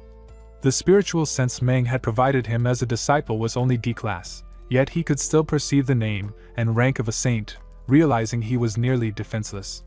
When he asked if this figure was their destined god, Puka Shiomi confirmed it, explaining that the high priest had guided the cult at the cost of his life, and Chenbai's emergence with the plague seal marked him as the plague god of their destiny. Chenbai recalled that in his past life, the most valuable asset of any high-level talent was exclusive opportunity, and it seemed this opportunity was reserved for the Virus King, making the plague god's power feel far stronger than Han Zhao's demon bloodline story. He asked what he could do for them, and they explained that they had paid a huge price to enter the trial early, all to assist him. He considered himself lucky to encounter them so soon, and every member who arrived could offer a plague cult treasure suited to his strength. They apologized for not being able to provide all the treasures at once, explaining that doing so might trigger the will of the universe to interfere. Chenbai said it didn't matter and appreciated their understanding, then asked what type of treasure he needed. He inquired if they had a job transfer scroll. Puka Shiomi looked startled but admitted he possessed them, listing the S-level Plague Knight, the S-level Zerg Master, and even the cult's most prized treasure, the SS-level Doom Prince, which left Han Shao shocked. Chenbai sighed and pressed if there was an SSS level, but Puka explained that such professions were almost impossible to obtain at the start, as even gods often rose from lower ranks like S, A, or B before reaching SS. Chenbai insisted he wanted nothing less than an SSS job transfer scroll, and Puka broke into tears, calling it the future of their god and the hope for the plague cult's revival. Chenbai warned that if they didn't have it, he would search elsewhere, which made Puka panic and confess there might be a way. When asked if he had one, he admitted it wasn't guaranteed but Chenbai could retrieve it himself, then revealed he could open a special secret space tied to the greatest plague event in Blue Star's history. Inside, Chenbai would need to collect the seeds of the plague recorded there and condense them into a job transfer scroll, possibly creating the SSS level he sought.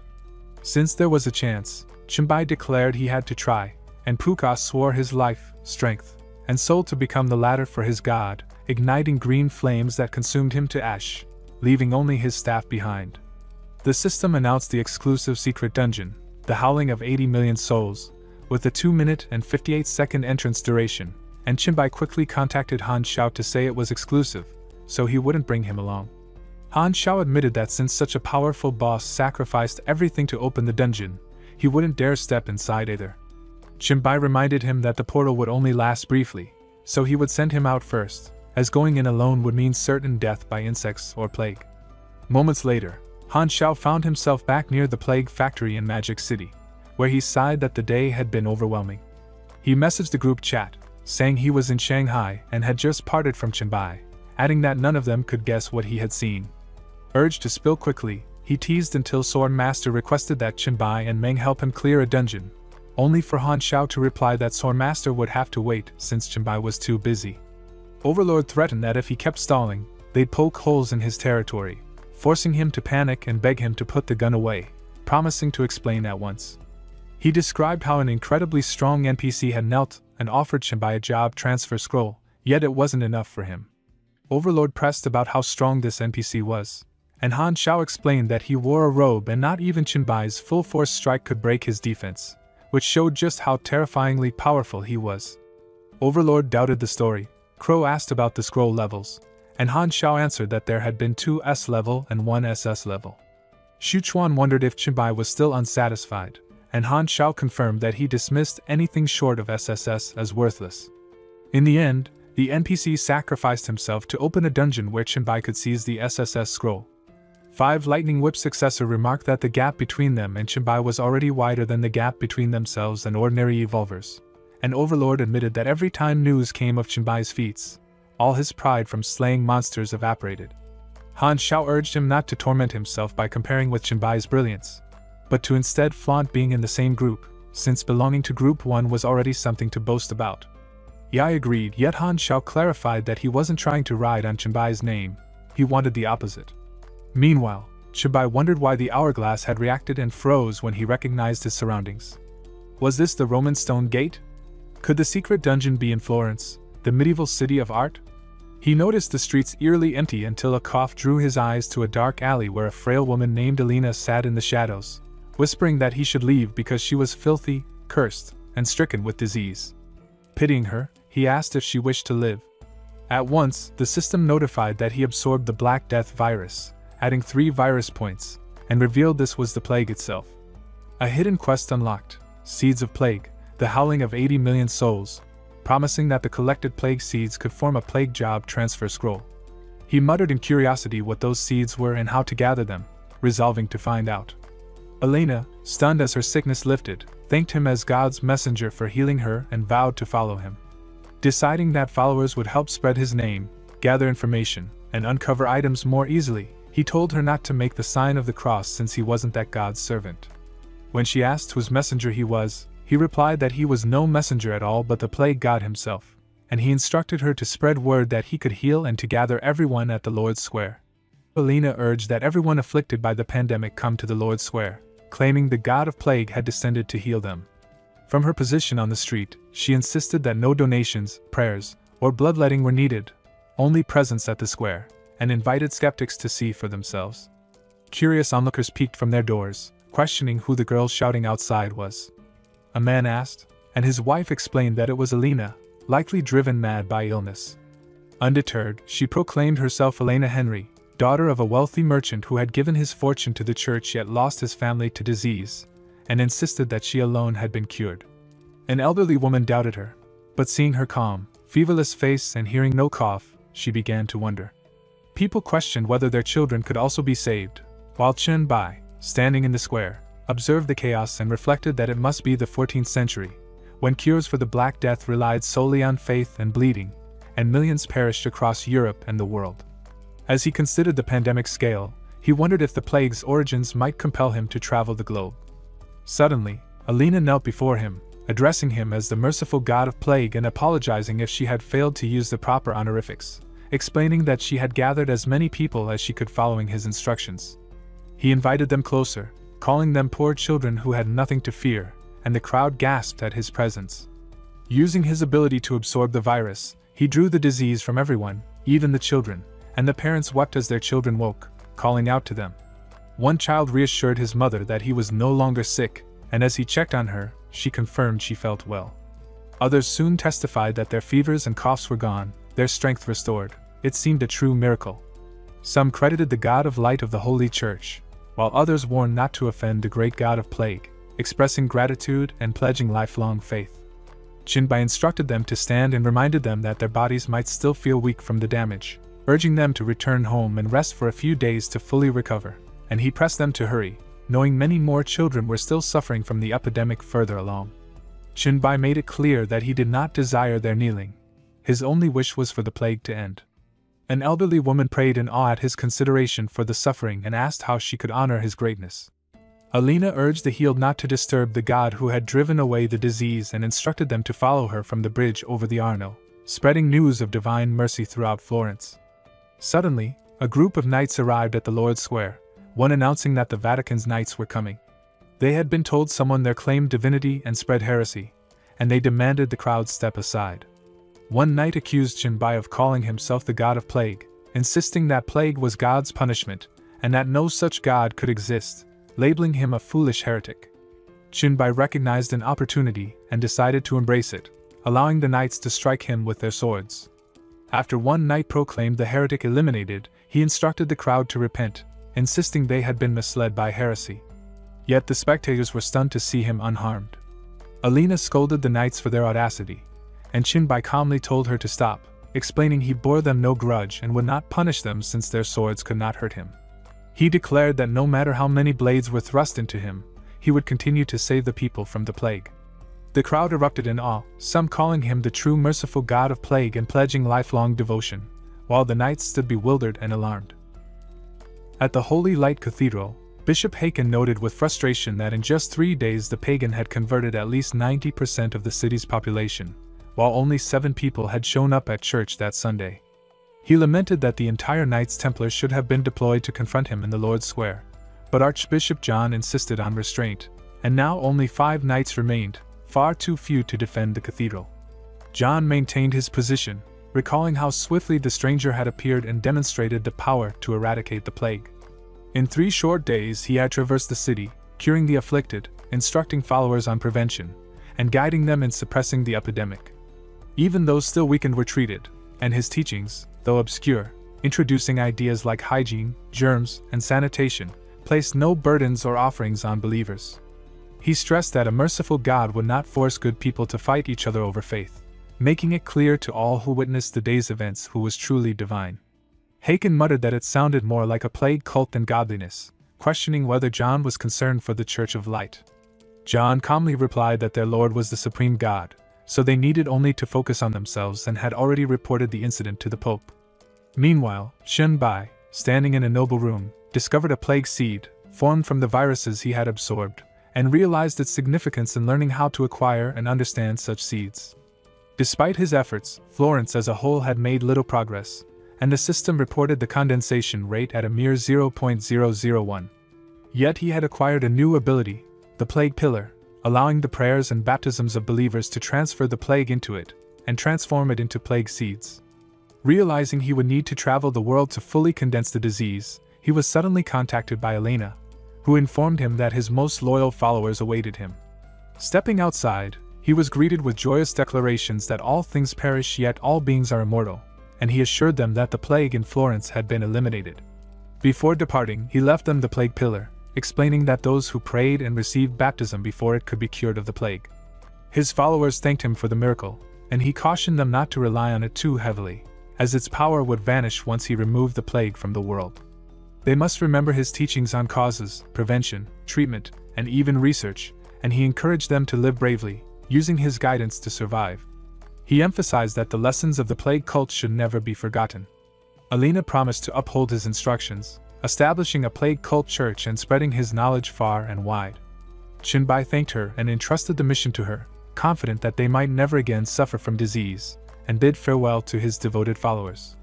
The people chanted endlessly, proclaiming that all things perish while all beings are immortal, their voices echoing even as he departed. From a distance, Qinbai noted that their recitations of his teachings carried far, a fanatic devotion that both amazed him and served his purpose perfectly, as it would greatly aid in collecting plague seeds. The fame of a god drew crowds naturally, saving him immense effort on his journey. Without such a reputation, he estimated it would take at least 10 years to fully condense the plague seeds. Now, as a recognized god, completing this dungeon seemed far more achievable. A few days later, at St. Peter's Basilica in Vatican City, Soren hoped for the god's blessing upon the Pope and asked why he had summoned him. The Pope explained that the failure of the Eastern expedition had angered the divine, allowing demons to exploit the chaos and release the plague to harm all living beings. Amid this disaster, a pagan had risen, using the plague to seize the glory and followers of the Church. Soren, Grand Master of the Knights Templar, incredulously asked if the Pope meant a man claiming to be the god of plague who could drive it away, wondering how anyone without firm faith could fall for such a trick. The Pope confirmed that the man had indeed come from Florence and miraculously eradicated the disease. Soren questioned whether Qinbai had truly eradicated the plague and whether such a thing could even be real. The Pope explained that he could, and Soren immediately concluded that this must be a demon, exploiting the disease to mimic miracles, mislead church followers, and prevent them from ascending to heaven. The Pope instructed that the heretic had already arrived in Vatican City, and that people should be gathered in the square to confront him. Soren was told to take the spear of Longinus and slay the demon before everyone, proclaiming the Lord's mighty name, cleansing the evil for the Church and its believers, and he prayed for divine blessing to succeed. Meanwhile, in the public square, a child explained that it was the largest in Vatican City and hurried to announce Qinbai's arrival, reminding the crowd of his legendary deeds. Qinbai thanked the boy and instructed him to hurry, noting with a laugh how, after leaving Florence, the holy churches of other cities had either barred him or closed the gates, labeling him a demon. Yet here, he was welcomed by healthy people, a stark contrast to the usual fear and sickness. Standing by the church emblem, he observed that the authorities must be desperate to finally try to eliminate him at their main camp. But this was exactly what he had been waiting for, a perfect opportunity to confront and resolve the troublesome Vatican, eager to see what strategies they would employ. People nearby urged him to come quickly, noting the Vatican's intent to judge the pagan who cured the plague. He questioned if he truly cured it, while others insisted it must be fake, for otherwise the Vatican would not interfere.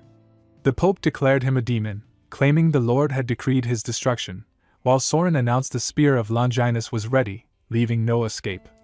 Qinbai observed their attire, realizing they were the Pope and Knights Templar, impressed by the stage they had built, and addressed them as servants of the glorious Lord. He declared he came to remove the plague and challenged their audacity in calling him a demon in God's name. The Pope insisted he was a demon from the abyss, using a cruel trick to shake faith by unleashing the plague and pretending to cure it, deceiving the ignorant. Bystanders debated whether he could truly cure the plague, some affirming they had seen it on the way from Florence, while others lamented that the Vatican had not let him act first, fearing for loved ones dying. The Pope realized the plague's terror had already weakened the people's faith, adding that if Qinbai simply removed the plague, God might show mercy and spare his life. But Qinbai's true strength revealed itself when he countered the spear with just the tip of his finger, making it tremble as it struck toward him. Qinbai warned him to stop, noting the spear had already committed one wrongful act against the Son of God and wouldn't risk another, but Soren could hardly believe it. Qinbai reflected on his journey from Florence, finally realizing why the Church had persistently blocked him from removing the plague. The Pope himself was a demon in disguise. The real Pope laughed mockingly, prompting disbelief among the crowd, but Chenbai declared that the truth would soon be seen and struck the unguarded Pope. Chaos erupted as knights shouted about saving the people, and Soren admitted he had been bewitched and distracted, confirming the Pope's demonic nature. Chenbai observed that the demon hiding in the throne sought to conceal itself, and then the Pope transformed, growing horns as the crowd screamed in horror. The Pope vowed to kill Chenbai, but Chenbai anticipated this, knowing that his powers alone could not convince people of the truth without exposing the fraud. He had prepared carefully, combining the level demon blood essence he had gathered with the zombie virus, ensuring that one or both would reveal the Pope's true demonic form. As the Pope gathered fiery energy in his mouth, panic swept through the people, screaming that the demon was real and fleeing for their lives. Chenbai realized that the demon horns and fire were effects of the demon bloodline, setting the stage for a clash of immense power. Soren admitted the truth. The Pope was a demon, and Chenbai warned that his body could not withstand such force. He explained that a demon had seized the Pope's throne, twisted the teachings, harmed God's believers, and even blocked Chenbai from curing the plague, crimes beyond forgiveness. That day, divine punishment would fall, and the Pope had to die. The Pope's body exploded, and the people cheered, declaring the demon slain. Soren, humbled, confessed that blinded by the demon, he had committed the grave crime of obstructing Chenbai and accepted any punishment, which Chenbai acknowledged with respect, noting that God did not punish humans and that his purpose was only to end the plague. Soren then pledged to bring all the sick to him immediately. With the demon gone, the Holy Church rapidly declined while the plague cult rose, and Chenbai's movements across Europe went unhindered as cities stricken with disease welcomed him as the plague god. Pillars of plague soon appeared throughout every town and village, but the work of condensing the plague seeds was far from complete. Traveling across Africa, Asia, and Oceania, he encountered diverse races, religions, and dynasties, and after 1 year, 5 months, and 12 days, he finally completed the collection. The next step was to recover the plague within the plague pillar, a task deceptively simple but lethally difficult, and he regretted the time lost to this side quest, realizing that 1.5 years was an invaluable stretch in the pre-apocalyptic era. The system asked if he wanted to collect all the plague seeds in the pillars, and he confirmed. In the courtyard of Florence, Alina wished the great plague god a smooth journey and hoped he could finish his plans quickly, but she froze at the sight of the plague pillar. A knight asked what had happened, and she explained that their god had completed his journey and was returning to the kingdom of gods, urging them to recite his teachings and show that they had memorized them. The knight agreed, and she clarified that the plague cult did not worship catastrophe, death, or corruption, but sought peace and health for humanity. In the streets of medieval Florence, people witnessed the dark pillar surge skyward and joined in reciting, declaring that understanding and controlling the plague would prevent it from harming them, allow them to destroy sin and evil, and unite them rather than divide them. They recognized the plague as a tool, not a curse, and vowed to fight side by side, eventually turning it into their weapon. Across other continents, people also came to worship the plague pillar, pledging to protect lives and fight for the well-being of all. Even the demons that had tormented the earth trembled at the plague pillar, and uncivilized desert tribes came to worship it, believing it would drive away bloodthirsty, cruel demons and destroy the enemies of life. All things in the world would eventually decay, yet billions of lives would strive to endure and achieve immortality. Chenbai sensed their voices and realized they prayed that their Lord's light would shine forever, and he asked if those were their genuine wishes. The system confirmed that the mission was complete, and he left the dungeon to return to the Magic City Plague Factory. As rewards generated, he obtained the Life and Death Job Change Scroll, requiring the Virus Monarch talent. He noted it didn't feel like a conventional ability and felt eager to change jobs. But Leto's mission demanded 2 scrolls rather than 2 SSS-level professions. Since he already had an SSS-level job transfer scroll, he still needed a second, knowing Abyss possessed one. Suddenly, the system warned that the Plague Factory mission had failed. He questioned why, wondering if he had missed the source, but realized that when he encountered Puka, the system hadn't flagged the mission as complete. It became clear that the source the mission sought had been altered by his presence, and after his self-sacrifice, it had lost its power and perished. His mission had failed, and he suspected the mushrooms were to blame. Moments later, he realized he didn't know what was happening in White Emperor City, so he messaged Song Ziqiong to ask about the current situation and everyone's strength. She explained that reconstruction had officially begun. She had selected a location for the supercomputing core and production line, and after his guidance a few days ago, everyone now had a clear direction. However, only 4.5 days had passed, and with everyone helping to rebuild the city, their strength remained unchanged. He was surprised by the short time, considering he had spent a year and a half in the dungeon, and realized it must be due to the hourglass of time, which had bonded with him and made years pass like days, appearing and disappearing with his consciousness and even manifesting in the dungeon on its own. Suddenly, Han Xiao messaged the group chat, reporting that the Plague Chemical Factory mission he and Chenbai had undertaken had failed. Leaf asked about Chenbai's condition, while Shui Chuan tagged him to check if the quest for the SSS level scroll had succeeded. Overlord suggested forgetting about the job transfer scroll, as Chenbai's status was uncertain, but Lu Huai reassured them that a mission failure was not serious. Chenbai added that Han Xiao had received a mission as well, but it was clearly different from Chenbai's since he carried the plague seal and would reveal what he had experienced in the coming days.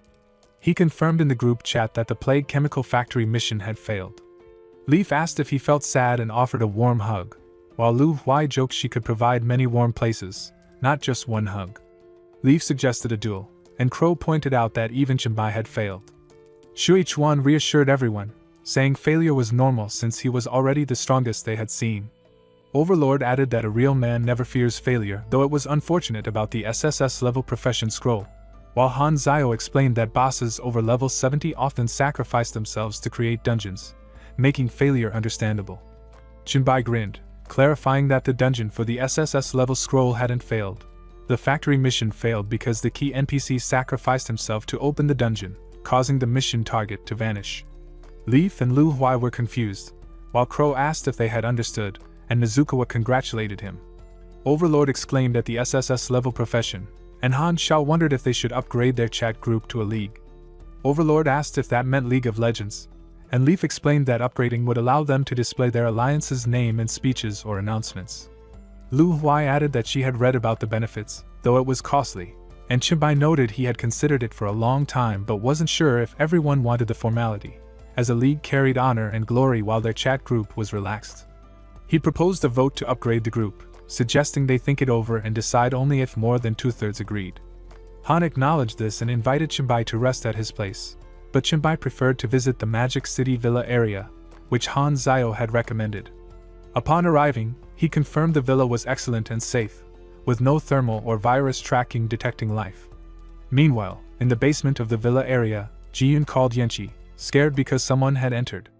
Yanqi reassured her she shouldn't be afraid and that she could handle it, though Jiyun insisted she shouldn't kill anyone and should just drive the intruder away. Chenbai marveled at how comfortable the modern world was, looking forward to rest after releasing some virus, but decided to use the medicinal pillow he had brought from the dungeon, made with traditional Chinese medicine. As he took it out, he realized it helped him sleep better, but he was stunned to see a status panel had appeared, transforming it into a D-class ancient dragon Chinese medicine pillow. He wondered how a simple dungeon pillow had become an item and began checking his other belongings. The Song Dynasty blue and white vase, the living Buddha relics, the holy gold coin, and the Eye of Horus gold ring had all turned into items. He realized more than half of what he had brought out of the dungeon had changed and noted he had never heard of dungeon loot turning into actual items. He recalled bringing back the Spear of Longinus, once wielded by a sovereign-level powerhouse in his past life, and examined it closely. Before leaving the Vatican, Soren, the leader of the Knights Templar, had gifted it to him. The spear, too, had become an item, though it was an unawakened F-Class one.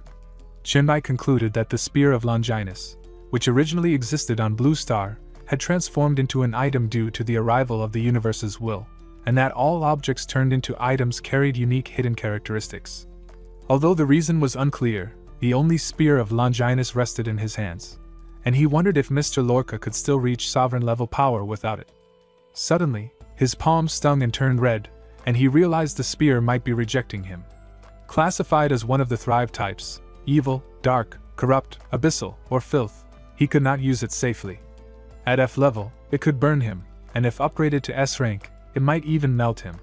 Deciding it was safer to let it gather dust in his inventory, he removed the threat from his world. At that moment, the door to his room swung open despite being locked, and a knife suddenly flew toward him. He caught it with his fingers, but neither virus detection nor thermal vision revealed its source, suggesting a low-level spiritual being controlling it. Hellfire could destroy it instantly, but the bedroom would be ruined, and though he possessed nearly 300 spiritual power, he had only one skill capable of harming spirits. Resolving to use virus points collected from city defenses and dungeons to unlock more cost-effective skills, he noted the black light virus lacked spiritual power capabilities. Exploring the Spirit Power virus series, he discovered no applicable virus existed to unlock the skill tree, so he used his points to enhance the zombie virus. The system confirmed it had evolved the original T-virus into a Spirit Power enhanced T-virus. Suddenly, the knife dropped to the floor, and he wondered why it stopped attacking, speculating it might have fled, and decided to investigate what kind of spirit it really was. The system notified him that the exclusive skill, the Spirit Power enhanced T-virus, had unlocked the Psychic Master Path and reached Psychic Perception, successfully enhancing the virus. Consequently, the support skill Psychic Vision became available, and he activated it. Jian argued that Yanqi shouldn't intervene, insisting they leave, but Yanqi insisted on handling the intruder herself, claiming he was the bad guy for barging in. Qinbai noted the spirit controlling the knife was unusually complete and intelligent for its actions, yet it still attacked only with a kitchen knife, which puzzled him. Using Psychic Vision, he scanned them further with Psychic Perception. Yanqi, an S-rank evolver with a dual spirit body aligned to evil, insisted Jian let her kill the intruder and protect her. Jian, a dual spirit body evolver aligned to good, countered that the intruder hadn't harmed her, and Yanqi should calm down. Qinbai observed that both were evolvers, and few he had seen had forms that changed due to their talents. Yanqi snapped and grabbed the knife while Qinbai released his psychic energy, calmly telling her to relax and recognize that he meant no harm. He warned her to sense the difference in power, noting his spiritual power was over 20 times hers, and gave her one last chance, threatening that any further trouble would result in her and her sister's death. Yanqi stepped back while Jian pleaded with Chennai not to hurt them, and he assured them of their safety, but they had to obey his instructions. Yanqi, however, accused him of harboring perverted thoughts and demanded he come at her rather than her sister. He questioned the claim and realized it was she who was twisting her own thoughts, prompting her to hiss and threaten him. He instructed them to stay put as he asked a few questions, inquiring if they understood the events of that world and could use the Evolver panel. Jian confirmed they knew what happened and could operate the panel, even reading the Evolver forums, while Yanqi scoffed at her dismissive attitude toward the many who had died, calling them pests. Qinbai questioned why, noting that they were only level 2 and too fearful to gain experience by fighting monsters. Jian admitted she had restrained her sister, unable to harm anyone despite their past humanity. Yanqi criticized their foolishness, warning that threats capable of hurting them would appear eventually, and asked how they would face them with such weak strength. He cautioned that their talent was dangerous, tied to emotions, and they must not be controlled by feelings to avoid becoming foolish saints or reckless idiots. They needed to close their eyes, sense their power carefully, control it, and think strategically. Jian resolved to help others and be virtuous, while Yanqi insisted on killing anyone in that cruel world who bullied her sister. Yanqi noted their rationality had eroded, and if left unchecked, they risked becoming low-level spirits acting purely on instinct, turning into monsters. Qinbai decided that to train spirits tainted by emotional energy, he first needed to lessen the energy's influence on them. He planned to use telekinesis to guide them while refining his own control, starting with full suppression. Jian expressed pain as Yanqi asked what he was doing, and he explained they should resist with all their strength until exhausted, while he practiced shaping and controlling telekinetic movements, an area he had never specialized in during his past life. The sisters struggled, and though he could manage their overall positioning, finer details were off because of their resistance. After a few moments, they stopped struggling, and Qinbai noted they still had some energy left, likely because they trusted he wouldn't harm them. He observed they hadn't yet grasped the gravity of the situation, warning that without learning to control their emotional energy, they could become mindless, vengeful spirits, and at that point, killing them might be necessary. Gradually, the sisters grew tired and rested under the sheets, and Qinbai questioned how they would respond if a zombie attacked a human. Jian said she would save the human and kill the zombie, while Yanqi added she would do her best and, if possible, eliminate the threat first. Qinbai approved, noting that both seemed to have regained their rationality. Although one sister embodied good and the other evil, either had been driven to extremes by the energy. Jiyun expressed gratitude, while Yanqi scoffed, warning that she would one day make him face the consequences of his harsh training. Qinbai explained that they had previously struggled to control the energy, but their talents, absorbing yin and gathering yang, allowed them to naturally absorb it. He decided to start them from scratch, teaching a simple technique to release the accumulating energy, which manifested as clothing. The sisters, initially flustered, managed to manifest the clothing as instructed, and Chibai noted that the remaining energy could later be refined according to their own ability. He planned to use the coming days of rest to help them slightly improve their levels. Soon after, they arrived at the Magic City Red Star Mental Hospital dungeon, where Jian applied her good spirit skill to pacify benevolently, and Yanqi used her evil spirit skill to twist malicious thoughts. Yanqi absorbed Yin and extracted evil thoughts, while Jian gathered Yang and collected positive thoughts. The system notified that the small boss head nurse had been killed. Yanqi addressed Chibai as her big brother and asked how they had performed, reminding him not to secretly invade her body with evil thoughts, as it would be ineffective. She remarked that evil thoughts had no effect because he was inherently bad. Suddenly, Chinbai noticed a message from Meng, revealing that the Sword Immortal wanted to assist with a secret nightmare-level dungeon. He acknowledged that he should help if time allowed, and Chinbai suggested sending the dungeon details privately. As the Sword Immortal agreed and promised to send them immediately, Yeezy asked if there was an extra team slot that could go to her little sister.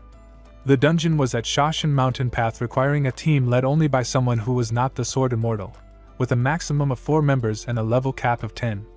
Chinbai realized the urgency was due to this restriction and reflected that in his past life he might have failed this dungeon due to unreliable teammates. He noted the timing was perfect since he hadn't switched classes yet, leaving his level locked at 10, and agreed they should form a team. Overlord insisted that the final team slot be decided fairly by rolling dice, while Lu Huai volunteered, but Zhanggu pointed out that the Sword Immortal had already coordinated with the channel to accompany them, apologizing to the others. Han questioned the backdoor arrangement, suggesting the old Talus had compromised his dignity, while Overlord offered double payment but emphasized dignity couldn't be bought.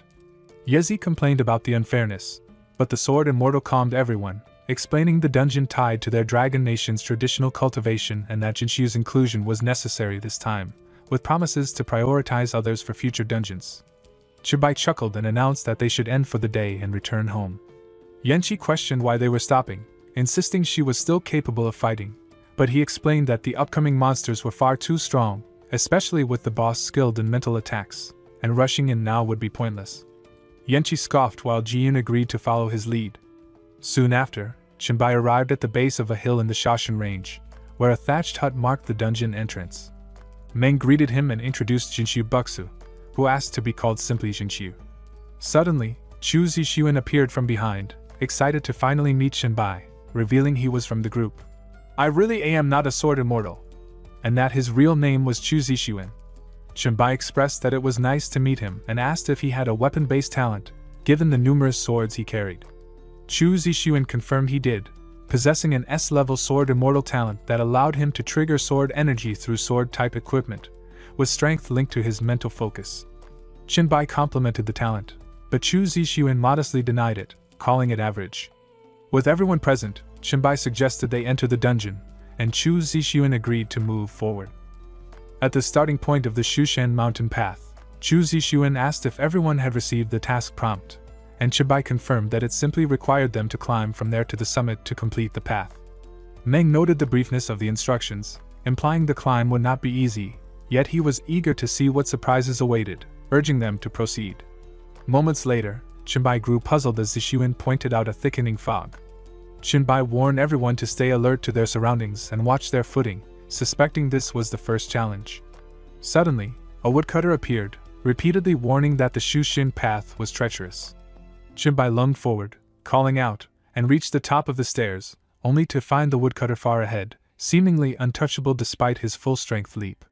He summoned his weapon, noting that the woodcutter continued to chant about the treacherous path and the 5 elements of heaven and earth forming obstacles. Seeing the woodcutter restored and unscathed, Chinbai realized it must be an illusion. Meng asked what was happening, and Chinbai explained it appeared to be a guiding illusion, advising everyone to pay close attention to the words he was repeating. Chu Zixuan confirmed they were paying attention, explaining that the elements of heaven and earth formed the obstacles and that he was chanting deliberately slow. Zixuan guessed the fog represented the water element of the 5 and asked if it was the first hurdle of their climb. With visibility limited, the woodcutter warned that water rises, the mist thickens, and spotting a flower in the fog made it difficult to return. Chinbai immediately sensed danger and equipped the biohazard disaster gauntlets, unaware a sword was coming from the side. He froze as it accelerated toward him, realizing its penetration power was so strong that even his physique and shield form couldn't fully block it. The sword withdrew, and Meng asked if he was hurt. Chu Zixuan cautioned everyone to stay alert, admitting he couldn't detect it with his sword intent. Zixuan suggested using the talisman he had given him, since his spiritual power couldn't locate it either. Chu Zixuan activated the golden light protective talisman, while Zixuan revealed the sword was approaching from the east and struck with his thunder strike technique. The sword reappeared, but the golden light shield held it. Qinbai praised the sword's craftsmanship, and Zixuan warned the shield wouldn't last much longer. Qinbai reassured them he had already subdued it, and Meng complimented his skill, declaring him truly amazing. Zixuan asked when the sword had been subdued, while Chu Zixuan wondered if the flying sword might have its own consciousness, though it showed no resistance. Qinbai suggested letting him demonstrate the sword's true power, revealing it as the 5 elements sword spirit, water flowing azure, level 12. Zixuan explained that the denser the water vapor, the stronger the sword's power, which explained why the golden light shield had only lasted a fraction of a second in the mist, where its strength was likely tripled or quintupled. Chu Zixuan praised it as a remarkable sword spirit. Qinbai noted it would be even more effective in Chu Zixuan's hands, but he was currently controlling it through special means. Chu Zixuan declined, insisting he wanted to cultivate the sword spirit himself to form a closer bond. Meng wondered if they could gather all 5 sword spirits, given that the obstacles were based on the 5 elements, lamenting that he could control only 3 for now but hoped to collect all 5 eventually. With the danger past, they continued upward, and Zixuan admired Chu Zixuan's power and versatility, confident the dungeon would be conquered. Chu Zixuan added that he now understood why Crow had provided him with equipment and skill books. They were aiming for a higher position. 10 minutes later, Qinbai noted the fog had lifted, marking the end of the first obstacle, though Meng pointed out the mountain path remained long, with only a 5th covered. Suddenly, Chu Zixuan urged caution ahead, spotting the woodcutter observing silently. The woodcutter repeated that the Shushan path was treacherous, formed by the 5 elements, and warned that the forest hid countless monsters, with every tree and blade of grass potentially hostile. Qinbai remarked that it felt like a group battle, which thrilled him, and he readied himself as the sinister trees and grass advanced toward them. He declared that he loved nothing more than charging straight into battle. Jinshi noted that according to the lyrics, this level should hide many monsters in the grass, and the sword might be concealed among the vegetation as well. Chu Zixuan, however, said there was no need to dwell on the woodcutter's song. It was already over. Qinbai found himself surrounded by the bodies of the defeated monsters, all cut to pieces, and he now held the 5-element spirit sword, wood hidden in greenery, level 12. He observed that since water nourishes wood, it blended seamlessly with any grass, wood, or plant, making its ambush capabilities highly effective. Meng muttered that the others shouldn't just stand there and needed to keep moving, sounding like a raid leader fed up with AFK players in a dungeon queue. Jinshu was speechless, while Chu Zixuan wondered what he was even doing there. Moments later, the woodcutter repeatedly warned that the Shushan path was treacherous, formed by the 5 elements, with strange rocks and perilous cliffs where one could shatter and fall into the abyss. Suddenly, sand surged from above, catching them in a sandstorm. Jinshu announced he couldn't move forward and intended to activate the golden light protective talisman, but Meng interrupted, advising patience. She wielded the tone of someone familiar with desert death traps, noting that the talisman wasn't easy to prepare and suggesting he use his goggles instead. He commented on her impressive set of equipment, and she replied that it had been made temporarily through dreaming. Qinbai noted that it wasn't so bad since at least he didn't have to block his eyes anymore, though he admitted the sand and dust were still uncomfortable when blown into them. He was startled as the rocks rumbled and a wall protruded, pushing him and Chu off the cliff. Jinshu and Meng called out, their panic sharp as if a hidden boss phase had been triggered mid-fight. He asked what they should do, admitting that the storm was too strong to see where they had fallen. She reassured him, saying she would find them. Below, the sand swirled suddenly, and she paused, asking if it was her master. Chu requested water, joking that he had just swallowed too much sand. Qinbai explained that the dungeon restricted flying, and mid-air dashes consumed more energy, leaving him already exhausted after only a few uses. Had Meng jumped out earlier, it would have been exhausting. She handed them the water silently, clearly reassessing her life choices and hydration priorities. Moments later, Jinshi reminded them to consider how to avoid being pushed off by the cliff sword, noting that the sandstorm could block spiritual detection, making the timing and location of attacks unpredictable. Chenbai clarified that before the wall protruded to strike, there would be a half-second rumble, so they just needed to focus, ignore the wind and sand, and dodge the moment they sensed the vibration. Chu remarked that it was as expected, having caught the detail on the first try. Chenbai said it was enough for now and instructed everyone to stay put and wait for the next attack, noting that anyone unable to react in time should stick close to him. Meng agreed, Chu nodded, and Jinshu confirmed he understood, though his tone carried the same dread as someone re-entering a notoriously bugged platforming section. Soon, the rocks rumbled, and they all dashed forward to dodge the protruding wall. Chenbai commented that it seemed the cliff sword problem had been solved, so they should clear the level quickly. Meng asked if the Earth Spirit Sword should be there, and whether he wanted it, but he declined. Jinshu noted that the Earth Spirit Sword would clash with Chenbai's water and wood swords and even restrain the water sword. Chenbai confirmed he could only control 3, so his last choice should be gold or fire. Meanwhile, the woodcutter kept warning that the Shushan path was treacherous, with the 5 elements forming obstacles and the scorching sun burning fiercely, leaving one dizzy and speechless, feeling more like the prelude to a final trial than a mere caution. Jinshu muttered that he couldn't take it anymore, feeling roasted alive and parched, desperate for water. Chu questioned whether the fire spirit sword was trying to roast them alive, calling it the most insidious spirit sword he had ever faced. Meng added that any water produced evaporated instantly, and even the shade offered no relief, warning that she might dry up completely. Chenbai reassured her not to worry, explaining that fire's brutality is never just about heat, it patiently waits for the right moment, requiring enough fuel to burn fiercely. Chu asked if that meant he already knew when the fire sword would strike, and Chenbai confirmed, referencing the woodcutter song, the attack would come when one was dizzy and speechless. Chu, already swaying and disoriented, suddenly saw a dazzling sword lunging from above, stopping just before it could strike. Chenbai noted he had it, and grabbed the fire heartburn level 12, declaring the fire spirit sword tamed so they could finish the journey and properly rehydrate.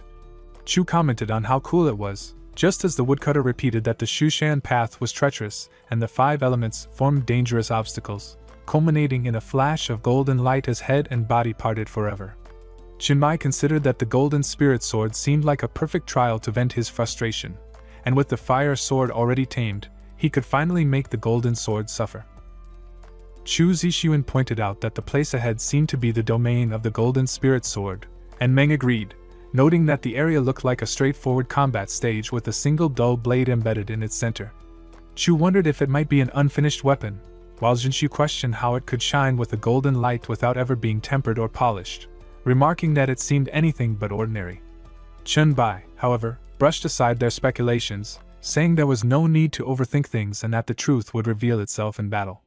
He launched an attack, only to have the sword intercept and drive him back, so he unleashed a storm of strikes until the blade shattered, yet to their surprise, it regenerated as if nothing had happened, restoring itself like some immortal being.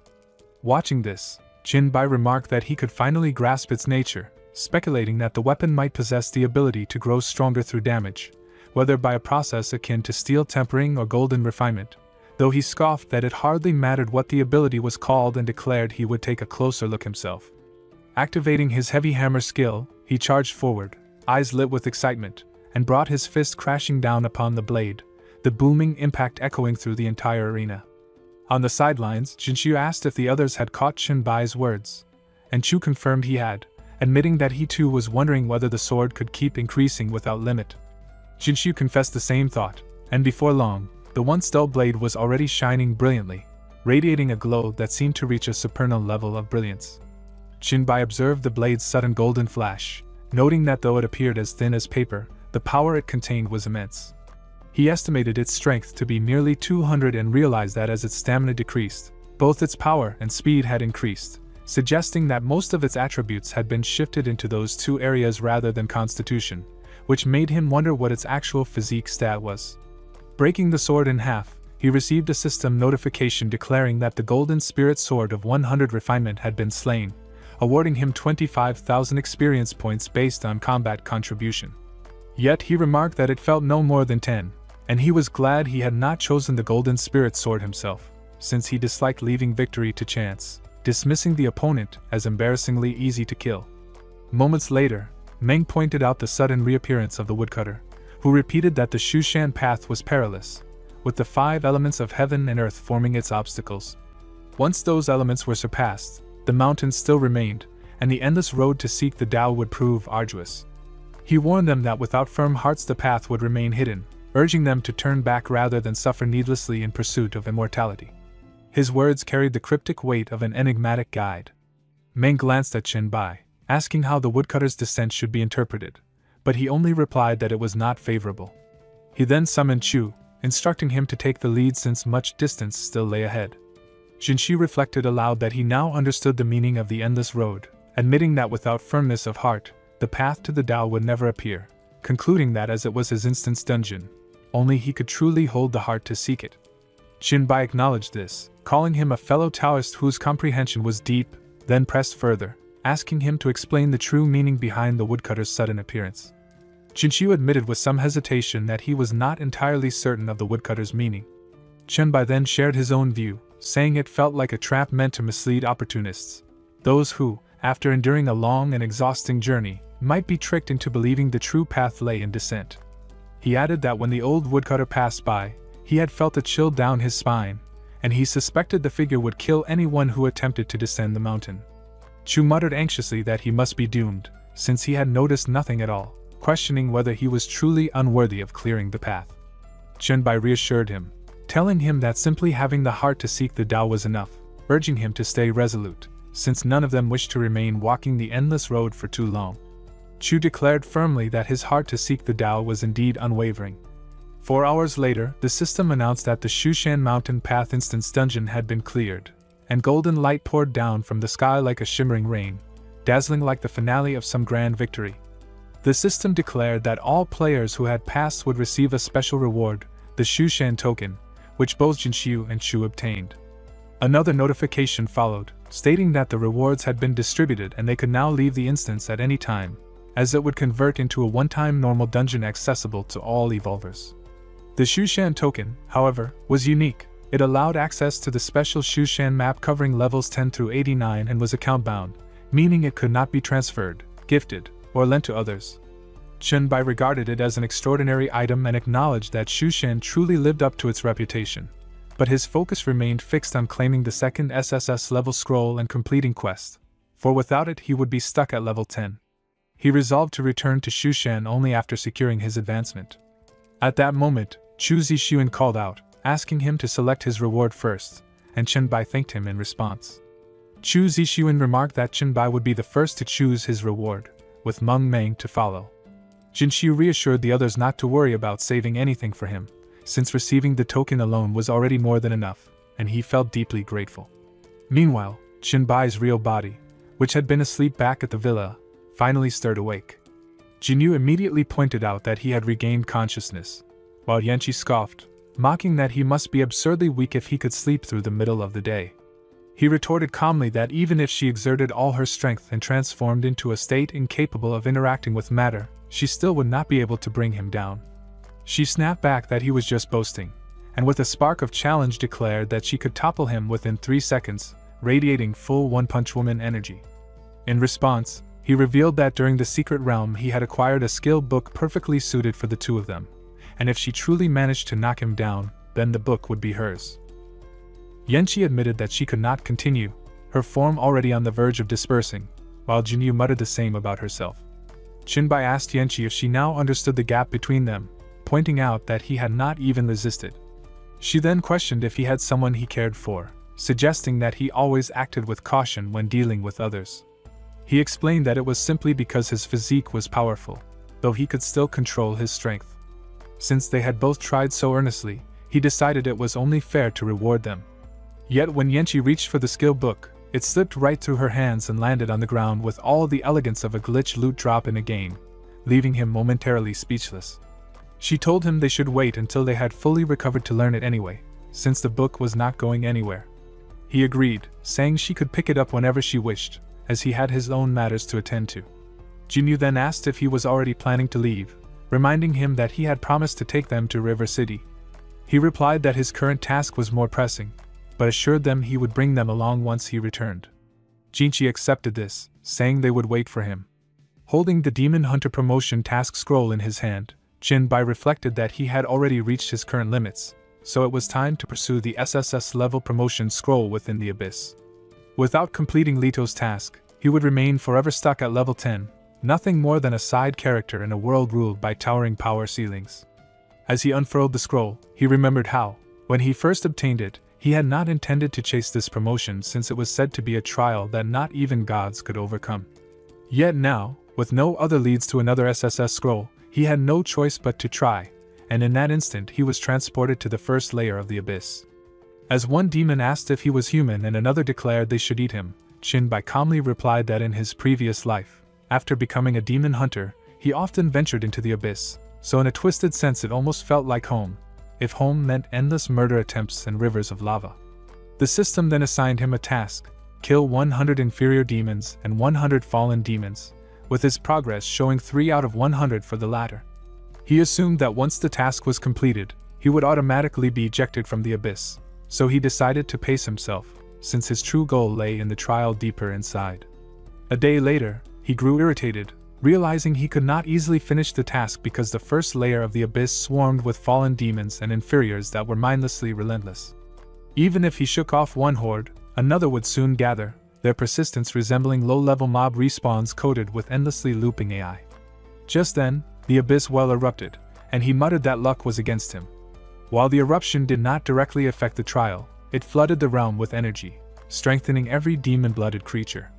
It also spewed out countless demon blood eggs that would hatch into new monsters, sending tens of thousands of enemies raining from above. He concluded he could not afford to stop, or he would risk being overwhelmed, and worried that if he accidentally completed the task while fighting, he would be forced out of the abyss too soon. In the midst of this, a sudden sword strike came from behind, which he narrowly dodged before it buried itself into the ground. A heavy boot pressed down on the blade. Fergus, a level 16 demon warrior, stood there speaking in the demon tongue, proclaiming that he had found himself a fine meal and ordering the human to kneel and give thanks, for he would soon fill Lord Fergus's stomach. Speaking in the demon tongue, Jinbai asked if Fergus was truly a pure-blooded demon warrior, noting how rare such beings were in the first layer and demanding to know if he had come from deeper levels.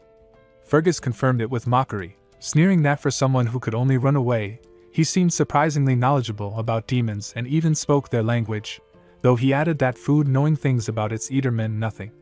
Jinbai challenged him in return, asking if he understood why only inferior demons and fallen demons had been chasing him all this time. Fergus admitted ignorance but taunted that he would graciously allow him to share the answer before dying, promising to begin devouring him from the head. Jinbai replied that he would give the answer immediately, and before Fergus could comprehend, his body collapsed lifeless on the ground. Standing over him, Jinbai remarked that it was because he had already slain every other species. Realizing danger was closing in, he noted that he must leave quickly before he was surrounded. 6 days later, he finally reached the abyssal well, exclaiming that it felt like spotting a mountain in the distance that only seemed close yet remained impossibly far, the spiritual equivalent of every filler arc escape that never quite ends. He recalled how, in his past life, when he first became a demon hunter, he had taken refuge near the well since most demons of the first layer feared approaching it, making it an ideal place to rest before starting anew. Now, he decided to feed the countless demon bloodline potions he had gathered into the mask, both his storage bag and secret vault overflowing with them, and speculated about what kind of bloodline essence might be synthesized from tens of thousands of BD-grade potions. Suddenly, a voice spoke in the demon language as Kotao remarked with interest that there truly was a human here. Jinbai immediately snapped alert, while Kotao explained that his servant had reported a human moving toward the abyssal well.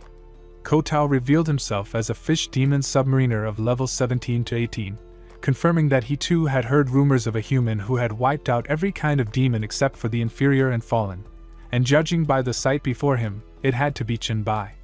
Recognizing Kotao, Jinbai instantly calculated that such a being should not even exist within the first layer, and in the demon tongue he retorted, asking what difference it made and whether they all enjoyed coming up to wander whenever the abyssal well erupted.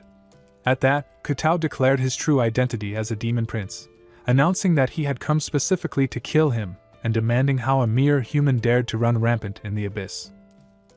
Kotao swung his trident and unleashed his skill, Water Blade Slash, sending a sharp torrent of pressurized water surging toward Jinbai. In response, he activated his Hellfire armor, demanding to know if Kotao was truly a demon prince, and which layer's lord had sired him. Kotao proudly confirmed that his royal father ruled the 17th layer, flaunting his bloodline as if name-dropping in the middle of a tournament arc, before sneering that Chinbai was pathetic for wielding such inferior hellfire and mocking whether terror had already consumed him. Chinbai answered by triggering muscle reinforcement, and in a flash, Kotao flinched as his head was slammed brutally into the ground. Standing over him, Chinbai remarked that he had been preparing to feed the mask something worthwhile, but Kotao's untimely appearance had interrupted, turning the encounter into the equivalent of a boss fight cutscene, so as compensation, the demon prince's bloodline would serve as a suitable appetizer. The mask's mouth opened wide, and countless demon bloodline potions spilled out like a flood as they poured in, numbering easily in the tens of thousands within his storage. He began calculating the quality of synthesis such a haul might produce, like a gacha player tallying how many SSR pulls awaited him. Among the spoils, he obtained the Blackwater Trident, a C-class polearm that granted underwater breathing and dark vision when equipped. Though not immediately essential, Chinbai admitted that such an ability could prove useful in the future. With those matters settled, he turned to the abyssal well, stepping to its edge and muttering that once he stared into the abyss, the prompt would inevitably arrive. The abyssal well delivered its prompt, declaring that when one stares into the abyss inevitably stares back. Chinbai acknowledged its presence, but under its gaze he felt the creeping onset of panic, the kind that no willpower could suppress. Still, he reminded himself that retreat here meant permanent abandonment with no second chance. The abyss scrutinized him, noting that his level stood at 10, and he recalled how in his past life countless level 10 prodigies, even disciples of peerless masters, had stalled at this very threshold. Of the rare 1 in 10,000 who endured the abyss, none ever returned alive. The abyss pressed on, observing that he had no class advancement, no bloodline, no S-grade or higher equipment, and no temporary external buffs, that every asset he carried was earned by his own hand, that his strength was entirely his own, that he possessed the restraint to hold himself back, yet had no knowledge of what lay ahead, and that it knew his name, his hatred, his fear, and the chains binding him. The system then announced that the abyss had judged him qualified and would unlock the abyss trial. Though kneeling and gasping for air, he felt satisfaction. The system declared that clearing the trial would award an SSS-grade Abyss Overlord class advancement scroll, and he confirmed his understanding. With that, the system instructed him to leap into the well to initiate the trial, warning that retreat would count as permanent abandonment.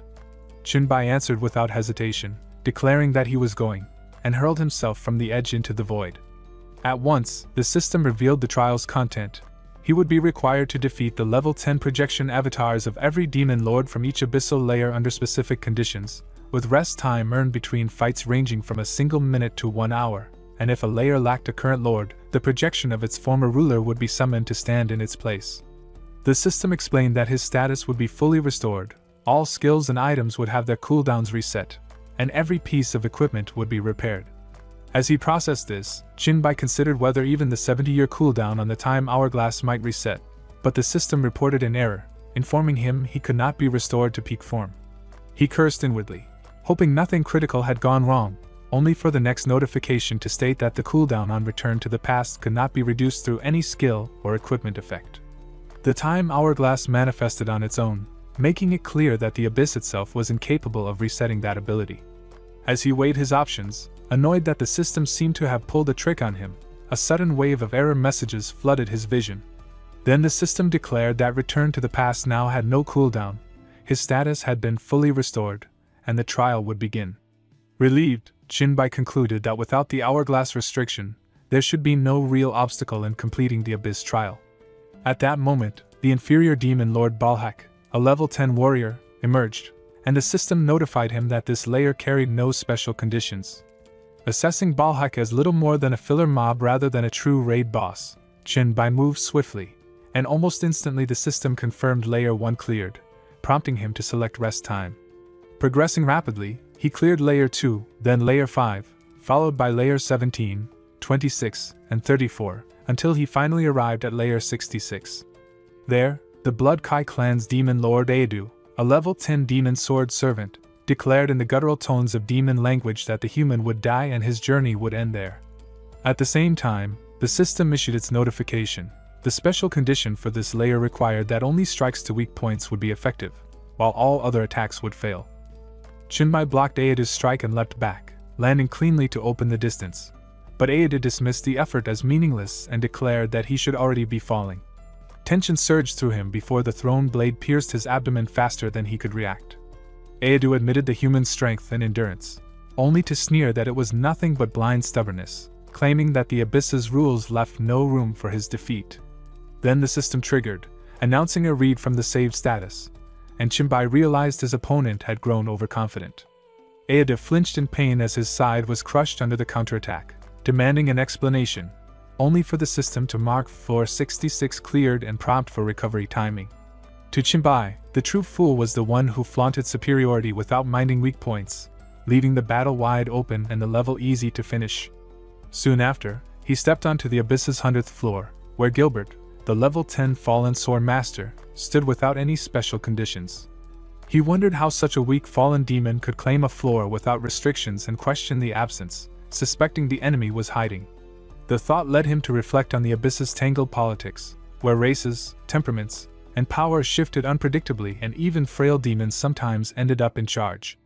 This floor seemed to demand a game of hide-and-seek with its lord, yet before he could act, Gilbert had already struck. Chinbai turned at the last instant but was still too late, losing his head in a single blow. Moments later, Chinbai reappeared at the Abyss's first floor and realized he had been instantly killed twice, even with his saved status active from the beheading. The system confirmed his presence against Balha, the level 10 demon warrior without conditions, as Balha mocked him as a pitiful human whose end was near. He understood then that returning to the past, activated purely by will, had spared him from true death. Seeking answers about Gilbert, he pressed Balha on the 100th floor's lord, but the demon scoffed that he would never reveal anything even if he knew.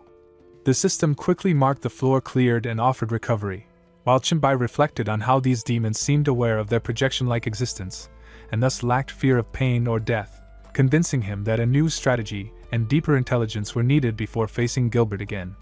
Soon he reached the 72nd floor, a burning grassland, and considered how improbable it was for a fallen demon, whose stats lagged behind even humans, to rise as a lord there. The fallen snarled that his arrogance would cost him and that all intruders perished to their hands. But Chinbai retorted that it was absurd and demanded how one of their kind could ever hold a deeper floor.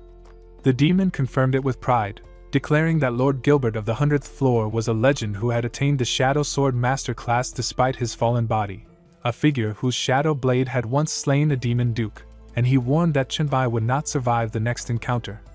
Chinbai offered his thanks as the system confirmed floor 72 cleared and requested recovery, then returned to the 100th floor where he reflected that Gilbert's swordsmanship, beyond its instant kill potential, leaned on shadows for both surprise and deception. The Shadow Sword Master class, a third-tier evolution of the Knight Assassin line, carried an S-tier rank, and while Chinbai lacked any class-based advantage, his raw stats still surpassed the fallen demon. He reminded himself to never lose sight of his own shadow, to avoid wide shaded zones, and to keep moving constantly. If possible, he would spread a virus during his retreats, because Gilbert would bide his time for a single opening, and the infection might prove decisive. Vigilance drained him over time, so he tapped into his saved status to restore stamina, knowing that without it his focus would inevitably slip. Then, catching a glaring light behind him, he wondered if Gilbert was baiting him, but the unease proved real when the fallen struck from behind. This time, however, his shield absorbed the blow, and Chinbai stepped back to disengage. Gilbert spoke with cold composure, saying there was no need to continue. His strength was limited by the trial, and with the virus already embedded, that last strike had exhausted everything. Chinbai asked if he truly meant it, and Gilbert admitted his caution was impressive, then welcomed him to return once he cleared the Abyss trial properly, though with his current strength that day was far away. Even so, he would wait eagerly for the rematch. The system marked the 100th floor cleared and requested recovery time, and Chinbai vowed that next time he would face Gilbert's blade head-on. Chinbai ascended to the 200th floor of the Abyss, where a grand palace awaited, and greeted its master, the fallen angel Elmira. He wondered aloud if she had summoned him to begin the trial, but the six-winged, level 10 fallen angel explained that she had no such intent, admitting that cleaning the palace afterward was a chore, so she had planned to let him pass directly. Still, curiosity tugged at her, so she invited him to sit as a table formed between them. Chinbai asked what piqued her interest, and she replied that she simply wanted to know how someone of his strength had climbed this far, pointing out that even if he had managed to bypass Gilbert, who did nothing but train and ambush, the layers beyond only grew worse, stacked like an endless gauntlet of power scaling. Chenbai told her that his method of victory was his trump card and not something he could reveal, but she assured him she was not prying into secrets, merely passing the time, and suggested he drink and casually recount some of his battles. In return, she would let him through, leaving the decision to him. He asked which floor she was curious about, and after a thoughtful pause, she chose the one on the 105th level, the revolting sludge monster. That was Cerubi's, the level 10 aberrant demon lord of the swamp, a grotesque mass of fleshy mud that spread across the ground, devouring any who touched it. Chenbai remembered how its consuming speed vastly surpassed his own, and the first time he made contact, his body had been eaten away, the sensation disturbingly like embracing Majin Buu mid-digestion. Elmira leaned in with curiosity, asking how he had managed to defeat Cerubi's. Chenbai explained that since it only wanted to eat, he simply fed it, and because he was not exactly easy to digest, he ended up tearing off and feeding it over 100 of his own arms until the creature suffered what was essentially food poisoning, collapsing into a useless puddle of sludge. She laughed at the absurdity, remarking that she hadn't expected Lord Cerubi's to fall so easily, but he corrected her, reminding that ripping off his own arms was far from painless. She shifted the topic to the rancid old creature Chigu, recalling that it usually lingered in the sea. That was the level 10 Hotao fish demon lord on the 136th floor, and Chenbai admitted he had been grateful to the old man's grandson for handing over some decent equipment, even if Chigu himself smelled like a sewer had lost a drinking contest. Elmira chuckled, teasing that he must have taken advantage of the situation back then, but cautioned that no such shortcuts existed with the girl on the 153rd floor. That was Hartley, the level 10 aberrant flame spirit who ruled the lava pool on the mountain slope, and Chenbai agreed, confessing that she was terrifyingly strong. He recalled how she had killed him 15 times in succession, her blazing heat rendering his virus useless, and her molten body offering no proper opening to strike. Every time she was hurt, she vanished beneath the lava again, forcing him to curse in frustration. It took him 5 days of struggle before he finally managed to seal the pool and drain her heat, and even then, she remained the toughest opponent he had encountered across 200 floors. Elmira mused that if toughness was the standard, then the foe on the 186th floor was equally dreadful, a final boss. Chenbai groaned, insisting that bringing that monster up hardly suited such a casual conversation. The 186th floor, known as the Rotting Pit, belonged to the level 10 aberrant Lord Omandi, the Filth Queen. Chenbai described her as the most revolting entity in the entire abyss, forever sprawled within a pit overflowing with corpses and refuse. He muttered that he had once purged the memory of her stench from his mind, yet Elmira's reminder dragged it back up, souring the taste of his drink. She admitted that Omandi was never particularly powerful, but no other demon dared to claim her territory, which said plenty about her presence. She added with distaste that she hadn't taken another sip of wine either since he brought that memory back. Chenbai smirked, claiming he would never risk drinking wine born from a fallen angel's mental energy, since it could very well kill him. Still, he brushed the thought aside, remarking that he had already died once from drinking, and he had no intention of repeating that mistake, even if the bottle promised 100-proof divine punishment. Elmira sighed, warning that once he drank it, she could shatter him with a single thought. She called it unfortunate, guessing she could not finish him while lying flat. He countered, offering to fight if she truly wanted to rise. She waved him off, lazily declaring she had no intention of moving.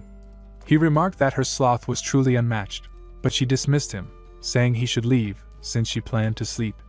Projections drained her strength, and there were still countless floors ahead, with many more powerful foes waiting above, including 6 beings who carried divine titles. To her, they were no different from elite raid bosses already loaded with cheat codes, so she saw no reason to waste her effort. At that moment, the system voice announced that floor 200 had been cleared and prompted Chenbai to select his recovery time. He considered the warning about the 6 true gods who bore divine titles, realizing that while the hourglass backtracking could let him fight the demon lords repeatedly, it would not apply against those 6. A moment later, the system confirmed entry into the recovery space and began its countdown. As he thought on the divine title holders, he understood that each of them commanded an authority tied to a fundamental rule, and he could only pray it wasn't the kind of power capable of erasing him completely. Still, he steeled himself, certain that as long as he could lean on the hourglass backtracking, even a god would eventually fall to him. Chenbai advanced to the 235th floor, the wilderness, and found himself drifting in a daze as an illusion coiled around his senses. The floor belonged to the level 10 aberrant lord of the Abyss Demon clan, Salisbury, who imposed hidden special conditions and sneered that the human would slumber forever within the dream. Chenbai answered with a dark, mocking laugh. Salisbury leaned closer in amusement, wondering aloud what kind of sweet dream could possibly captivate him so completely. Within the fabricated vision, Heloise appeared, addressing him as Divine Lord Chenbai and pledging her allegiance. The dreamscape bent around him, filled with the presence of his women, while she knelt in reverence and declared her willingness to offer everything in service to him, whether as servant, slave, tool, or even toy, and insisted that such devotion would be her greatest honor. Chenbai's eyes narrowed as he asked what she would do if commanded to surrender her strength and die. Her body trembled, tears welling as she confessed that despite her oath of loyalty, he still doubted her sincerity. He told her to stop the act, recognizing her words as nothing more than survival instincts dressed up as devotion. To him, her ambition had always eclipsed loyalty, and such a word had no meaning in her world. Yet, he added, he could still spare her, and she quickly bowed again, expressing gratitude while reaffirming her readiness to do anything he demanded. With cold indifference, he ordered her to wear the collar, bind herself to the gate, and take her place as a watchdog. She bit her lip hard to bury her contempt when the leash dropped at her feet, and her silence drew his sharp reminder, asking if she had lost the will to obey. At last, she lowered her head and said she would be his dog, insisting again that it was her highest honor. The illusion cracked at that moment as Chenbai's sneer cut through, remarking that she was finally barking as a dog should. Outside the dream, his voice echoed, confirming the words. Salisbury clicked his tongue at the display, mocking that Chenbai certainly knew how to indulge himself, but promised there was nothing to fear since once he absorbed the human soul, they would be trapped together in eternal sweet dreams. His taunt was met not with surrender but with steel, as Chenbai's swords rose into the air one after another, their edges gleaming against the wilderness haze. The system voice chimed in with a pointed reminder. The special condition of this floor was simple: see through the illusion and break free. Chenbai declared that while the dream carried a certain beauty, it was still hollow, and spending eternity inside would have been unbearably dull. Salisbury demanded to know the moment he had pierced through the illusion and how he had slipped free without rousing suspicion. Chenbai answered that the flaw had been simple enough to notice. Salisbury had failed to recreate the crushing majesty of a god's presence. Perhaps his true form might have achieved it, but here he remained bound as nothing more than a level 10 lord. As for breaking free, that had been even simpler. The sword spirits, each possessing independent thought, had remained untouched by the illusion, anime side characters surviving on pure protagonist immunity. Salisbury clicked his tongue and admitted he could have killed Chenbai long ago, yet had chosen instead to play with him. Chenbai shook his head, clarifying that there had been no intent to toy.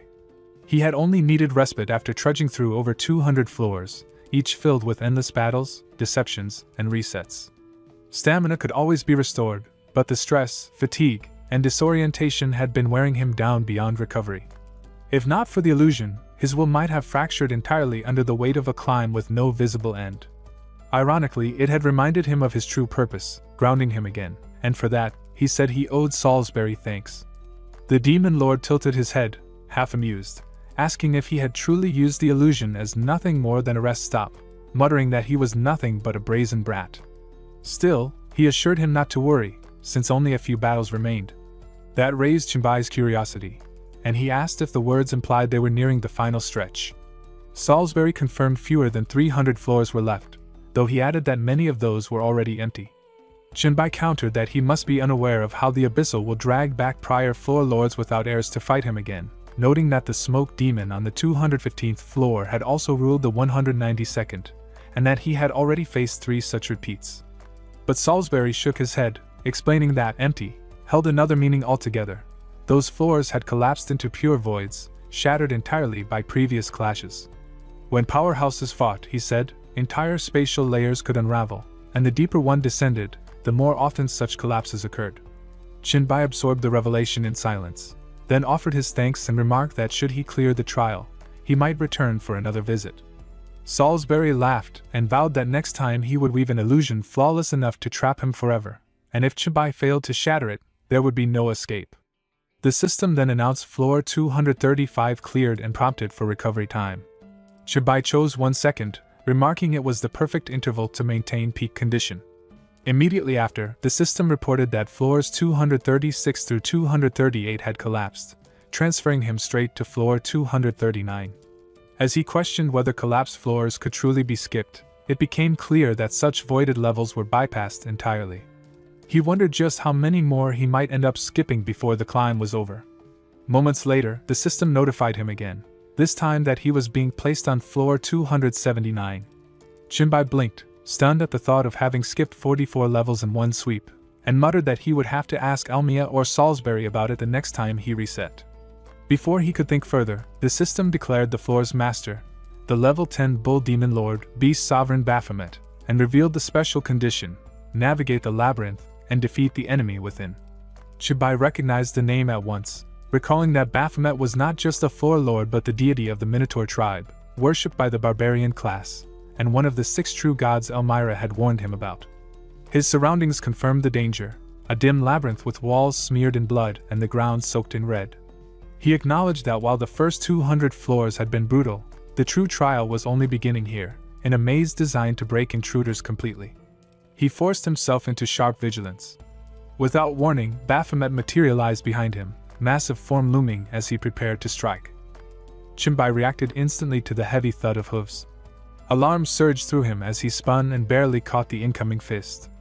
His shield swung wide, forcing the massive figure backward, while his right arm shifted into a weapon that slashed across Baphomet's body. The beast collapsed, but he let his skills fade only after checking its state.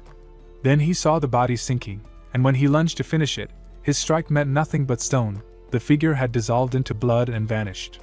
He muttered that it might have been a clone meant to stall intruders, and since his knowledge of the beast's sovereign came only from rumors, he would have to piece its nature together step by step. 10 minutes passed before hooves echoed again. This time, when Baphomet appeared, Chenbai clashed head-on and seized its horns. Activating spiritual perception, he noted its strength had surged far past the earlier version. The system revealed new stats and skills just as the beast rammed him hard enough to throw him back. He swore under his breath, if this was only level 2, then its innate trait was nothing short of broken, the kind of design that made a novice feel crushed by a pay-to-win boss. He retaliated with ground thorns and soon realized that the first Baphomet he had faced was merely level 1. From there, the nightmare escalated. He struck down a level 3, then a level 4, only to eventually confront a level 5 that already matched his own numbers. He speculated there might be 10 in total, each iteration stronger, and shuddered at the thought of facing a level 10. But hesitation was pointless, so he pressed on. 30 minutes later, facing a level 7, he cursed aloud. The stat growth per level was far beyond what he had predicted. His spiritual perception was now useless for exact readings, but during the clash he gauged the beast to be about 1.5 times his strength, nearing double, enough to make even an S-class protagonist sweat bullets. Its horns drove him into a wall, reminding him that not only did it overwhelm his stats, but his virus would take far too long to weaken such a foe. Realizing brute force wasn't enough, he decided exploration was the only way forward. When the maze spat him back to the entrance, he reset the challenge, this time determined to experiment. He wondered what would happen if he avoided killing the weaker versions. Skipping past the level 1 Baphomet, he reached the spot where level 2 should have emerged, only to find it absent. Moments later, Chenbai realized he had already crossed into the zone where the level 7 had spawned, an area he had never reached before. The thought struck him, by sparing the first one, he might be able to bypass every encounter. Yet the idea unsettled him. His instincts screamed just as Baphomet lunged from behind. He spun, but too late, blood sprayed across the stone. In the split second before collapse, he triggered backtracking, shaken by how close he had come to failure. Its speed now exceeded his reflexes, which meant he had just faced level 8 or higher. But confusion gnawed at him. Why had such a high-level version appeared when the mid-level ones never showed? Then the truth clicked. There wasn't a series of Baphomets. There was only one. He had been marked from the start. Kill it early, and it simply reappeared deeper, stronger. Leave it alive, and it would stalk him through the maze. When he first entered, it had been weak, its level low, its stats manageable enough to shove aside. But each step into the labyrinth let it climb higher, its numbers spiking like a boss scaling out of control. Soon, it would catch him no matter how fast he reset. He opened the system menu, desperate for options, and checked his remaining virus points. To his relief, a new option surfaced: Mental Worm. The skill could convert his own spiritual energy into a parasite that infected the enemy's spirit, destabilizing it while dragging up negative emotions strong enough to trigger instability or outright self-destruction. He blinked at the description, realizing this was the first time such a branch had appeared, and only after he had unlocked telekinesis. That twist gave him an edge.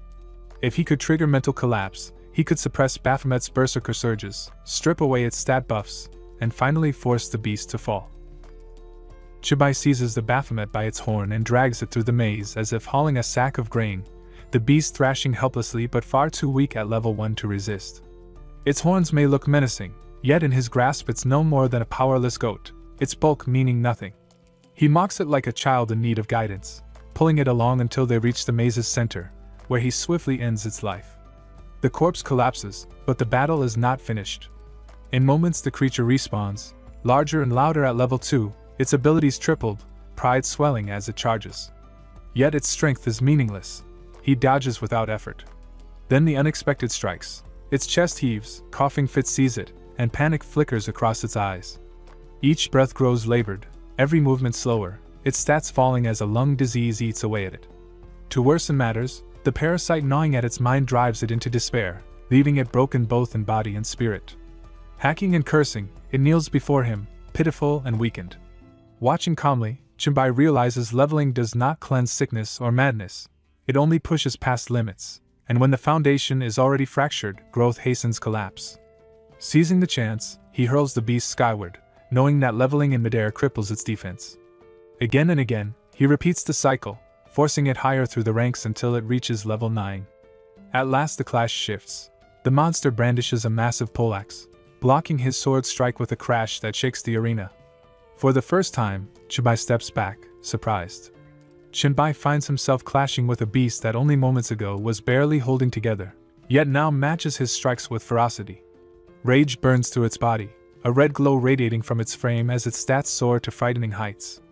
Checking the system, he notices the infection never left. Instead, reaching level 10 unlocked a new trait, Indestructible Body, explaining the sudden surge. But then the unexpected happens. The once raging monster suddenly sits down, its voice dull and sluggish, muttering nonsense about the futility of fighting. It looks less like a fearsome beast and more like a weary trainer who has lost interest in the gym. The system flashes again, confirming the parasite's effect. Its mind is collapsing under depression, self-doubt, and crushing pessimism. Jinbai observes in silence, realizing the parasite worked perfectly. A creature once feared for its bloodlust is now slumping like a broken philosopher.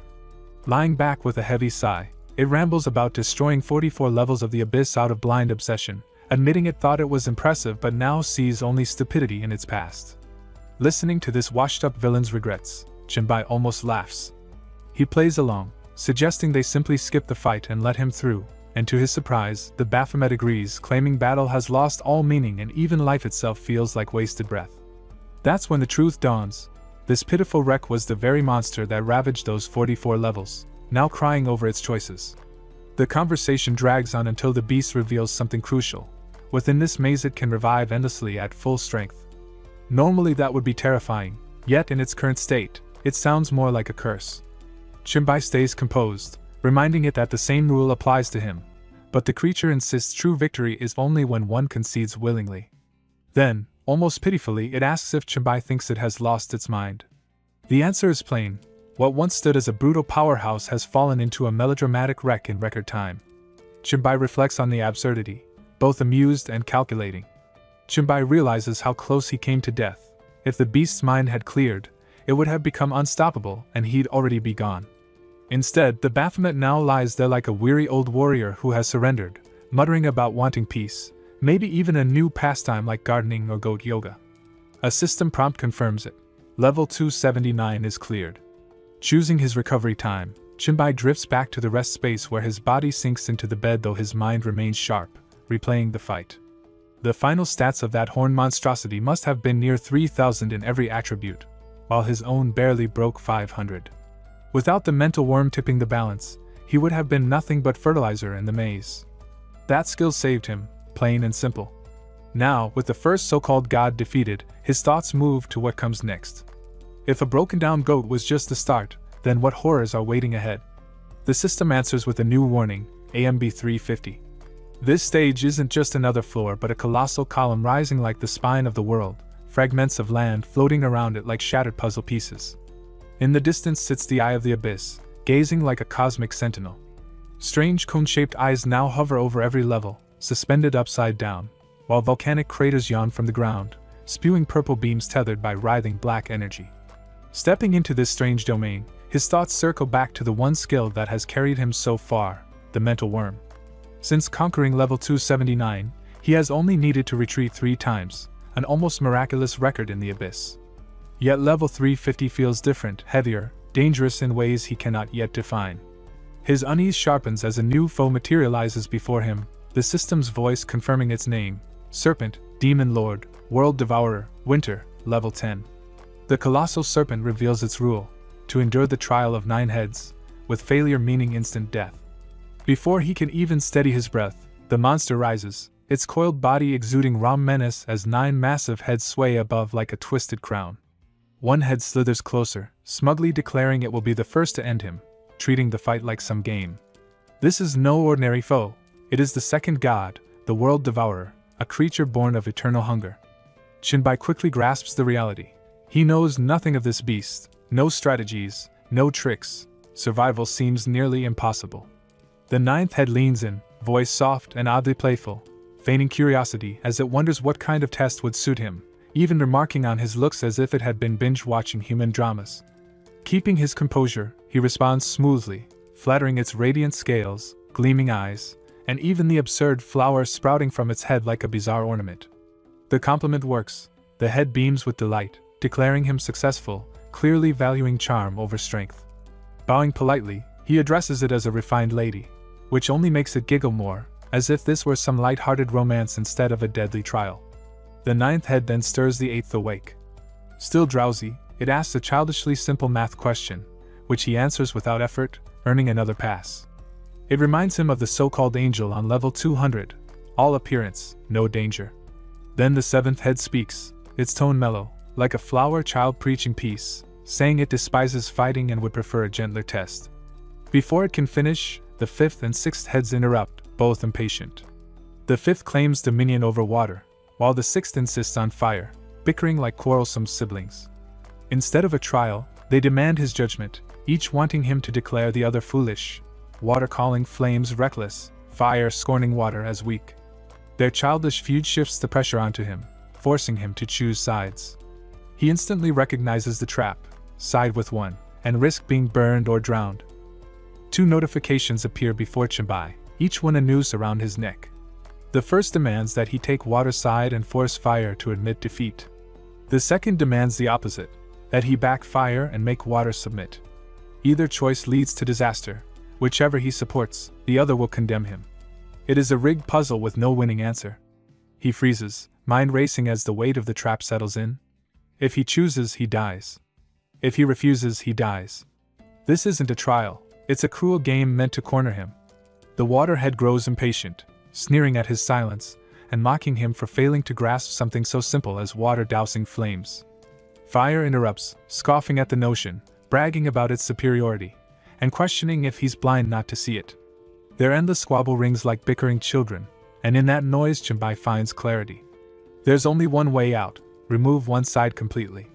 Without delay, he draws his blade and strikes, aiming to cut through the problem itself. Yet his blows slice only air, failing to land. Both heads recoil in shock, unable to process why a human would suddenly turn his weapon on them. Their egos had left them blind. Water stutters in disbelief, while fire demands to know what madness drives him. Around them, the other heads observe the chaos with twisted amusement. The third, always sharp-tongued, spits out an insult, calling the pair fools without a shred of sympathy. The fourth chuckles darkly, remarking that it's no surprise Chimbai would want to be rid of such idiots. After all, they had given him a trial built to be unwinnable, and for a moment the waterhead falls silent, as if realizing it had walked into his hands without knowing.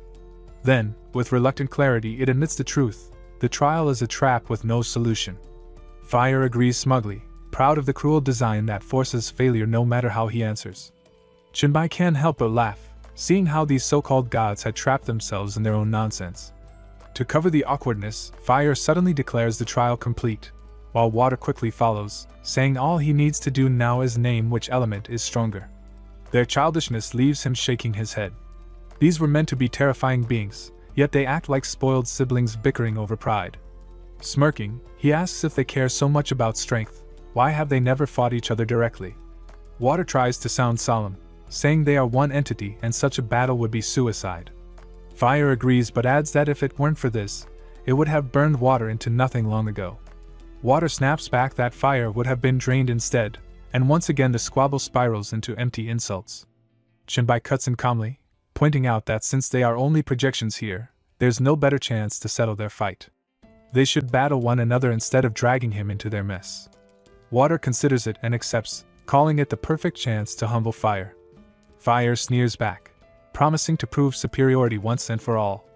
Before they can start, the first head intervenes, ordering them to save it for later, and like chastised children, they sulkily agree, calling it their elder brother. With the chaos quieted, the fourth head steps forward at last. Speaking with a touch of mystery, it says its trial is simple. Born wandering among the stars and never having seen Blue Star before this cosmic trial, it asks Chenbai to share a story or some history of that distant world. Head 7, not wanting to stay quiet, chimes in with its own trial, asking if Blue Star has beautiful scenery or food worth tasting. Head 2, more thoughtful, wonders if humans have philosophers or great thinkers, saying that sharing their ideas would be enough. To Chenbai, these trials feel like a joke. One wants a history lesson, another craves stories of food, and the last seeks philosophy. Instead of terrifying deities, they sound like curious tourists on a field trip. But Head 3 quickly grows impatient. Scoffing at the others, it demands to go first.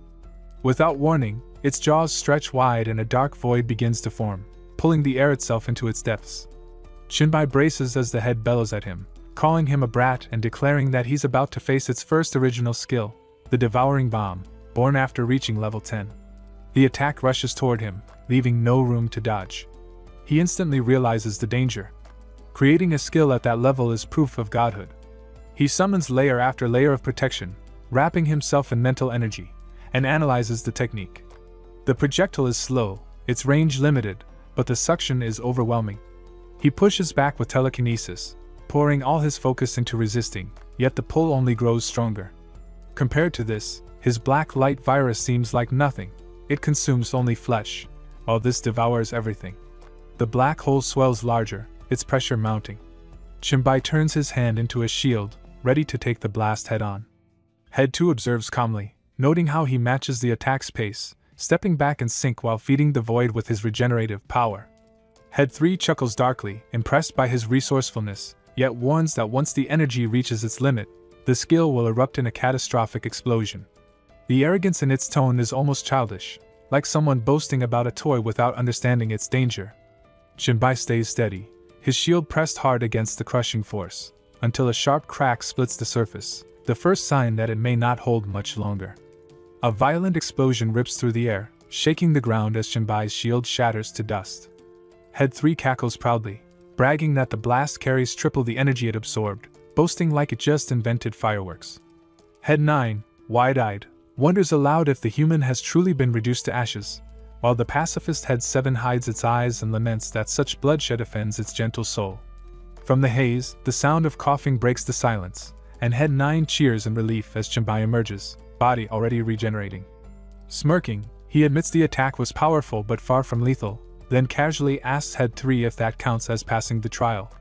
Annoyed, the third head begins charging another black hole, promising an upgraded version of its skill, only to be interrupted by Head 2, who reminds it the trial is over. Head 3 grumbles in frustration, muttering that it should have used the stronger move from the start, but it's too late. Now, the focus shifts again. Head 2 demands he explain human philosophy, Head 4 insists on hearing human history, and Head 7 eagerly asks about Blue Star's food and scenery. Their demands sound less like trials and more like a messy quiz show. Amused, Chenbai simply winks and begins weaving a story that somehow manages to satisfy all three. After some time, Head 2 remarks that Chenbai's take on human philosophy is intriguing and declares he has passed, with Head 4 questioning if his words even count as history but still giving approval, while Head 7 nods eagerly and adds its own pass. The whole scene feels more like a half-hearted performance than a serious trial, each head tossing out casual acceptance. Turning to the first head, Chenbai asks about the final test. The leader, sounding bored with the entire ordeal, replies that it has no intention of testing him directly. Instead, Heads 5 and 6 will fight to resolve their feud, and if he manages to survive until their conflict is settled, that will be considered success. Chenbai accepts with a faint nod, though inwardly he finds the setup ridiculous. The chamber is vast, and he considers how easy it would be to simply keep his distance and let them tire themselves out. These so-called trials are obviously contrived, so transparent that even the blind could see through them, leaving him to wonder if the heads are truly that lazy or if there is some hidden scheme behind their charade. Head 5 erupts in laughter, reveling in its victory as it turns to gloat at Head 6, demanding if it is finally ready to admit defeat, but Head 6, clearly sour about the loss, dismisses it and mutters that a fight between them at level 10 hardly proves anything, especially since they were still young then. Head 5 keeps pressing, mocking with excuses about bad conditions, low energy, or even being half asleep at the time, refusing to let it go. Head 3, irritated by the childish exchange, snaps at them to quiet down, already frustrated that the second and fourth had let the human pass so easily. It warns them not to push its patience further. Head 4, trying to diffuse the tension, argues that sparing the human is actually a smart investment, pointing out that if he survives Baphomet's trial, he might go on to conquer the Abyssal Trial and even rise as the Lord of the Abyss. Head 2 builds on the idea, suggesting the benefits of having such a powerful figure indebted to them, especially one wielding the devouring ability. Head 3 reluctantly concedes there might be some logic in it but remains doubtful, convinced the boy stands no chance against the wolf god on the 375th floor, a level 10 monster with a deadly assassination gift that comes at no cost. Meanwhile, Chenbai arrives on that very floor, confronted with the task of killing Inigo the wolf god. No shortcuts, no conditions, only a clean assassination. He frowns at the challenge, knowing it demands stealth, the very skill he lacks the most. The weight of perfection presses down on him, knowing one slip could mean death, and he hates it. Facing something with no room for error isn't his style, but there's no way around it. His thoughts cut short when his foot snags a rope, yanking him upside down before he can react. He mutters a curse, shifting his arm into a blade and slicing himself free, but as he drops, he spots rows of sharp horns below. Twisting midair, he barely clears them with a desperate leap, only to land on a sticky fungal web. The strands cling and strain under his weight, and though he slashes himself loose, the damage is already done. The blobs around him begin to crack, and in the next instant they erupt in violent bursts. His reflexes scream into overdrive as he dives and twists past each explosion, scraping through death by inches. When his feet finally touch solid ground, he's left panting, cursing under his breath at the ridiculousness of it all. Already forced to burn through one of his precious save statuses, and the real fight hasn't even begun. Instead of facing the wolf god, he's battling an endless gauntlet of traps. A sudden creak jolts him, confirming his fear that the nightmare is far from over. Snarling, he makes his choice, no more wasting time. Dark flames roar outward as he unleashes his hellfire armor, tearing through the hidden mechanisms and reducing the traps to nothing. As the smoke clears, he exhales sharply, his thoughts sharp with scorn. Wolf god assassination? No, this entire floor is nothing but a god of traps, a cheap, underhanded farce dressed as a trial. The so-called god is nothing but a coward hiding behind tricks and illusions, yet before the thought fully settles, a smooth, mocking voice answers his insult with thanks. He stiffens, scanning the empty air, instincts flaring as he unleashes thermal sight and psychic vision, only to realize too late that the wolf god is already upon him. A blur of motion cuts the gap, claws slash deep, and agony floods his body as he collapses, life snuffed out in an instant. Then the scene resets, dragging him back to the moment he first stepped into the abyss. Failure burns, but he refuses to quit. He recalls the overwhelming strength of his foe, the endless traps that bleed him dry, the stealth that defies even thermal detection. This time he vows to be ready. The answer lies in his viruses, released early, before the chains can restrain him. If he can infect Inigo, virus vision will reveal its position, and stealth will no longer matter. He wastes no time, hands shifting into extensions of his will as he slams them into the earth, channeling viral mana deep underground. The energy spreads like wildfire, detonating hidden snares, collapsing pits, and uprooting concealed devices. Spikes of mana rip upward, setting off a chain reaction that fills the air with chaos. To his shock, the ground seethes with traps of every kind: beast snares, quicksand pits, flying leaf grass, explosive thorn trees, nearly 100 unique death machines crammed into a stretch of mere dozens of meters, each designed to end him in a different way. The overwhelming complexity of the traps makes it obvious this floor was never designed to be fair. It exists only to bleed him dry, piling one obstacle after another until he breaks. Yet the moment he dares to think he's gained ground, the air shifts, danger prickling at his back. The wolf god's voice slides in, mocking as it admits the poison is bearable, but the forest of traps was bothersome. Before he can spin or counter, claws rip across his chest, sending him tumbling into darkness. Death claims him again, and time resets, leaving him shaken. The truth settles in: Yanugo had never been deceived, never outmaneuvered. It had been there since the start, silently observing every step, every move, letting him dance in circles. The thought chills him. He pushes his vision to its limit, tracking the faint glow of thermal energy as the wolf god prowls closer with calculated precision. The earlier traps are worthless now. He realizes with a bitter clarity this isn't a fight of strength or endurance, it's a clash of wits, and his opponent has already proven itself the superior hunter. Tricks won't work, stalling won't help, and hesitation is death. The only question left is how to shift the game itself before he's swallowed whole. Shinbai keeps launching assassination attempts against the wolf god on the 375th floor, but each reset ends the same way, with failure.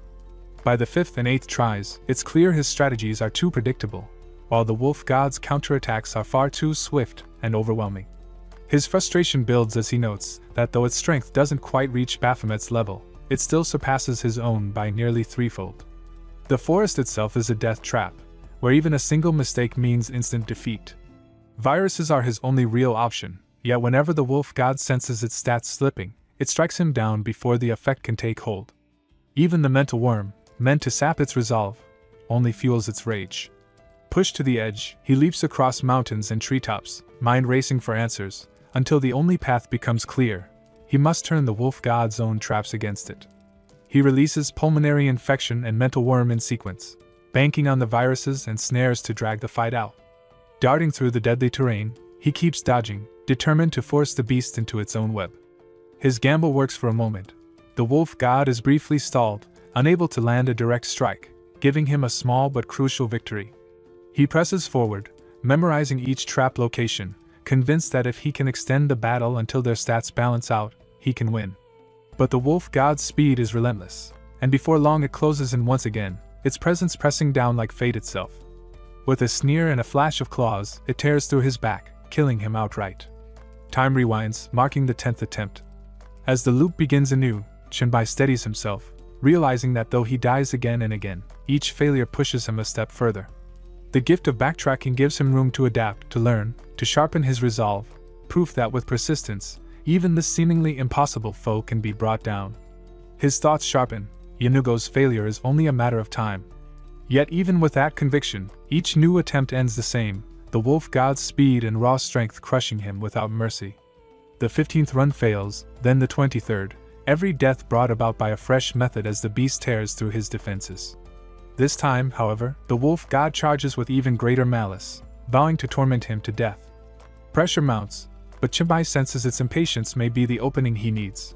He shifts one hand into a shield and braces just as the beast's blow crashes down, the sheer force shattering the barrier and sending him sliding back. His body reels, but he remains standing, his arm regenerating instantly. The wolf god, blind with rage, plows into the very traps meant for him, its recklessness turning into Shinbai's advantage.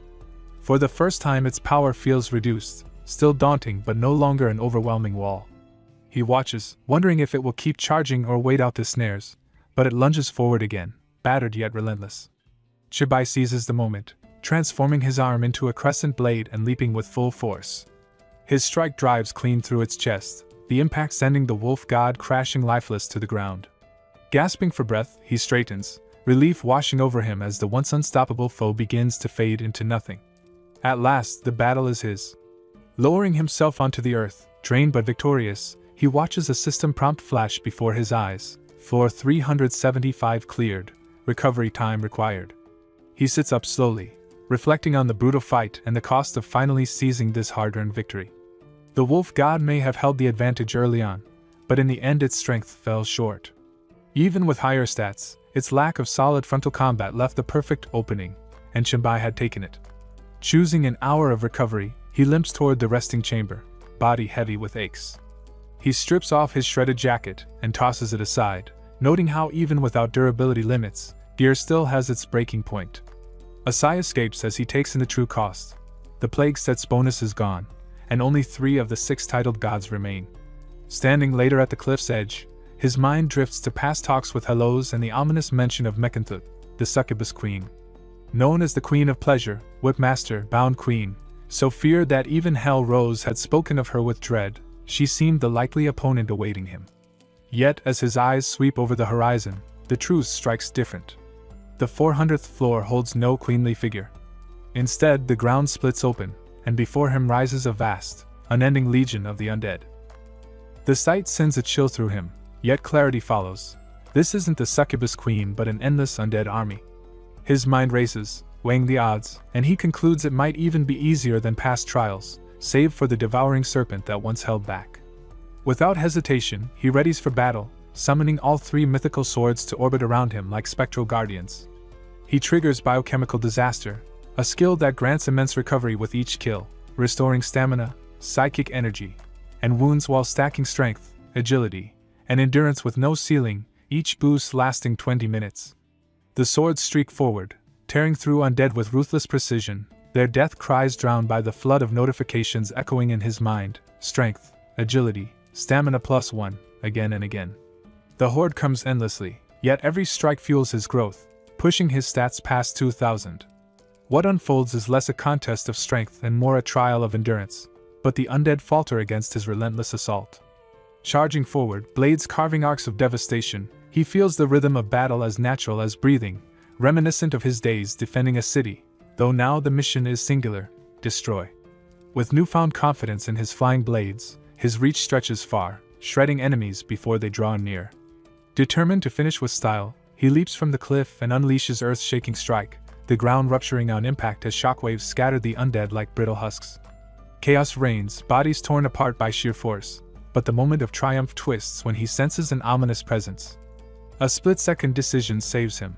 His psychic shield flares just as an unseen strike lands, the barrier splintering under crushing power and leaving him reeling from the impact. His head throbs from the blow, the narrow escape reminding him of how easily the fight could have ended. The attacker steps into view, Gaber, leader of the undead, cloaked in a black death robe, his aura so heavy it nearly crushes the air. Chenbai quickly gauges the danger, noting the devastating force of the psychic spear against his unbuffed energy, and decides the battle must end swiftly. He transforms his left arm into a claw and drives it into Gaber's gut, ripping a gaping wound. Somehow still alive, the undead leader chuckles darkly, impressed at his persistence despite lacking overwhelming strength. Chenbai recalls bitterly that this isn't the first ambush, having been slain by Gaber twice before in cycles of death and time's reversal, but now at last the tables turn. The enemy collapses to his knees, and though he acknowledges the praise, Chenbai spares no time. Greater trials await. On the verge of death, Gaber remarks that their paths will cross again, and warns that someone named Mekantut awaits him. Without looking back, Chenbai presses forward, soon stepping onto the 437th floor of the abyss. His gaze falls upon a lavish royal chamber, where the succubus queen of pleasure, Mekantut, reclines on a grand bed. Her beauty stuns, red hair framing her like a halo, small horns and a flicking tail adding mischief to her allure, her very presence intoxicating enough to shatter focus.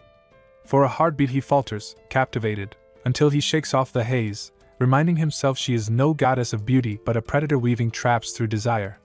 She greets him in a silken tone, her words flowing with warmth designed to pull him closer, and though her charm tugs at him, he refuses to move. Amused by his restraint, she rises with elegant steps, her aura thickening with every stride, teasing that his suppressed desire must be unbearable. Her tongue traces her lips as she closes the distance, then with a smirk she commands him to kneel. She whispers that with his looks, making him her pet would be effortless, bending him fully to her will. Standing so close, her presence looms over him as she orders him to kneel and kiss her feet, the whip at her side promising punishment. For a moment, he feels the pull of submission, her charm pushing hard against his defenses.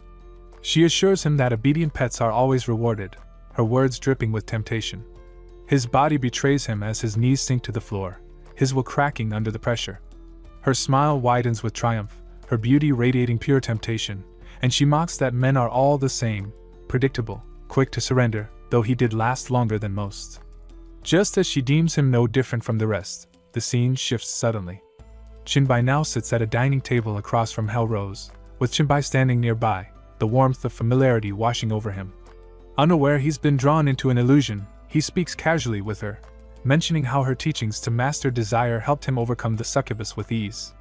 Hellrose listens with a knowing smile, her eyes flickering as she reveals that the method was crafted specifically to counter the power of Mekhinthut, goddess of desire. She goes on to recount the succubus's past, explaining that when she first inherited her power, she deeply admired someone she long desired. Yet when that person fell under her spell, they became consumed, humiliating themselves with desperate pleas for her affection. That bitter disappointment shattered her hopes, and from that day, she tested anyone she wanted by unleashing her full charm, watching to see who could endure.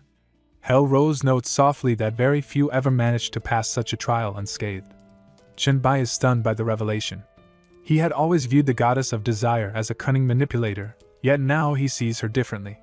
Mekhinthut, the controller of all desire, is a pure and innocent succubus, a being wounded by her own feelings.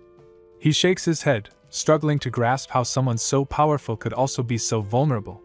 Hellro, watching him with a teasing smile, suggests that if Chinbai were ever caught by Mekhinthut's charm, it could lead to something unexpectedly intriguing. She's always admired his resistance, someone who would rather walk away than beg, and finds his inner struggle captivating. Defensive, Chinbai insists he isn't opposed to yielding, just not to someone like Mekhinthut. He admits he would remain loyal to strong, capable people like Hellro. When she asks if he truly means it, he replies firmly, of course. Suddenly, he realizes the encounter is an illusion, a test crafted by Mekhinthut to break his will. Snapback to reality hits, and he refuses to submit, striking without hesitation. Mekhinthut evades effortlessly, her movements fluid and deadly, proving she is far more than just alluring. With the hunter's whip in hand, she traps him in a swift flick, mocking his efforts and declaring that true pleasure awaits only at her feet. Her seductive tone aims to bend him, but Chinbai stands firm, warning it will be his way or death. He will never beg. Unfazed, Mekhinthut smirks, promising to see how long he can resist before yielding to her will.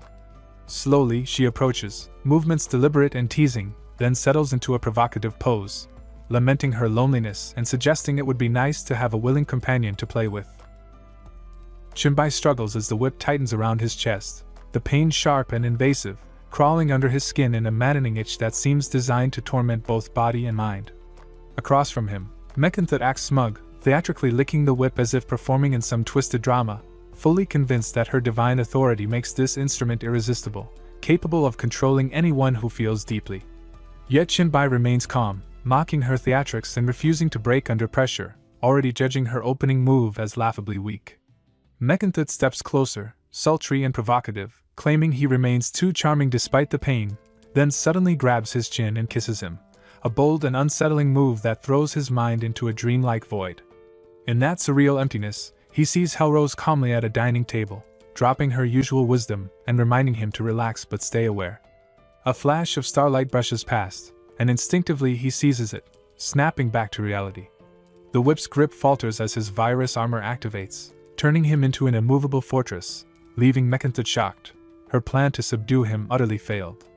Before she can react, he vanishes and reappears behind her, his thorn virus armor striking without mercy, leaving her stunned as her charm proves powerless against his resilience. Mekhinthut screams in pain, counting the spikes piercing her as Chinbai lifts her effortlessly and lands on the bed, done playing nice and letting his tools speak for him. She lies flat, trapped under his unyielding grip, her limbs frozen and pride battered, her mind racing for an escape, even contemplating striking him with her deadly tail. Yet hesitation halts her. The first person to resist her overwhelming charm is before her, and the rare challenge makes her pause. Chinbai notices the shift immediately as her tail lowers, and he seizes the moment, unleashing full force without holding back on someone who literally tried to stab him in the back. Mekhinthut admits this is only a projection, not her true self, and shifts her focus to observing his reactions. Days pass, and the battlefield of a bed now holds two utterly exhausted warriors, lying flat and barely breathing, the silence reflecting the intensity of their encounter. Chenbai reflects on the chaotic fight, realizing even someone like him was tested. A system message confirms he's cleared the 437th floor, using 21 save points but securing victory. Calmly, he opts for a 1-hour recovery, sitting upright to review his journey, mentor, Hydra, Golden Wolf, the Undead, and now this dramatic encounter with the Demon Queen, each opponent leaving him with unique lessons and tools for the battles ahead. Far away on the 4037th floor, the real Mechanthot lounges on her lavish bed, her gaze distant as she murmurs Chenbai's name. A servant asks for instructions, but she doesn't answer immediately, lost in thought. Watching her projection struggle against Chenbai had given her a taste of being overpowered, not by sheer strength, but through mental dominance, and the experience sparks a wild idea. Maybe she could interfere on the 500th floor, eliminate the next monster Chenbai would face, then confront him again at a higher level, chasing that addictive thrill. Her excitement fades though, remembering the floor's guardian, the Lord of Eternal Night, Agar's, a terrifying opponent she knows she wouldn't survive against. She sighs, conceding defeat before even trying, all her bold talk evaporating at the first real challenge. Meanwhile, on the 500th floor, Chenbai finally reaches the final stage, facing Agar's perched on a cliff like he owns the place. The Demon Lord speaks dramatically, claiming Chenbai's journey ends here, that he'll never become a legend, while the system confirms Agar's status as level 10, the strongest of the strong. No special conditions appear to clear the floor, which Chenbai finds suspicious. Unbothered by the theatrics, he leaps to strike, but Agar's vanishes completely, leaving nothing behind. Chenbai switches to hunter mode, activating heat tracking, psychic vision, and spreading deadly viruses across the battlefield, turning it into a biohazard zone. He climbs the cliff searching, but nothing appears, and every detection method fails, signaling a complex challenge ahead. Then, unexpectedly, a system message pops up. He has cleared the 500th floor without a fight, unscathed, with recovery time ready. Chenbai stands confused, sensing that this sudden, effortless clearance is unusual, possibly a trap, and definitely something more than the viral cloud he had deployed earlier. Agar sits on a cliff behind Chenbai, observing him with detached curiosity and muttering that he's an interesting human. Then, like some emo ghost king, he begins to fade, leaving a cryptic remark about looking forward to meeting again before disappearing entirely. Chenbai turns, trying to make sense of it. Why let him pass and drop such a mysterious message? Frustrated, he curses Agar, thinking these riddle-loving weirdos always act like the universe revolves around their half-baked philosophies, and anyone speaking in riddles instead of plain words deserves a cliff, preferably their own. Not wasting time, Chenbai chooses the shortest recovery option, expecting an instant reset, only for the system to clarify the minimum is 1 minute. He taps yes without hesitation and braces for what comes next, instantly teleported to the 51st floor, or what remains of it. Collapsed space stretches before him, the system noting the entire floor has broken down, and without pause, moves him forward. He floats through the abyss again, darkness surrounding him, and his thoughts grow heavy. Floors are skipping like missing chapters, and he wonders how many have been erased while he has already defeated 6 god-level bosses, the pattern becoming too familiar to ignore. Chenbai hopes there aren't many floors left, but reality ignores his wishes as the system skips 99 levels without warning or explanation, landing him abruptly on the ground of Abby's level 600. The system immediately updates him. No current lord rules this floor, and it's about to summon the phantom of the former demon lord. Chenbai's eyes narrow, knowing trouble is coming, and the system presents a new threat from history. Abby's level 600, Demon Clan, incarnation of evil, level 10, boss of Satan. He freezes, struggling to accept it. Satan, the traitor who turned against the abyss and created hell, has returned as a phantom. A thick red mist twists into a human-like form, the air grows heavy, and a voice echoes with feigned surprise, claiming Satan never expected his mind to wake again here. The phantom claps, theatrically amused, assuming Chenbai is the challenger, and even tries to act friendly, asking who he is. Chenbai sighs internally, thinking the real devil isn't horns and fire, but someone who can't stop talking mid-fight. Without responding, he hides one hand behind his back, releasing deadly viruses, while Satan continues monologuing, claiming his real body no longer exists, expressing a strange fondness for peace, and suggesting a casual chat like old friends over tea. Chenbai ignores him, and sensing no conversation will happen, Satan abruptly charges with a punch, but Chinbai is ready, activating his Hellfire shield just in time to block the explosive force, leaving Satan momentarily surprised. Chinbai notices a flicker of impressed surprise on Satan's face as he realizes Chinbai is wielding Hell's own flames against its original master, bold enough to make even the overdramatic villain react. Satan, theatrically indignant, reminds Chinbai he rules Hell and questions whose power he thinks he's borrowing. With a snap of his fingers, the Hellfire coils around Chinbai like a venomous snake, trapping him completely. The very power he used for defense becomes his prison. Frustration spikes as Chinbai realizes he can either drop the Hellfire armor and dodge, leaving himself exposed, or keep it and remain locked down, cornered with no easy path to victory. Satan watches smugly, theatrically pitying Chinbai for coming so far just to die, then offers cooperation, which Chinbai immediately doubts. Sensing hesitation, Satan pretends civility and snaps his fingers again, releasing him. Face to face, Chinbai demands clarity on this so-called cooperation. Satan, now sounding like a slick salesman, explains that his real body is gone, leaving only this phantom created by the Abyss trial, a perfect chance for a comeback. Chinbai, cautious, sees the phantom as harmless, but Satan claims the Abyss builds projections from leftover life force, and if someone carries that out, even he could return fully. Chinbai asks the inevitable question about the cost, and Satan feigns generosity, insisting there's none, just carry his soul fragment out and gain a slice of his ancient Hell legacy as a bonus, a desperate offer from a demon eager for escape. Chinbai's brief satisfaction fades as he realizes he's using Hell's own flames against their master, a bold and reckless move that even earns a flicker of admiration. But Satan, the theatrically dramatic villain, twists it into a grand betrayal. When Satan presents a ring to hold his life imprint, Chinbai examines it, discovering it's the legendary Solomon's Ring, a top-tier SS-level treasure that boosts every stat, reduces skill cooldowns, unlocks the Hell King form, and can even open the gate of Hell for limitless power. Chinbai curses internally, knowing trusting a villain is like trusting a cat not to knock things over. Testing the ring, nothing happens. Satan excuses that it isn't fully his yet. Unconvinced, Chinbai attacks, but Satan snaps his fingers again, trapping him in Hellfire and reminding him the god of Hell always controls the game. Exhausted, Chinbai asks what happens if he refuses, and Satan says killing him is pointless, preferring to stall until a smarter challenger appears. Tired of the stalemate, Chinbai reluctantly agrees, recognizing that cooperation, however uneasy, is the lesser evil in this twisted game. Chinbai drifts in the endless void, suspended between disbelief and anticipation. A soft glow appears, forming a message in midair. He has cleared the 600th floor, completing all trials of the Abyssal Lords, and the Abyss trial is over. His feet finally touch solid ground, and he steps forward, eyes fixed on the stone pillar before him. Hovering above it is the glowing image of the scroll of etherealization, the goal he has chased through blood, sweat, and countless battles. Excitement and disbelief freeze him, memories of every brutal level flashing through his mind. As he approaches, dark mana from all directions begins spiraling toward the scroll, which slowly solidifies, taking shape as if the Abyss itself is forming it. Chinbai pauses, using the quiet moment to rest, his mind replaying every trial and the small comforts, like the unchanged time backtracking, that prove the world remains intact. His fingers tighten around the ring Satan gave him, thumb brushing the surface. The moment to act has come.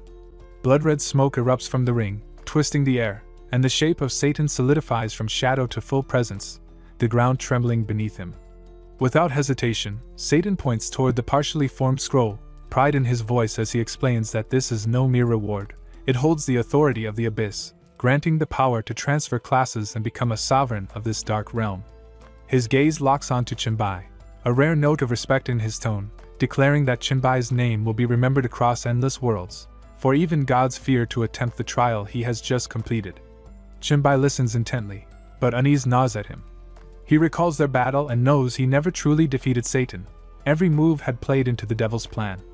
Satan shakes his head, reminding him that simply overcoming Mechanthot already proves his strength, words that linger in Chinbai's mind.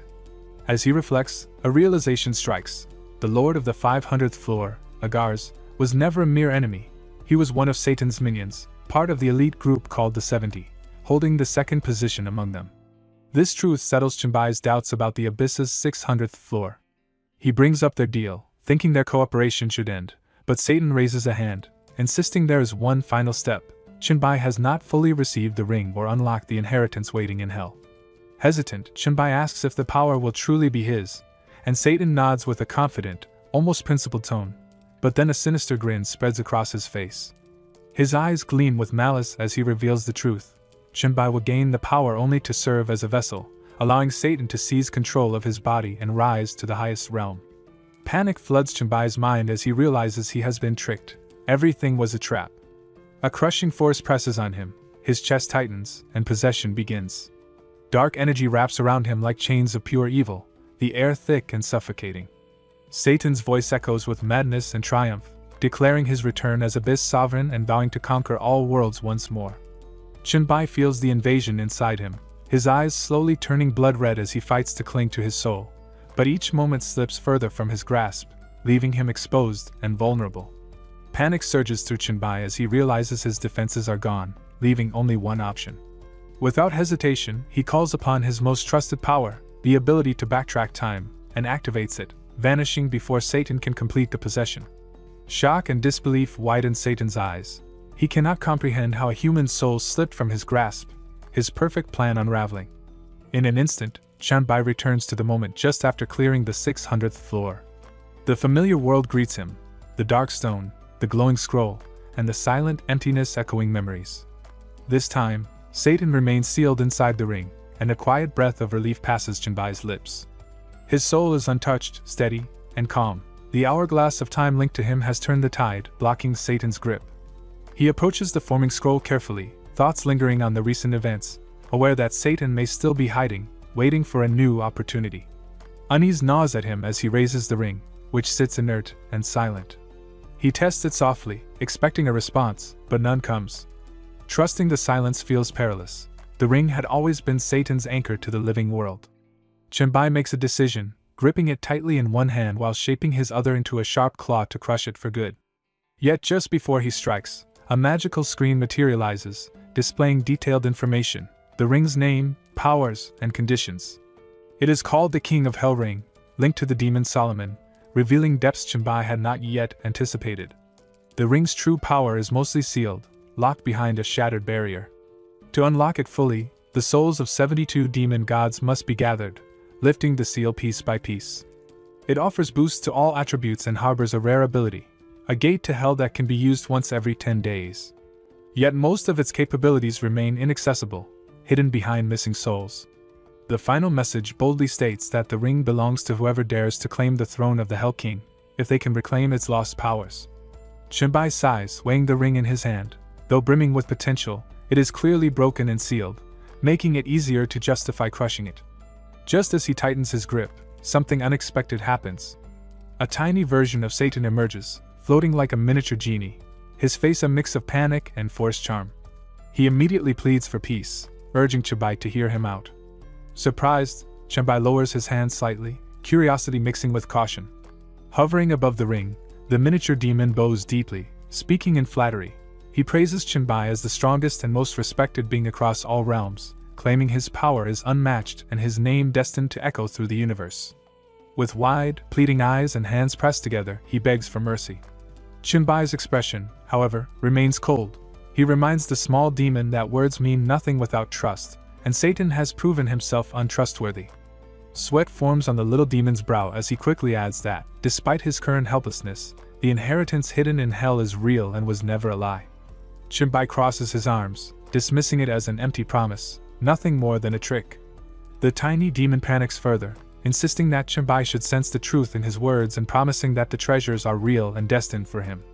Chenbai finally decides, his voice firm and resolute, if he ever chooses to claim those treasures, only then will he release Satan. But until that day, the little demon will remain sealed in the storage bag. The tiny Satan pleads one last time, trying to win sympathy with a soft, hopeful tone, asking to stay close, clearly terrified of being locked away again.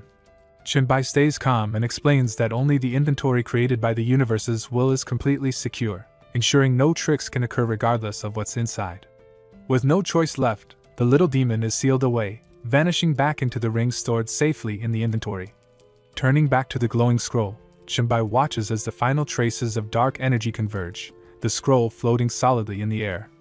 A bright flash signals its completion, and the system announces it is now fully his second SSS rank class transfer scroll. The scroll, the Abyssal Overlord class, represents the deepest part of the abyss, the dark heart of the universe filled with madness and endless violence, avoided even by gods, beyond the reach of the universe's will. Its requirements, at least level 10 and completion of the full abyss trial, are met by Chenbai, but he remains cautious. Trusting the regular inventory fully feels unwise, so he places the scroll alongside the calamity of living beings, another dangerous item in his possession. With that secured, his next goal becomes clear: summon Leto and complete the final quest to unlock the ability to switch between two powerful classes simultaneously. Chenbai stands once again in the first layer of the abyss, surrounded by empty, dry, lifeless land, dust drifting over cracked ground beneath a gray sky. He takes a deep breath and pulls out the special coin given by Leto, the god of trade, holding the power to summon him directly. Calmly lifting it, he decides the abyss still holds value and calls Leto here in the middle of the desolation. Tossing the coin to the ground, a golden light bursts forth, forming a brilliant portal, and from it steps Leto, tall and proud, radiating the authority of the trade god. His brightness clashes with the abyss's gloom, and he immediately shows his disdain, his voice rising in annoyance. "The abyss is far worse than hell," he says, "with demons too wild and foolish to understand business, honor deals, or value negotiation." Chenbai watches silently, noting just how much Leto dislikes the realm, and Leto confirms without hesitation that only demons would find any enjoyment here, the air heavy and the place devoid of logic or order. Turning to Chenbai, he cuts straight to the point, reminding him the coin was meant for the investment task, and if used otherwise, like calling for help, Chenbai must be ready to pay a new price. Chenbai rubs his hands together, a mischievous smirk crossing his face, signaling clearly that summoning Leto again will come with a price. Nothing comes free, not even from a god of trade. He asks Leto if the contract and rewards for completing the investment task are ready, recalling their earlier agreement. Leto produces a glowing silver scroll, its smooth magical light showing it has been approved by the highest universal force, everything official and ready. He explains the scroll is only to be handed over if Chenbai can collect 2 SS rank scrolls. His tone shifts to curiosity as he studies Chenbai, wondering if he could have truly accomplished such an impossible feat. Chenbai reveals the first scroll, the one earned from the plague world, glowing with a dangerous red power. Leto's eyes widen, hands coming together in impressed applause as he recognizes the plague scroll's destructive force, pleased that Chenbai found a class suited to his nature. His curiosity intensifies as he presses about the second scroll. Before Chenbai can answer, Leto begins piecing things together. Standing in the abyss, his face grows serious, voice uneasy, doubt creeping in. He surveys the desolate layer and starts realizing what Chenbai might have achieved. If the second scroll came from here, it must be the one even Satan failed to claim. Fear and disbelief color his voice. No demon lord has ever obtained it. Calmly, Chenbai produces the second scroll from the abyss, his eyes locking on Leto's with a silent question. Is this the scroll he spoke of?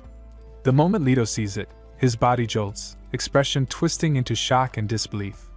The scroll is the legendary Abyss Overlord class, extraordinary beyond ordinary treasure. Awe and desire mix in Leto's reaction as he names it aloud. Then a strange figure appears behind him, a darker version of Leto himself, its face twisted with greed and hunger. Chenbai senses the shift in the air as a darker version of Leto suddenly lunges at the Abyss Overlord scroll, eyes blazing with hunger and killing intent, forcing him to tense instinctively. But the figure vanishes in an instant, leaving Leto smiling again, his tone calm and proud as he praises Chenbai for accomplishing the impossible. Without hesitation, Leto produces the promised dual-class scroll, tossing it toward him, and Chenbai catches it carefully, his mind caught between awe at the reward and puzzlement over the sudden change in Leto's demeanor, who seconds ago seemed ready to kill for it. Leto then opens the previously prepared investment agreement, confirming that Chenbai has fulfilled the condition of collecting 2 SS-level scrolls and that the dual-class scroll is officially his, while Chenbai's repayment over time can take any form as long as the value matches, a flexibility showing trust and confidence beyond mere business. Leto's excitement grows as he proposes bringing the Goblin Merchant Guild into the abyss once Chenbai rises high enough, spreading commerce even to the most mindless demons, and Chenbai agrees with a calm nod, recognizing the underlying plan. The abyss is vast, layered like planets, full of untapped resources, and the potential profit for a trade guild, and for Leto, is immense. They shake hands, sealing the deal, the investor and the recipient bound by this new partnership. Leto's laughter echoing with satisfaction, before he leans forward, eager to witness Chenbai use the scroll and see the transformation unfold firsthand. Chenbai grips the scroll tightly, aware that this is no ordinary moment. The scroll, crafted from the pinnacle of goblin industry and alchemy, grants the power to wield 2 job classes simultaneously, combining all skills, stats, and growth into unmatched strength. Once fiercely guarded by Rude, the goblin god of trade, it requires the user to be at least level 10 and untouched by prior class changes, both conditions Chenbai meets. He crushes the scroll in his palm, a resonant sound echoing as a message confirms his class limit has risen, and a thick, living purple aura bursts from him, spreading with ancient force. The ground trembles beneath them, waves of mana erupting from Chenbai like a storm, reaching across the abyss and shaking the balance that has endured for ages. Lords from every floor feel the shift. The Demon Lord on the 100th senses a rare disturbance, the Goat Lord on the 200th remembers a humiliating battle, the 9-headed Snake on the 300th celebrates a bet won, Lady Mechanthud on the 400th smiles at an unexpected challenge, and Lord Auguras on the 500th is filled with hope and devotion, dreaming of multiversal rule. Back in the real world, the Villa girls freeze before the glowing screen as a grand announcement proclaims Chenbai as the first to complete a full class transition, unlocking regional rankings and signaling that the cosmic trial has entered a new stage, his name now known across the stars. Bizarre, Clown chases the boy, Anthony Douglas talent dry shifter, through the shifting stones of the arena, its body releasing floating, punching hands that whirl aggressively around him. He dodges and leaps across the stones, each balloon-like fist bursting as it strikes the terrain, but the monster follows relentlessly.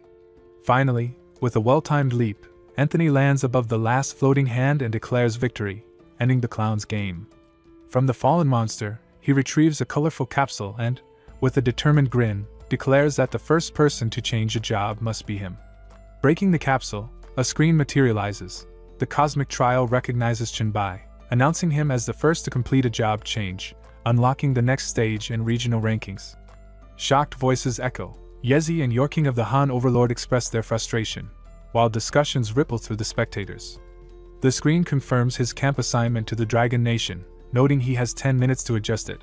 Once fixed, further changes will be costly. Chenbai confirms his choice, and another notice explains that only those above level 10 with a completed job change can enter the level ranking. Top 10 positions grant reputation boosts to all evolvers in the same camp, with the global leader receiving an extra 20% drop rate bonus. Chenbai contemplates the advantages, noting that his own methods have already enhanced his drop rate, and realizes that the full potential of these rankings has yet to be revealed. The screen announces the details of Chenbai's first occupation, Source of Living Things. Each level up grants 10 points to strength and agility, 15 to physique and spirit, plus 20 free attribute points, alongside a few skills revealed through panels. The bonuses look promising, though the skill descriptions are vague, so he decides to test them. He activates Sun of Plague, and a massive, greenish sun forms before him. Not a real sun, but its blinding light forces the nearby monsters to shield their eyes, pushing back in confusion and shouting. Within seconds, most demons within several thousand meters are gone. Leto observes, impressed, confirming the power's effect but warns that Chenbai's current mental strength isn't enough to perfectly control all the plague suns, cautioning him to avoid harming allies. Chenbai nods, acknowledging the risk, then moves on to the second occupation, Lord of the Abyss. This one offers no attribute gains on leveling, and skill improvements depend on the level of Abyss control, but the power potential is massive. The screen details the occupational power Infinite Abyss, outlining hundreds of abilities, level gaps, and the immense strength available. Even conquering the 600th floor would yield over 1.8 million in attribute gain. Holding his hourglass, Chenbai realizes he can access any Abyss level, with 9 bloodlines and reincarnation powers comparable to the hourglass, though the Abyss's acceptance mechanics remain unclear. Leto, raising 2 glasses of wine, teases that Chenbai has taken stock of today's gains and offers a toast.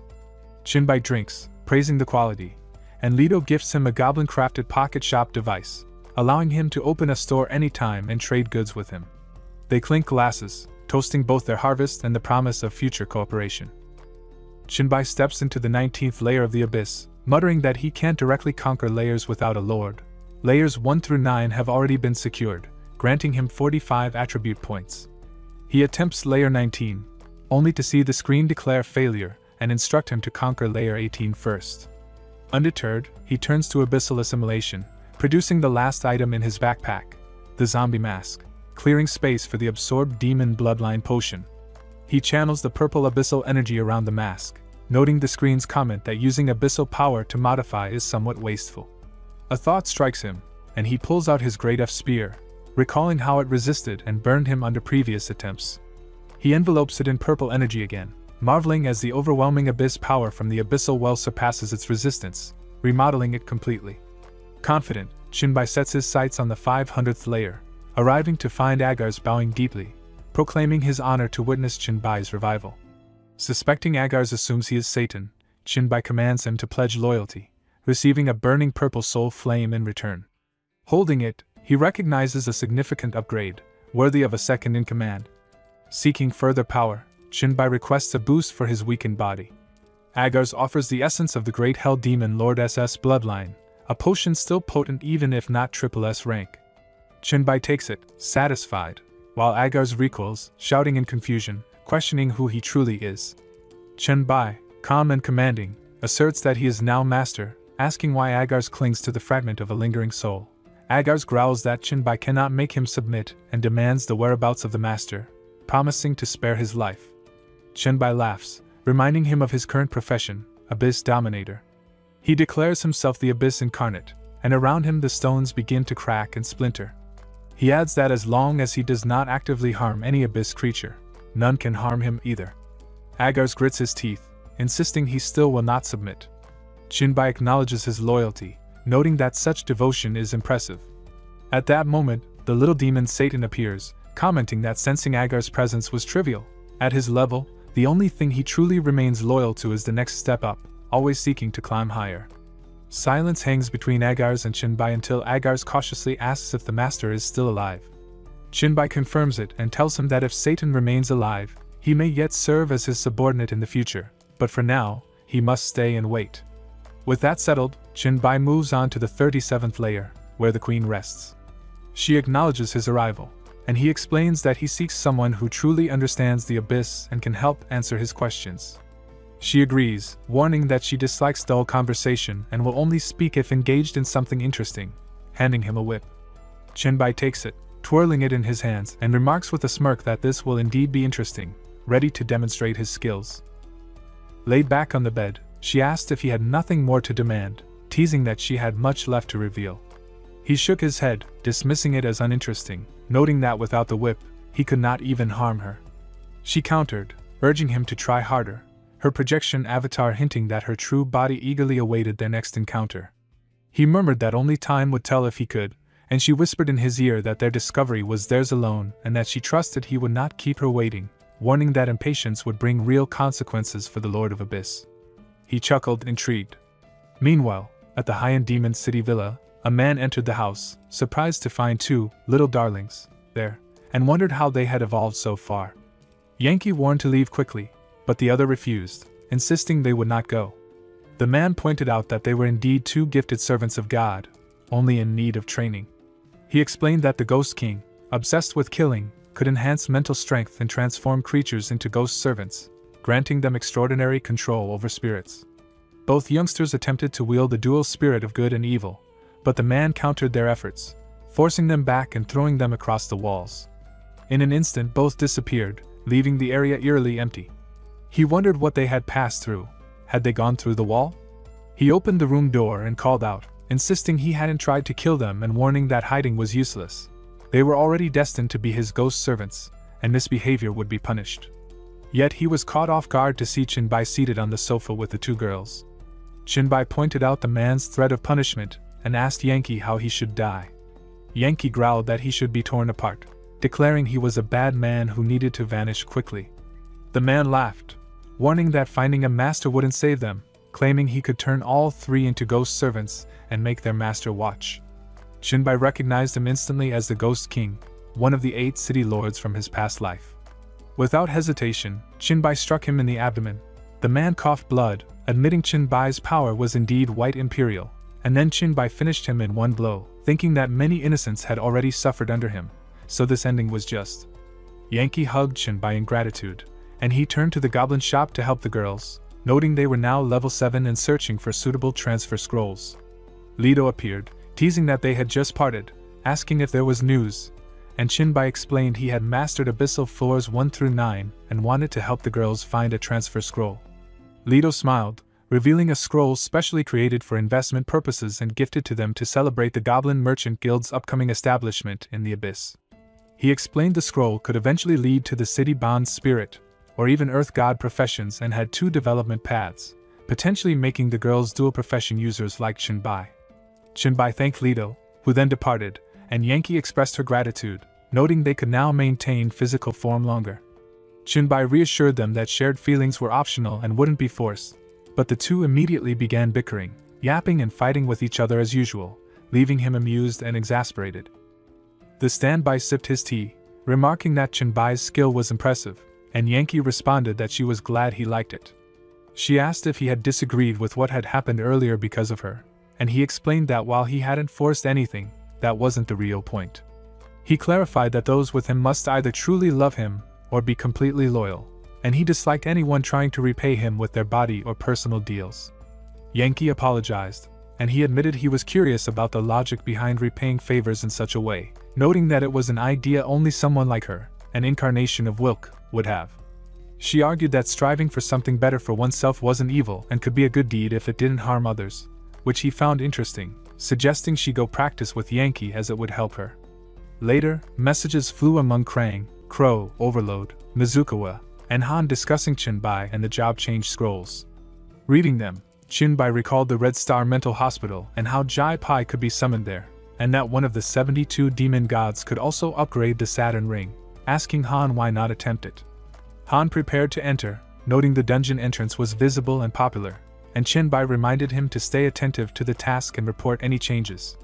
Behind them, a puppet doll clung to Han, startling him until Ding Ding appeared, explaining she needed to act quickly to protect her paper man and teasing Han for being soft. Chinbai declared they were all ready, and a bald man named Along approached, telling the trio to stay back. Ding Ding explained that Along had cleared 2 normal dungeons and 1 hell dungeon in motive, and that only a few people could challenge the Red Star Mental Hospital. Along, calling himself Brother Long, invited them to join his team, noting that vacancies had opened as some members had urgent matters to attend.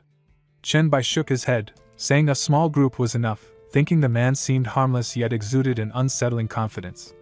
Along, however, insisted that it wouldn't work, noting that the bosses in the 001 chat group were all level 4. Was something bothering him at level 3? Han interjected, asking if Along even knew how to speak to people. Another man stepped forward, telling Along that this wasn't the same person from the flying knife clearance video in the 001 chat group. Along paused, recalling the moment, and admitted he wasn't great at conversation, cautioning them not to forget it. Han nodded, agreeing that he wasn't a bad person, and suggested they proceed to clear the dungeon, while allowing Brother Long to act as he wished. Along confirmed the others were inside, and Long recognized them as well, announcing that anyone following him in the future would make a name for themselves. The team heard him, and all the other members openly praised and admired Brother Long for his reputation and skill. Inside the dungeon, zombies swarmed around them, and Chinbai admitted he lacked experience against such creatures, leaving the fight to Han and Ding Ding, who nodded in agreement. Raising his hand, he activated the ring on his finger, summoning Yankee, who grinned, eager for bloodshed, and immediately unleashed attacks. Chinbai noticed her new flames, feeling the breath of hellfire and realizing it had been stored in the ring after leaving the abyss. He adjusted the ring's shielding, questioning if she had been taught these skills. A voice replied, praising her talent and pure evil instincts, explaining some techniques had been imparted secretly due to her rarity. Chinbai planned to remove the ring's shield at the right moment. Sensing more than just Han's hell blood, Satan confirmed the area held Jai-sect energy, which Chinbai acknowledged as the reason for their mission. Yankee announced all external monsters were dead, and Chinbai instructed her to leave 10 alive for later, while Ding Ding confirmed. Han asked about Yankee, and Chinbai explained she was a special form evolver. They moved deeper as Ding Ding controlled a monster with her puppet. Han acknowledged their progress, and Chinbai reminded them that even summoning a 16th of the 72 demon gods of the Jai-sect posed no threat since the dungeon capped at level 12. Ding Ding blinked at his words about demon-held difficulty, and Han teased her, but the group pressed forward, Yankee shouting for the next kill, ready to continue their ruthless sweep through the dungeon. They entered the secret room, its walls covered in crosses, and Ding Ding asked if this was where the Jisect would be summoned. Qinbai admitted he could only handle them one by one, lacking a full grasp of spiritual creation, while Han guessed it was his overwhelming mental power making control difficult. Qinbai nodded, then levitated the circular object inscribed with spells. Suddenly, blood seeped from the crosses, dripping eerily across the room, and a notification appeared marking the dungeon as nightmare level, triggered by the hidden conditions of the Red Star Mental Hospital, with difficulty immediately spiking to hell level.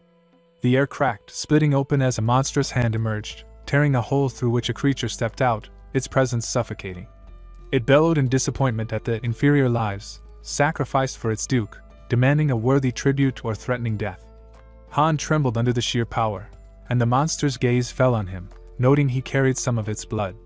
Han's panic surged as he asked about his sister, but the creature snarled, mocking the idea that blood granted immunity. Before Han could react further, Qinbai stepped forward, voice sharp, calling the creature out and demanding it answer his friend's question, cutting through the tension with authority.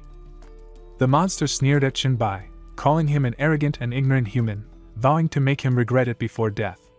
Qinbai responded in the demon language, speculating that the monster's intelligence, or lack thereof, might stem from a genetic mutation, while from his ring, Satan emerged, warning him of the fool he faced. The monster, sensing the ring's presence, froze in shock, realizing it was no ordinary trinket. Qinbai leapt, delivering a powerful kick that sent the monster sprawling, yet it coughed blood and struggled to rise, prompting everyone to gasp at the battle's opening move. Kneeling, the monster pleaded, invoking the Jai faction in desperation. Qinbai reassured it that fear alone need not bind it, and commanded the monster to act, to kill him, and claim the ring. Trembling, the creature obeyed, channeling purple energy, while Qinbai raised a finger, emitting a green hue that synchronized with the monster's aura. Clapping his hands, Qinbai forced the monster's body to fully revolve with the abyssal energy, the creature panicking at the virus coursing through its defenses and begging for mercy. Smirking, Qinbai told Satan that fear had kept it from fighting at full strength, then transformed his arm into a massive claw, asserting that even its soul could be used if it failed to resist. The monster submitted, releasing a fragment of its soul in purple flames, which Qinbai absorbed into his ring, triggering notifications, 5,000 virus points and 2,000 exclusive evolution points for the Black Light virus, alongside continual upgrades. The monster, now fully obedient, confirmed that Qinbai's sister had been relocated in Hell under the name Rika, given resources and freedom, and promised to relay her whereabouts if discovered, cementing Qinbai's dominance and the ring's growing power. Qinbai glanced at the monster and remarked on its apparent kindness. The creature admitted freely, saying it treated every bride in Hell well, earning the title Duke of Love. Satan interjected, correcting him that his true name was Self-Love Cedar. Qinbai offered to let the monster speak freely, and from the ring, Satan appeared to facilitate communication. The monster lit up at the interaction, but when Satan asked about the current state of Hell, it hesitated, sadness flickering across its features. Finally, it revealed that Lord Beelzebub now ruled Hell, claiming Qinbai's former place and inheritance, erasing all traces of his influence, and leaving newly born devils unaware of his name. Satan's teeth clenched at the news, fury coursing through him as he muttered Beelzebub's audacity. Satan asked sharply if Hell had truly forgotten him. Jia knelt, explaining that through Beelzebub's preaching, the current Hell hailed him as the greatest emperor, the sole leader able to guide Hell to prosperity. Only the 72 demon gods who originally followed Qinbai remembered him, but they stayed silent in temporary submission. Satan's anger flared, and Qinbai demanded information on Hell's lords. Jia reported that besides Beelzebub, fallen angel Lucifer, and the elites Visago and Paimon were imprisoned for opposing him. Qinbai nodded and dismissed Jia, ordering immediate updates on any developments. A screen popped up showing 0 experience points gained, which Qinbai shrugged off, noting his earlier class range bonus had already shot him to level 12. Turning to Han, he asked about his quest. Han proudly reported completion with AG rating, declaring that the universe itself recognized Imperial Qinbai. He clung to Qinbai's leg, claiming the next quest to find his sister would be effortless. Ding Ding teased him for bootlicking, and Qinbai, annoyed, tried to pick up the dropped items from Jai, but both Han and Ding Ding clung to him, leaving him fuming. Later, Qinbai examined a single dropped item, an ultra-rare blueprint. The screen revealed it as special wings condensed from Hellfire, promising immense power, allowing mastery over both skies and flames. He smiled, recalling that the last time he visited, a similarly precious blueprint had dropped, confirming the place was truly a land of fortune.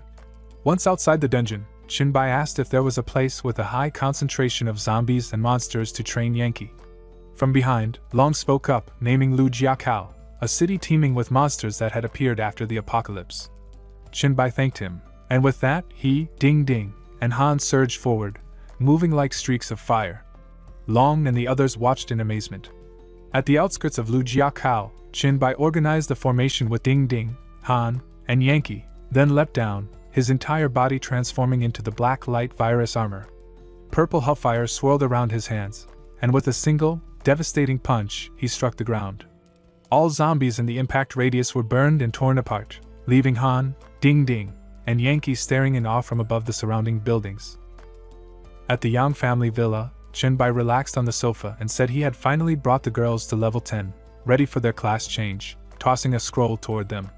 Instantly, the area became hazy and slightly invisible as the class change power enveloped them.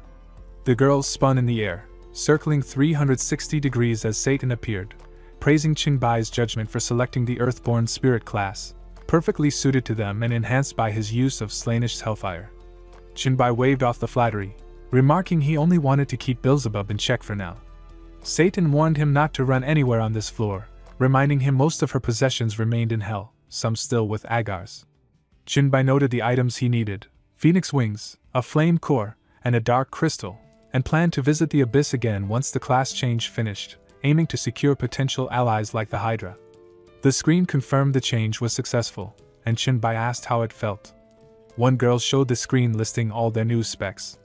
He observed the vast authorities and skills centered on binding the ground and mutual spiritual connections, noting the insane potential if villa materials were upgraded, and mused that in the future they might even use a city as a binding ground, a truly valuable gift.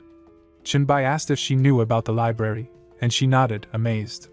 He arrived there, gathered a large stack of books, and returned to the Abyss's 350th floor, the Hydra territory, spreading the human texts, history, art, scenery, cuisine, across the floor as a gift. The Hydra heads, thrilled, expressed their gratitude, one diving into the history book while another suggested composing a poem in thanks, earning a scolding from the female head. Chinbai observed their playful back and forth, then received the Eyes of Esoterica skill scroll, a powerful astral detection tool capable of analyzing targets and learning their secret abilities. He thanked them, and the fourth head noted that aiding Chinbai also strengthened them, to which he agreed. Later on the 500th floor, Satan reported Beelzebub's rise to power, confirming Agar's had joined Chinbai's side and brought the God tier, Hellfire, and the highest grade Dark Crystal. From above the cliff, Agar's roared his anger toward Beelzebub, and Chinbai asked about his loyal subordinate, with Satan advising that venting was healthy. Back at Yen Villa, Chinbai laid out the gathered materials, Jiapai's horn, Agar's fire, and the Dark Crystal, and began synthesizing the S-rank horn of the shepherd. Holding the finished horns, he realized it was his first crafted S-rank item. As he wore it, whispers of devils reached him, granting a spiritual power point for a day, but the immense pain in his head threw his thoughts into chaos, reminding him that permanent power came at a harsh cost. At the White Imperial City, Chinbai entered the house where Meng lay exhausted, remarking that teleporting him back had been far more taxing than sending him to the magical city before. He thanked her and told her to rest, and she immediately collapsed onto the bed. Chinbai noticed the strain of teleportation and wondered how much the city had changed during his absence. Stepping outside, he saw massive new constructions, while Song Tense asked if there had been any news of higher-class evolvers. The girl explained that ranks above theirs were difficult to acquire, and that with only one B-rank evolver in Jiangqing, urgency was needed to maintain order in White Imperial City.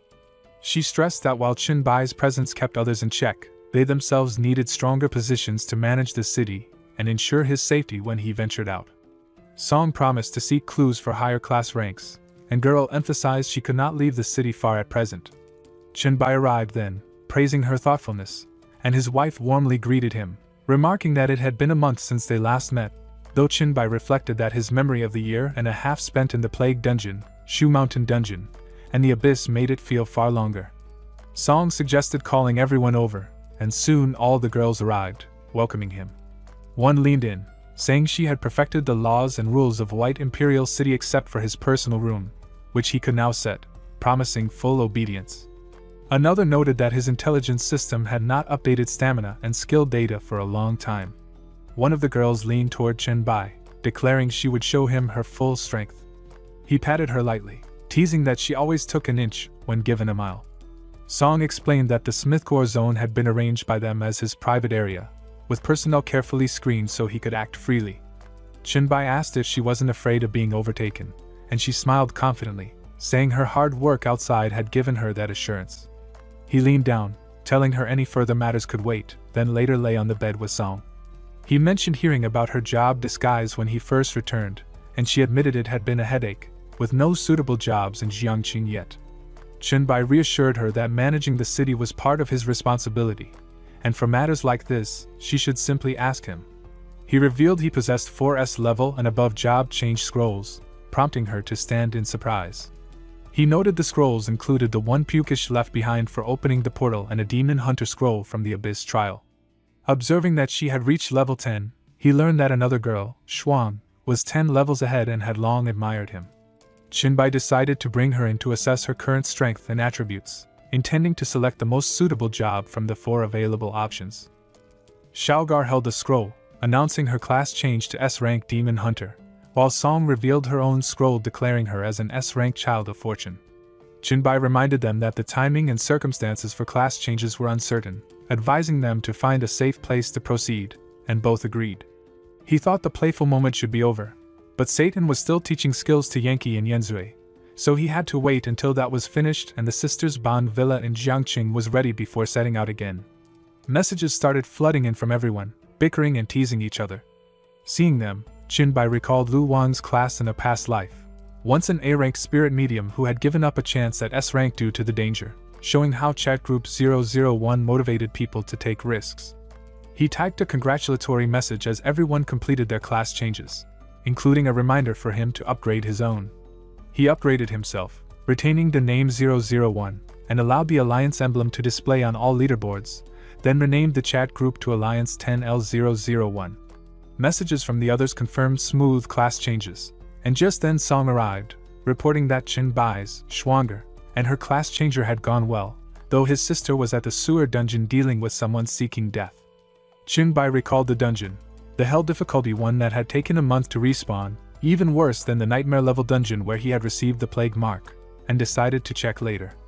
Song proudly explained her class abilities, detailing the curse of misfortune and misfortune sharing, noting their practicality and potential to enhance luck in the past life, earning A-rank items for guidance. She admitted the power was enviable and joked that a doppelganger ability could endanger her and her sister, but Qinbai teased that now, with her doppelganger power, he might be the one at risk. She hugged him, multiple versions of Song forming around him, teasingly asking if he wanted to try. Later at the dungeon, Qinbai arrived to find Schwager waiting. She greeted him, "Imperial Bai, you have arrived," and he asked about the plague sewer dungeon, whether it had been recovered. She explained that the guards could not stop those who tried to enter. They claimed they would just inspect the entrance but emerged in less than 3 seconds, all limp and nearly broken, some bones fractured simply from being lifted onto stretchers, the guards' bodies lying scattered around. Qinbai noted that while many were present in the villa, her combat skill was unmatched and reminded her that as part of the harem's guard team, she could not afford weakness. Small matters could be delegated, and she should focus on improving herself. Schwager agreed, and he signaled toward the dungeon's opening, saying he would enter first, instructing her to delegate all mundane tasks. Inside the plague sewer dungeon, standing in the water, he reflected that ordinary people could not survive even 3 seconds here. The intensity of the plague alone would kill or cripple them within moments. Suddenly, a massive mutated red man leapt at him, a plague creature, but Qinbai's authority of plague control forced it to kneel, though his body ached from the effort. He acknowledged the power of the scourge of all life, imagining the potential if he could command more plague creatures, lamenting that it was only a dungeon. Then an idea struck him. If the abyss had no plague floor under his control, he could simply remodel one himself. As the Lord of the Abyss, he had already envisioned it. Abyss plague floor remodeling projection begins execution. Qinbai quickly brought more than 100 sewer plague creatures under his control, all standing behind him in formation as he advanced. Thinking he was nearing the spot where he had obtained the plague mark, A monster, either a boss or an elite. Soon, a Ranman archer appeared, and Chinbai assessed it as a boss, noting that its stats and constitution, both around 650, exceeded his own. He attempted to control it, but the gap was too wide, so he accepted the fight. The archer fired arrows as Chinbai dodged with lightning reflexes, realizing that its high constitution and plague traits made ranged harassment a dangerous challenge. Arrows swarmed toward him, but instead of dodging endlessly, he raised a shield, aware that the sewer's confined space prevented the archer from kiting him. Suddenly, the air around him seemed to turn red with his murderous intent, and using a psionic impact, he pushed the archer back. Leaping above the surrounding fire in his reshaped form, he landed a crushing punch, sending the archer to the ground, green blood seeping into the water. Noticing the lack of a kill notification, Chenbai struck again, cleaving the archer in half. The screen displayed that the red shin had sacrificed its life force for the plague incarnation, greatly reducing its quality. Its red skin and plague skill were mostly a form of escape.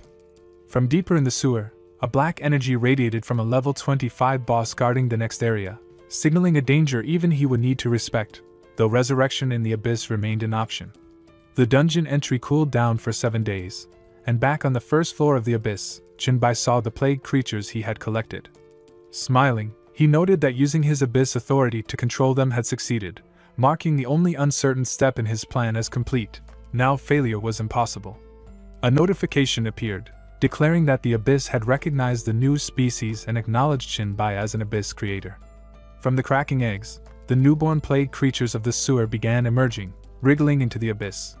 Chinbai observed and said that from now on, demon eggs erupting from the abyss walls would produce these 3 types of plague creatures, gradually growing stronger and delving deeper with each floor. Yet, relying solely on these 3 was insufficient. He would need to cultivate more plague creatures throughout the abyss. The current rules were too simplistic, centered only on killing to gain strength.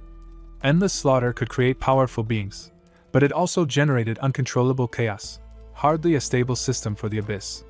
It needed new rules, though Chinbai was not yet certain what form they should take.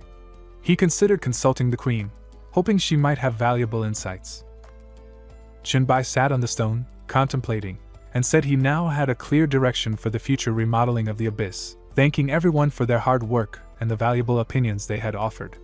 The snake acknowledged that under his plan, the abyss would become even stronger, while the snake demon lord and snake queen praised the cultural and structural ideas, with the queen particularly interested in building cities and a goblin chamber of commerce to provide stable roles for her subjects. Gabor expressed his willingness to wait until Chinbai had the strength to remodel fully, and Chinbai reassured them that, as Lord of the Abyss, he would advance it even further, thanking them all for their guidance. The Queen reminded him not to let temptation distract him from proper preparation next time, and he promised that once he had complete control, he would act decisively. Once they departed, Chinbai twisted his ring and addressed Satan, acknowledging his loyalty and promising that after retaking Hell and returning it to the Abyss, Satan would regain the throne of the Lord of Hell and forge his divinity. Satan pledged his utmost support, while Chinbai focused on the immediate goal of strengthening himself further, leveling up, acquiring equipment, and securing bloodlines. A thought struck him, reminding him of the mask capable of fusing bloodlines. Though currently limited to 2 SS ranks, he planned to ascend to the 10th floor, gather more bloodlines, and attempt to fuse an SSS rank. After 7 days, Chinbai emerged from the sewer dungeon to find 2 girls waiting. When he asked why they were there, one explained that rumors had spread over the past week claiming he had been trapped and even perished in the dungeon after his level stagnated for 2 days. Sister Song saw it as an opportunity to expose restless factions in Jiangqing, using her illusory image ability to sneak him back to the villa, while Sister Susan accompanied her out of concern for his safety. Chinbai reflected that his rapid level growth had come from farming bloodline potions, which took over 10 hours to feed the mask, and that he had also tested new skills with the sisters on the first floor of the Abyss. He asked if the rumors had produced results, and they explained that a group leader had attempted to challenge Song's authority, but was swiftly dealt with by Sister Schwanger. Chinbai praised them, saying placing Song in charge of White Imperial Castle was one of his best decisions and commended their capability, prompting kisses on his cheek in gratitude. He then inquired about an empty plot in the core area for a villa, and Song had already reserved a large space for keep building expansion. At the villa area, Chinbai introduced 2 special evolvers, earthbound spirits, Yan Qi and Yan Ziyu, to Song, explaining that if they matured, They could serve as guardian spirits and land gods of the Imperial City, bolstering White Imperial Castle's strength. The girls introduced themselves, revealing that before the apocalypse, one soul had split into good and evil halves, giving them twin-like appearances, with one embodying evil thoughts and the other good. Jinbai reassured Song that the evil half had learned to control herself, with only a slightly nasty personality, prompting Song to laugh at the comparison. Jinbai then introduced Song as his trusted partner to manage White Imperial City, instructing the twins to obey her in his absence, and both agreed. Song added that Meng had been sleeping for the past few days, likely due to matters with the 001 chat group and her own class, and Jinbai acknowledged this with understanding. Jinbai knocked on Meng's door, and she hurriedly got up, running toward it but stumbling on the way. He opened the door, asking what happened, and she explained that her legs felt wobbly from lying down too long, but quickly added some good news. She had obtained an exclusive class scroll in a dream that leveled up as she killed monsters, and after a few days of effort, it had reached a rank. Jinbai warned her not to push herself too hard and to move around occasionally, reminding her that more hustle doesn't always mean faster progress, and she nodded in understanding. She then asked if he had checked the group chat, showing him the token for the Flying Sword D dungeon. Jinbai recognized it as the reward from Sword Immortal's exclusive quest dungeon and listened as she explained that after Sword Immortal acquired a class in Shu Mountain, the Path dungeon became open to others, with each participant granted one entry via token. Curious, Jinbai checked the chat and saw a lively discussion with plans to meet in an hour. He realized he had accumulated plenty of virus points and exclusive blacklight virus poison, deciding to use the time to select and upgrade skills for later testing in the dungeon. Soon, everyone gathered on the special map of Shu Mountain, levels ranging from 10 to 89, and introductions began. A man greeted the group, and Jinbai recognized him immediately as Lu Wang, a friend from a past life, agreeing to call him Lu. Other members introduced themselves, Xiu Chuan, Overlord, and then a man arrived, addressing Jinbai as Big Brother. Jinbai immediately recognized him as the Thunder Saint from his past life, a successor of 5 consecutive lightning whips, marveling at the hidden talents within his chat group, full of hidden dragons and crouching tigers. The newcomer expressed excitement at finally meeting his benefactor. Jinbai marveled, recognizing the man as the famed Thunder Saint from his past life, the furious warrior before whom all evil once fled, and wondered how he had come to be like this. The man enthusiastically wrapped an arm around Jinbai's leg, and Jinbai laughed, telling him not to be so overzealous since they were already familiar with each other. Ding Ding explained that before the call to transaction, Lido had given him the Thunderwalker class change scroll in Jinbai's name, saving him from the deadly investment quiz. The man pledged that he would obey any order without hesitation in the future, and Jinbai smiled, reminding him that they were all in the same alliance and should support each other. Once introductions concluded, Jinbai suggested they head straight to the Demon Locking Tower, and the man agreed, noting that their time in Shu Mountain was limited. Upon entering, the screen revealed countless boss-level monsters sealed within the tower, each guarding its own territory, and warned that higher floors could only be accessed after defeating all bosses on the current floor. Standing inside the tower, Jinbai confirmed that the interior was far larger than it appeared outside. Suddenly, a massive frog-like creature appeared, putting everyone on high alert. One member immediately wrapped a snake around the frog, another launched a conductor lightning strike toward it, while a third used the wind calming technique to manipulate the water around the creature. Coordinating their attacks, everyone leapt at the frog, determined to finish it decisively. One of them tossed out a flurry of tokens, summoning Godspeed talismans, and another shouted in amazement as their movement speed increased by 40%, letting them all leap toward the massive frog. Ding Ding activated puppetry skill, 5 ghosts dismembered, and the puppets surged forward, wrapping the frog's legs in ropes and immobilizing it. One of the team praised the precise control as another ended the frog's immediate threat with a spear strike, yet the frog retaliated, lashing its enormous tongue toward them. They dodged nimbly, landing on the ground and exchanging words of encouragement before charging together to deliver the final, decisive attack. As the team fought through various monsters, each picked up loot and cheered at their gains. One laughed, boasting they had cleared the group in under 10 minutes, and that mere, little totes, were no match for them. A girl claimed a water scroll skill book she wanted, while everyone else grabbed what they needed. Someone asked if anyone had seen Jinbai, and another replied that he had decided to explore deeper into the cave, heading toward the mountainous area across the river. They crossed to the other side, where Qinbai was seated in front of the demon's suppression tower in the level 1 mountain area, surrounded by countless beasts, a tiger, a snake, and a massive bull. From above the cliff, one man shouted in alarm, noticing the three creatures, exclaiming that Qinbai was under siege and asking if all monsters in the tower had their own territories, questioning if these three belonged to the same family. Another man holding a Yunyan sign identified them as level 17, 18, and 19 bosses, and immediately leaped down to help. Qinbai smirked, noting it was nearly over, and raised a finger glowing with green light, unleashing a plague sun that shot toward the monsters, making them roar in pain as the green energy struck them.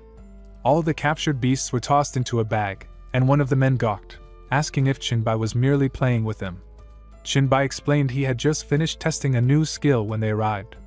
The woman remarked he seemed fine, only that the Lightning 5 whip successor had been overly impatient, while another admitted she had suspected Qinbai had deliberately brought the three monsters together but hadn't dared believe it. A screen appeared before him, noting that during dysentery after infection, victims experience abnormal pain and reduced mobility, eventually leading to diarrhea, which Qinbai noted would make the plague sun even deadlier as a permanent debuff. He decided to clean up before continuing, and his hands transformed into monstrous claws. He tested his upgraded ground spike skill, watching as spikes erupted from the earth, piercing the monsters, and realized he could still control them after deployment, even devouring creatures directly through the strike. One man asked to borrow the python corpse, and Qinbai agreed, remembering its connection to his previous life's snake guardian spirit. The man's body then morphed into a snake-like form, ready for action. The boy had fully transformed into a snake, even his tongue resembling the serpentine form, and Qinbai thought how perfect it was to further enhance this immortal strength. Ding Ding commented it was the northeastern snake immortal, one of the guardian gods worshipped in northeast China. After absorbing the snake's energy, the boy landed, apologizing for his aunt's poor appetite and gesturing to Qinbai, who extended his hand and used his Devour special species skill to gain 350 exclusive black light virus points, consuming the entire snake and expanding his own bloodline. From it, he obtained a test tube containing the snake's bloodline. Another boy announced a loot, 3 demon beast inner pills, 2 contribution tokens, a skill book, and 2 pieces of equipment, among other items.